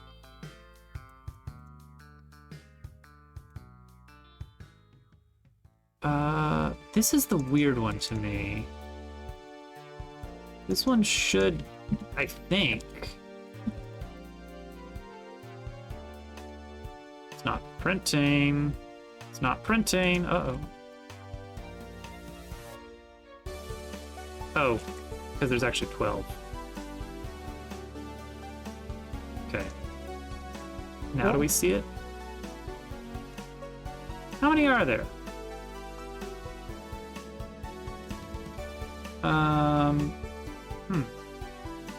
Yeah, all the lights go out. It's all spooky. That's what we're gonna do in this game.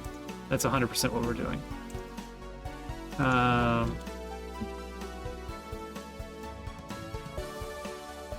Okay, it is there. We are having a number greater than 11, which is going to hit minus 11, so it's going to be negative. And that will hit this. And then, what if I just said, for the purposes of defining the y value? The x value should be properly defined though, right? X value is the step offset times negative 0.5 plus 0.6. What if I did this? Great, cool. Noteworthy is that that's where they start.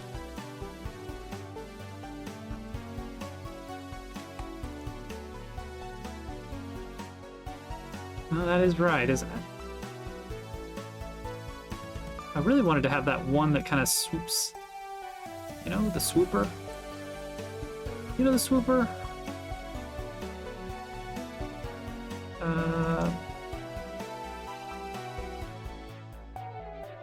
0.4. What about this? It's gone. It's just gone.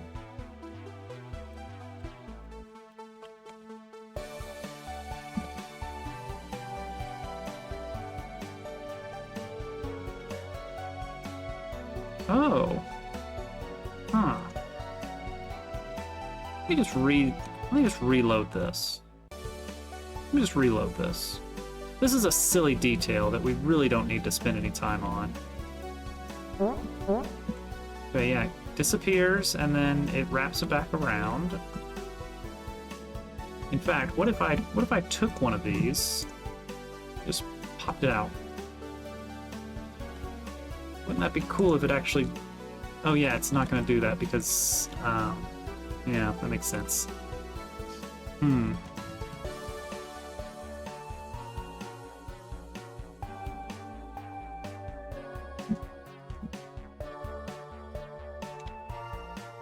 Okay, so this will show me the break point. Here we go. 1, 2, 3, 4, 5, 6, 7, 8, 9, 10, 11. There are 12 of them.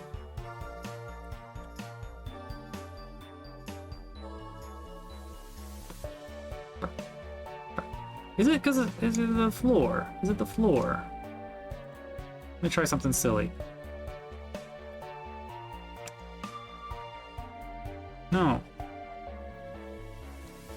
Whoa, I'm sorry, what was that? What was that, is that there?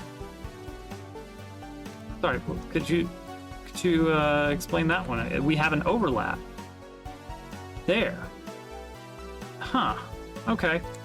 Yeah, I've boxed myself in. I coded myself into a corner here, and I should really reconsider how this works.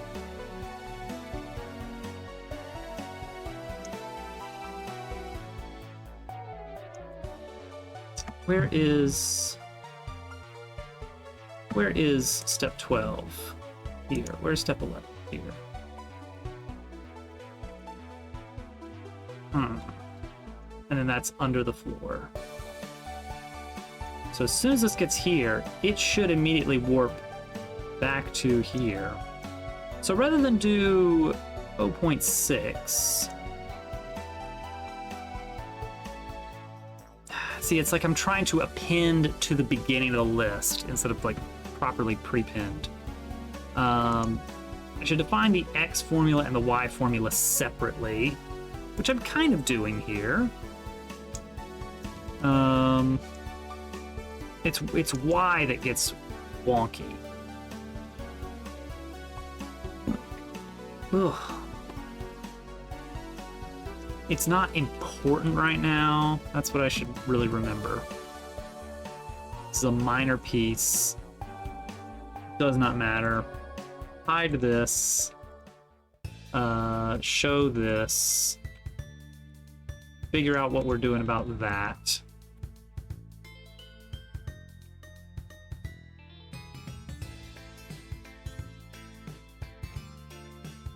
Perfect.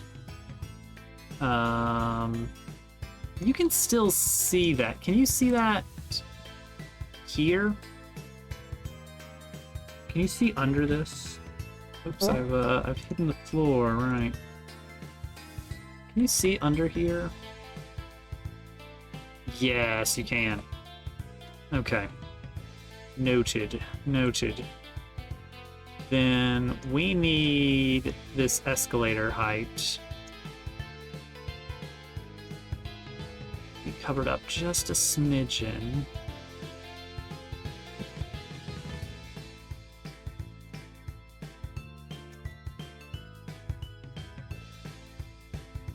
Okay, that's good. Front railing, done.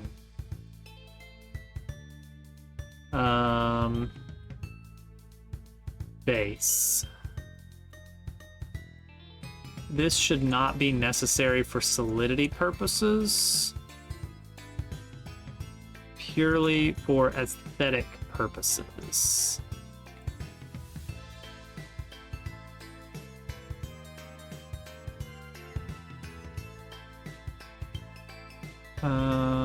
This is fine to go like that.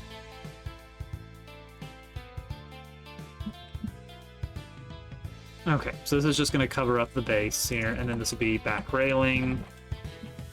We'll apply better textures at some point. Boom. Is that a fully working escalator now? I'm not 100% on board. Floor is gone again. Don't love this. We could make this steeper. It does need to be contained, doesn't it? We could just say that this one bit here is thicker. That's it. Okay, so here's something we want to try now.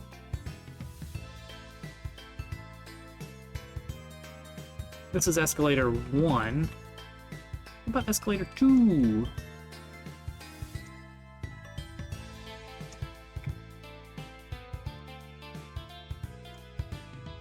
What if escalator 2 had a speed of -1? Does that work? It better. I can't think of any reason why it wouldn't. Let's go up the down escalator. It's fun. Oh. This one too, huh? Oh yeah, we need like a stationary final step, sort of.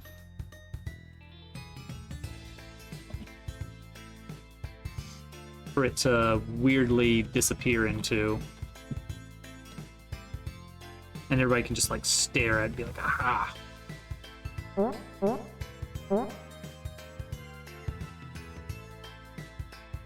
that doesn't quite connect. No, of course it doesn't. Why would it?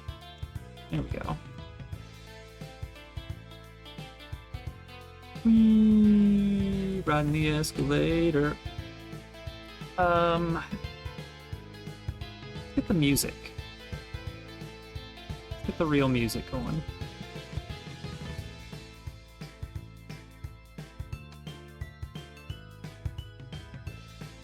I don't have it loaded yet. Do I have it downloaded? I don't think I do. Nope. Okay. We need to actually grab that.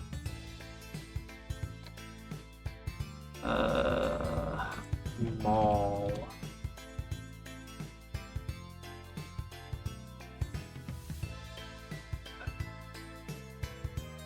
I mean, it is. It pretty much is exactly that. Let's see. I remember. No. Echo?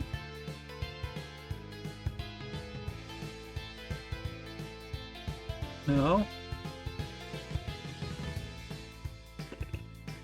It couldn't have been that long ago.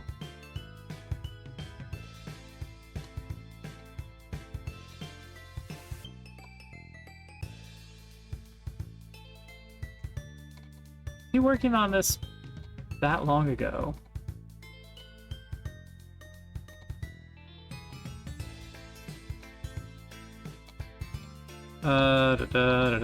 Up and up. I'm scrolling. I'm scrolling. I'm scrolling. I'm scrolling. I'm scrolling. I'm scrolling. Oh, I'm in the wrong place. I specifically, yeah. All right, here we go. Okay. Here we go. This is the one. Download this. And I have to open it in Audacity. Because of the way that they say them. All right, so there's our song. I don't know how the looping is going to be, but it does look like it's going to be very, very loud. Let me disable desktop audio. It's loud.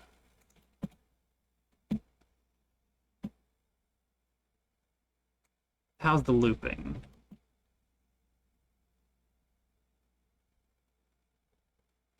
Looping is great. I need to decide. Okay, let's turn this back on. Just like a mini. Oh. I need to decide on reverb. I can do that in Engine, which is cool, and I haven't done it yet, but I'm pretty sure that works.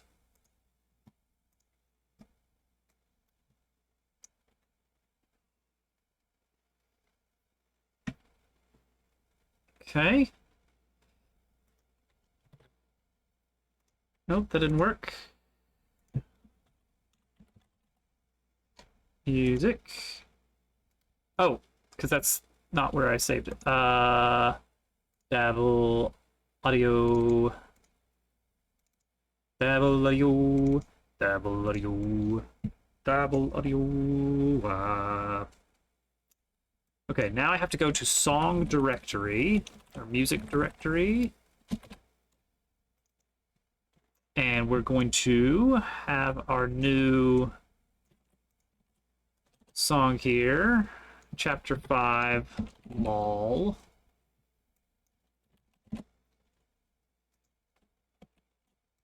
Give it the file directory. Give it casuals title, no song mirror. Make sure that this is set to loop.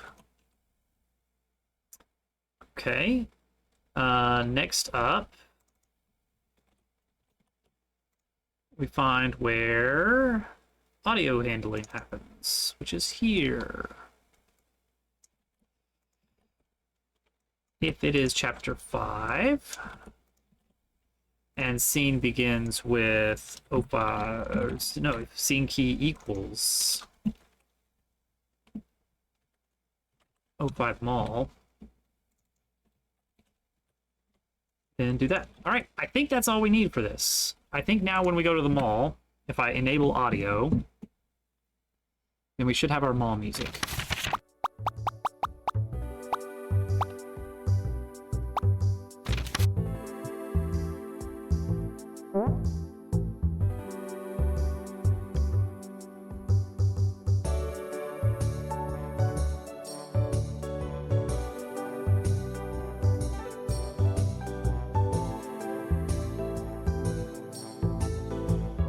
That's pretty good.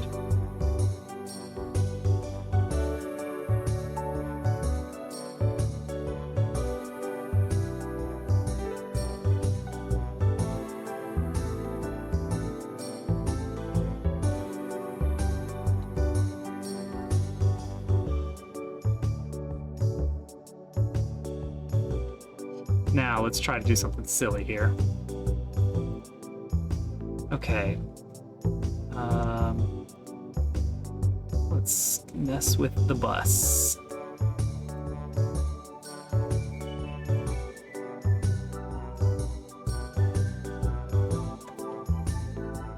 How do I do this?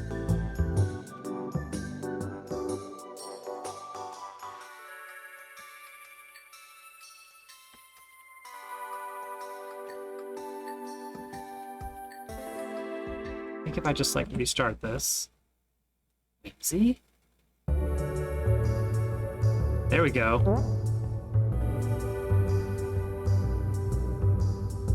Can I have that same reverb here?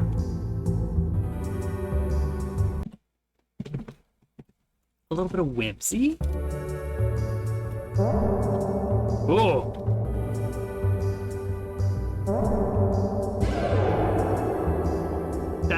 That's a bit hot. We need to chill that down a bit. That's too much reverb for the sound effects. The music, spot on reverb amount that I want.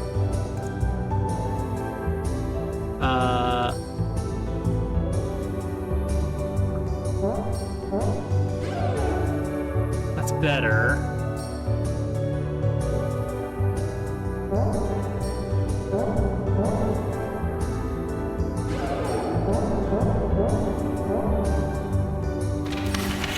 Oh gosh, even the pause menu has reverb.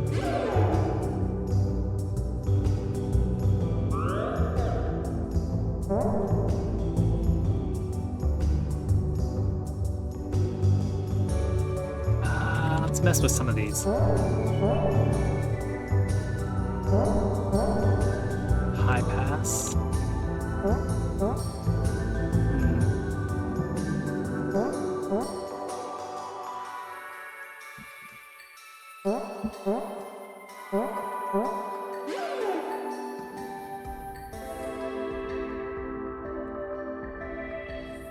The music reverb is quite nice, I think. More.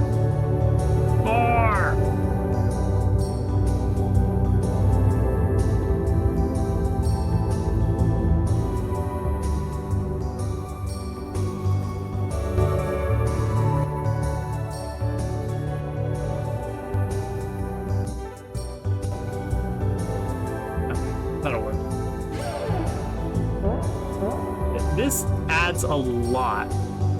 Yeah, you're in a big empty mall. So it works. It works. Now I need a way to actually make that happen. How can we enable and disable reverb?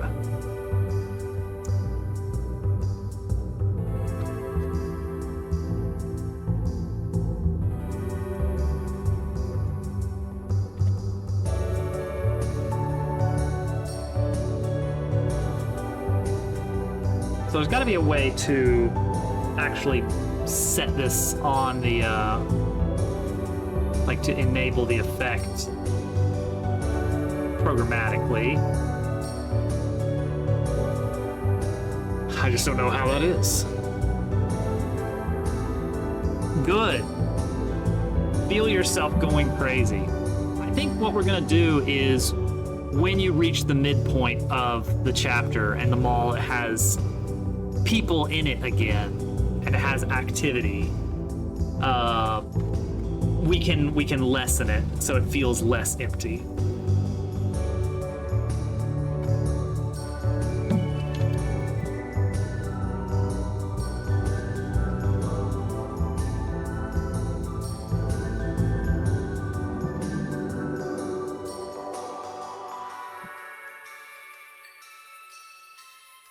Let's see here. So I need the audio bus. Bus. Search for bus.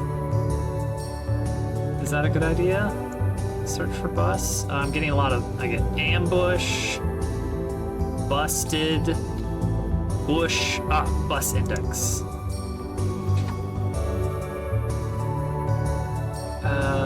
Audio server. That's the global we want.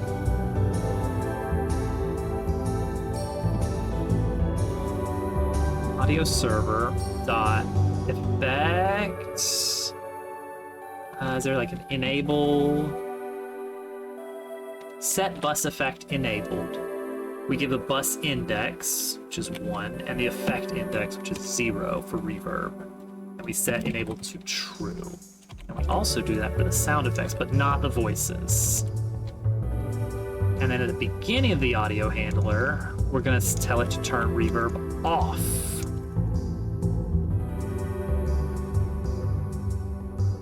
And that's that. So now, if I were to warp somewhere,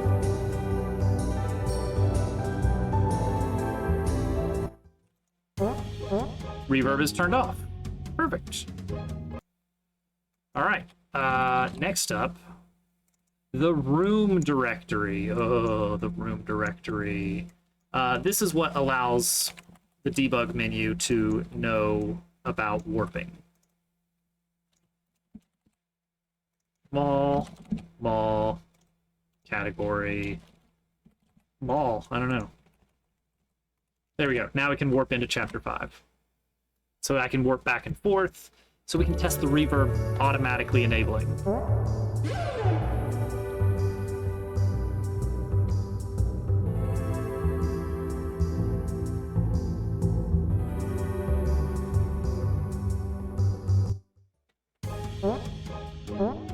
Good.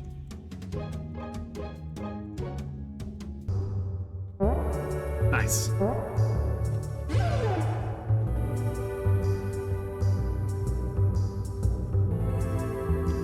Penny, you're embarrassing me in the mall. Please. Slowly going up and down the escalator is honestly kind of nice. With this music going.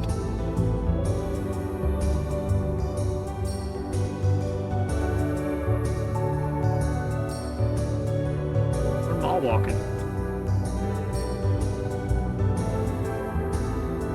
Alright. Nice. Nice.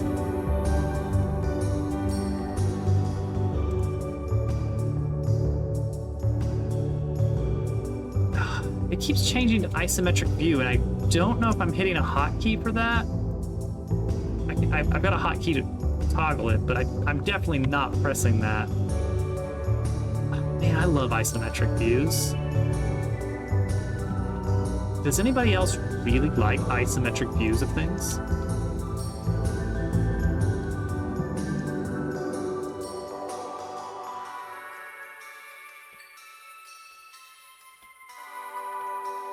I don't think I even need to do the little hidden... Oh, okay, hang on.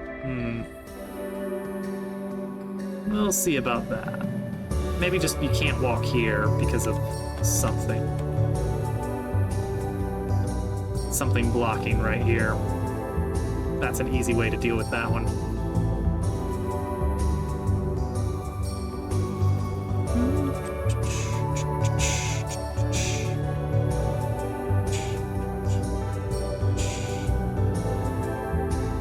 Okay, 2 shops on the right, on the top and the bottom, 4 altogether.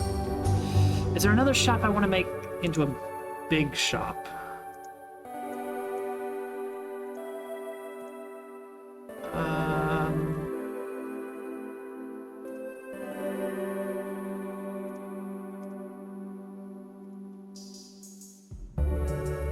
Okay, that loop is good. That is a good loop. That works.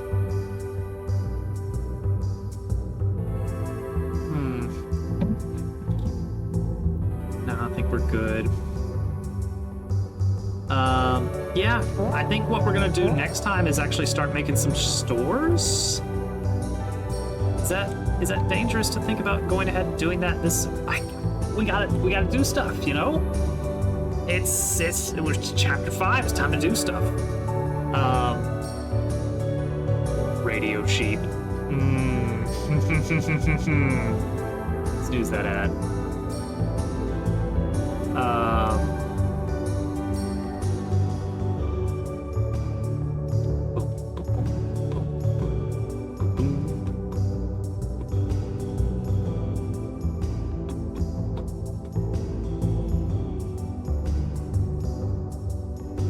Close some things. I've got so much stuff open right now. Oh yes, do save chapter 5 concepts. Don't lose that. That's important. I would hate to have to scrape that from stuff. All right. Let's see here.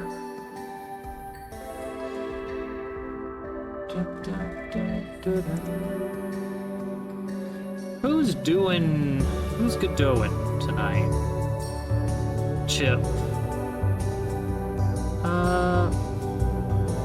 You were on my list, I do believe. Let me double check. In my last batch of looking for new people,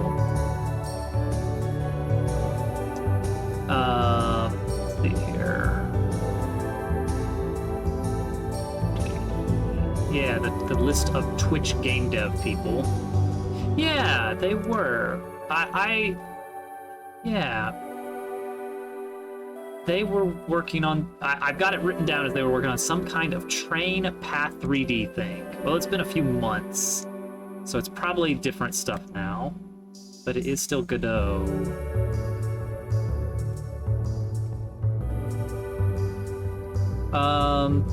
Yeah. I'd say we get a nice raid. Oh, Quillo. Hang on. Okay. Hexica is the one that has been on my to raid list for a while, but Quillo, we raided them once months ago, and this person has a small child, much younger, and so streams are quite rare, but we don't know when. Don't know when it's gonna happen. Don't know when the stream is gonna end. Oh no! And then Imp is on, and Cricket is on, Chip is on. Oh my gosh! Raid loudly to wake up the child. Hey, there we go. There's an idea.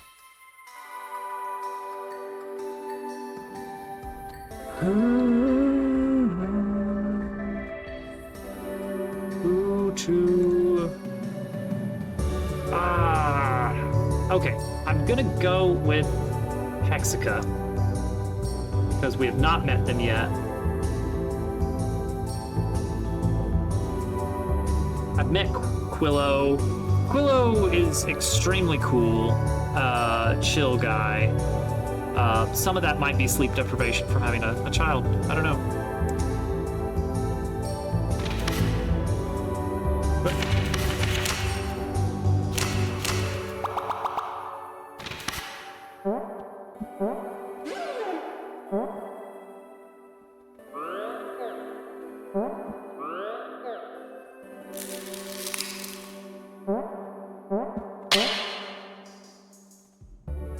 I really like this start we've got. We've got some good ideas of where to go with this chapter. So the next, 4 streams are going to be quiet. Next week, the talkie stream is going to be on Friday. So be prepared for that. Yeah, I got to work on the way that the escalator ends, but honestly, I'm not too worried about it right now. I think next time we're just gonna start building storefronts. Maybe store interiors? Less likely. I think storefronts is where to go next. Get a few little shop bits and pieces here. It's gonna be cool. Oh, I gotta fix. Yeah. This isn't looking great. This is very placeholdery. We'll get there. All right, cool beans, cool beans. Different avatar. Brian Quest 64 forever. All right, I will catch you guys next time. Thank you all so much for hanging out. We got new follows, gift subs, raid, giant bit, and multiple lizards and posy parties. So I'd say that's a successful stream. We got a lot done in one night. These long streams are gonna really help, I think. It was great. All right, let's rate it out. It's like, I don't know what they're working on now, because the last time I checked, it was something completely different. Or maybe it was the same game but a different part. It's been months since I was looking for new people to raid, so we'll just see what happens. Again, thank you all for hanging out. And a reminder, until next Friday, there will be no mic and no webcam for the streams. So be prepared for that. It's going to be weird and different. but we'll, you know what? I'll get a lot done by not going off on tangents and stuff. It'd be good. All right, good night, everybody. Bye.